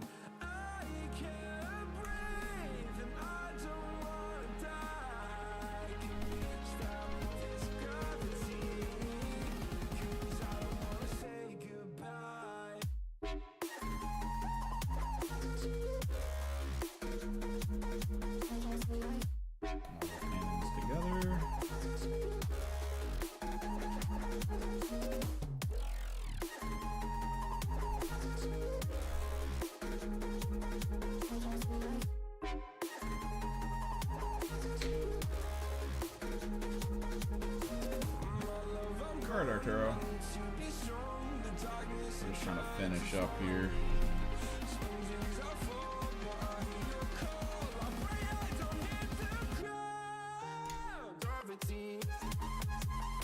We're so close. It's actually stupid how close we are.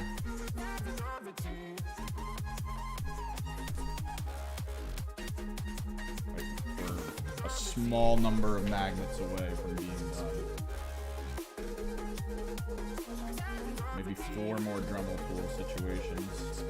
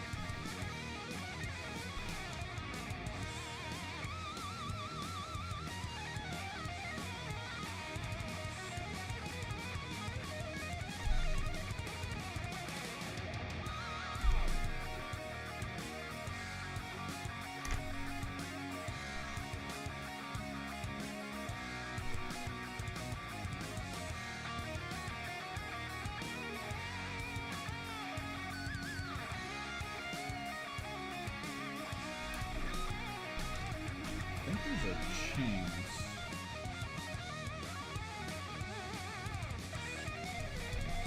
These are actually thin enough that I could just glue them flat underneath and I don't have to Dremel.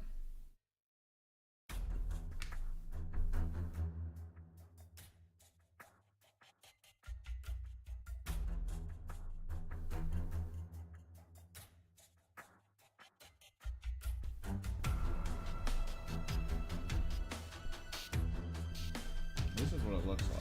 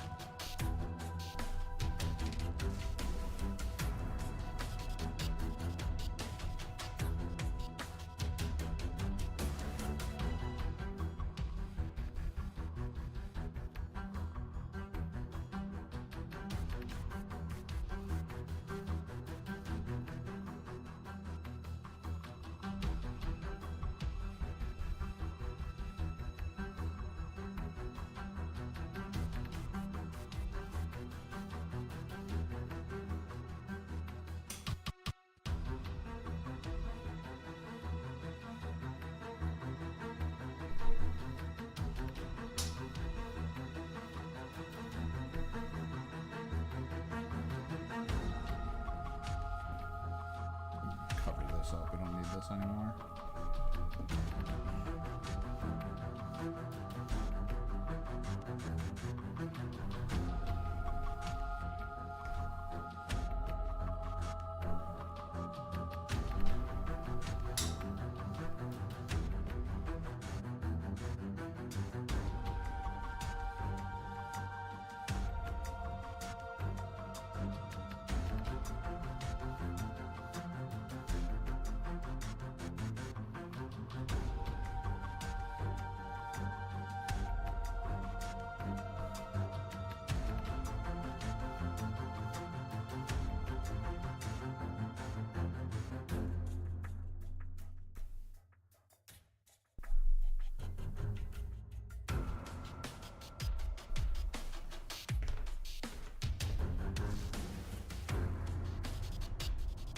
Super glue.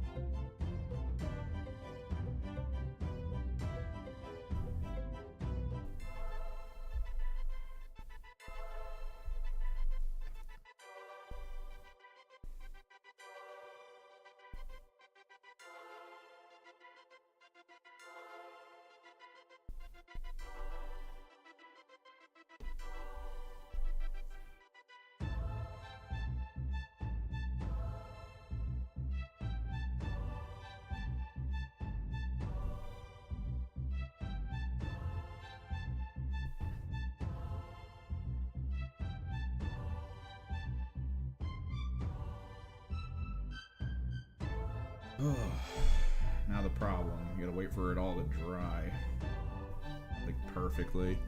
It usually tacks pretty quickly, which is nice.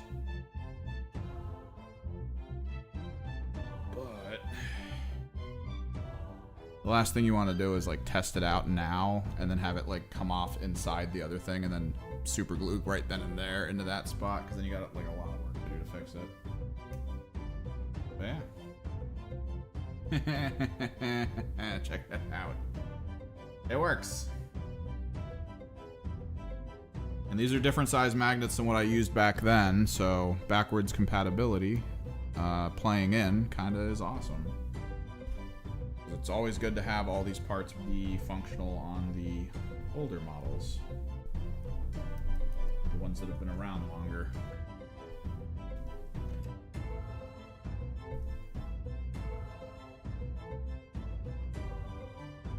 Feel it pulling. Yeah, it's good. We need them to just perfectly dry and seal though. So that means I am actually set for coming over here maybe Sunday and just busy working my face in, getting all the flat paints done, the golds, everything. Just getting it finished, getting it put on so we can really kick into high gear for the painting process.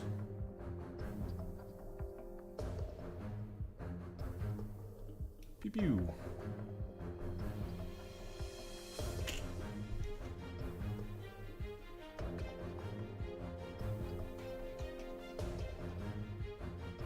Pew pew pew.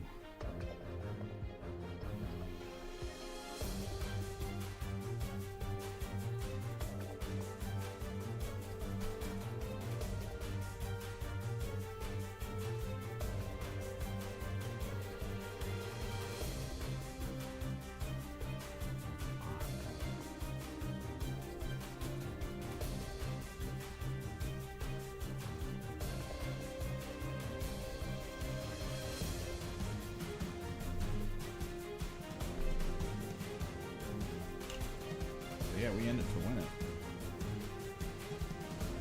Oh, actually, before we get moving, put the magnets away.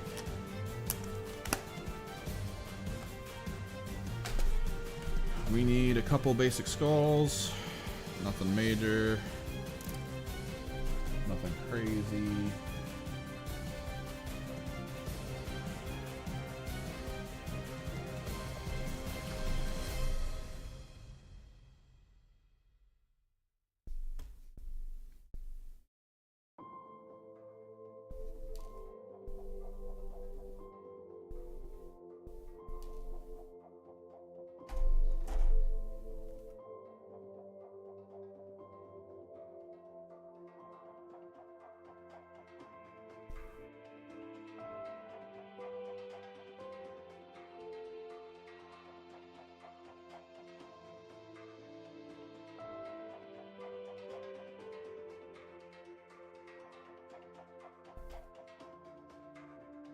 This also puts me at 8 war dogs, which, if you look at any sweat lists for war dogs, I think it's what, 12?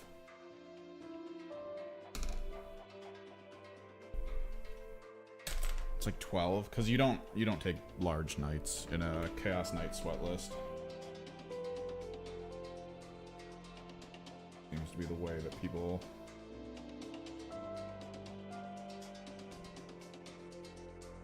kind of approach this.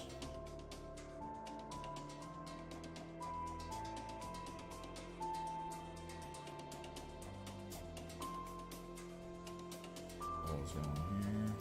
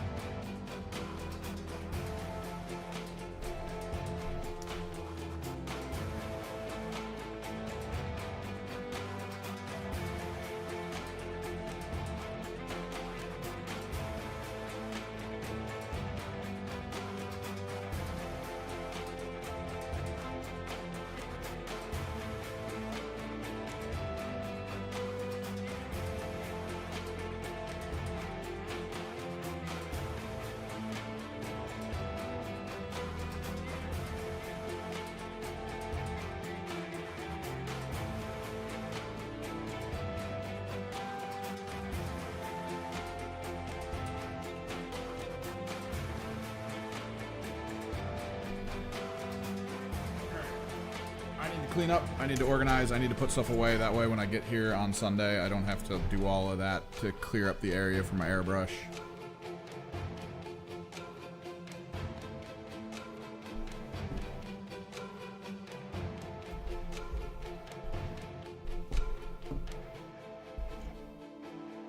But yeah.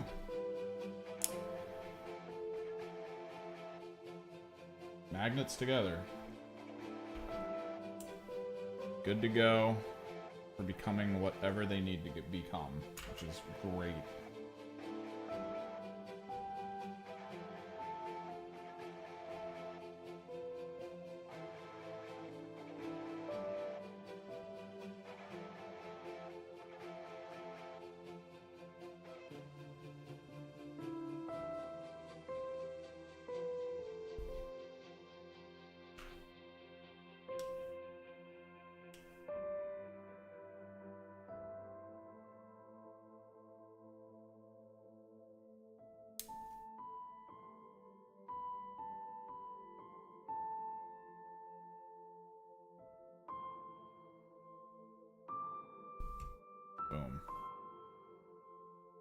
I think they'll look good.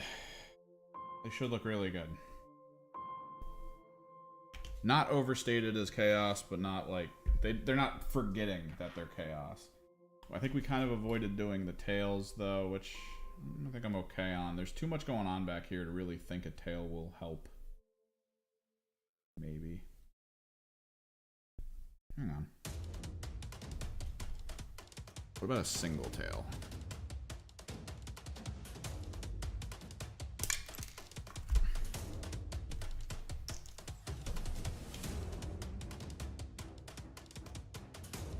These are war dogs after all.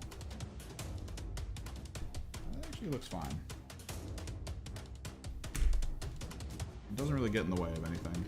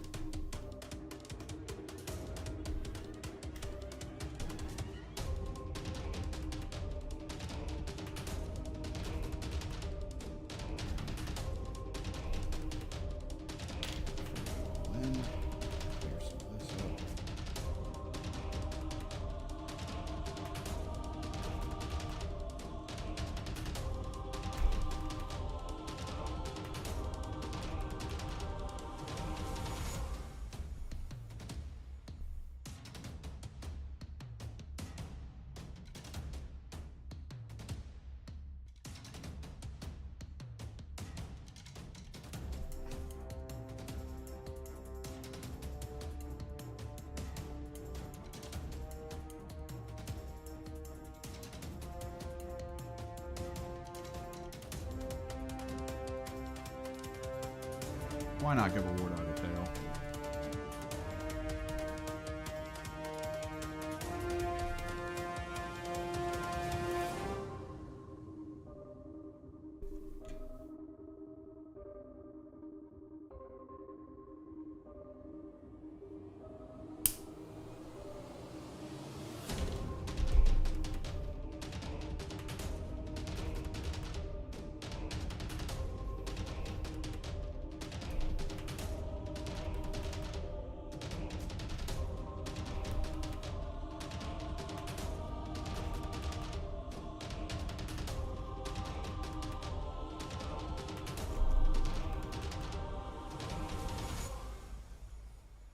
This is one of those things where I really wish I had the Mauler Fiend parts when I started building my original War Dogs, because then this honestly is a good concept.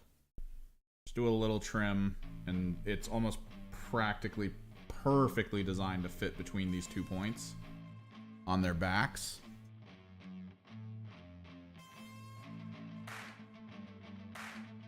Which would have been like ideal for back when I was working on all the other war dogs. Could have given every single one of them a tail.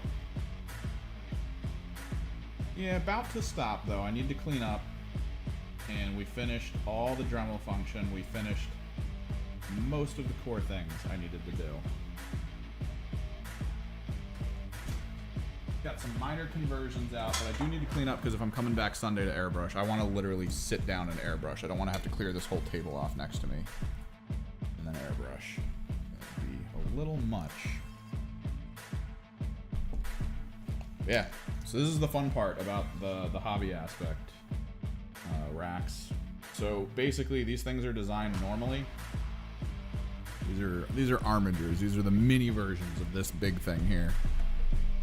These are meant more to do like side missions and stuff and, you know, perform tasks.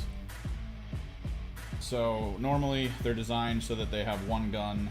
You just snap it on and it rotates and it does all that stuff. But the average hobbyist went, I don't like that, because if this can be like 10 different things and it's only the guns that change it, why can't I change the guns? So everyone figured out kind of what magnet to go with, so that if I want him to have autocannons, he can have autocannons. If he needs the giant chainsword, he's got the giant chainsword. Toss the melt-a-gun on him. You know, do what you need to do.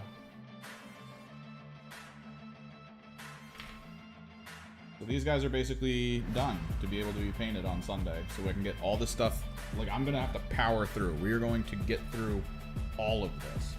We're gonna get it all base painted and ready to go. Golds, whites, the magentas, the blues, all of it. Gonna be ready to go.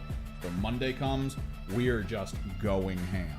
That's like the whole purpose of this, is that we're gonna be at a point where we just need to go ham and get everything painted up and glued together. Yeah, give them little rat tails, little dog tails, for their namesake.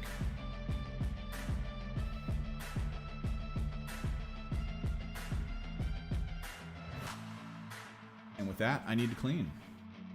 Thanks for hanging out. We went an hour and a half over just to get this done. And I should have hopefully a lot of stuff together by Monday for us to paint. So I can hopefully get a game in with these guys, because I am super excited about that. I am very excited about the prospect of being able to play a game.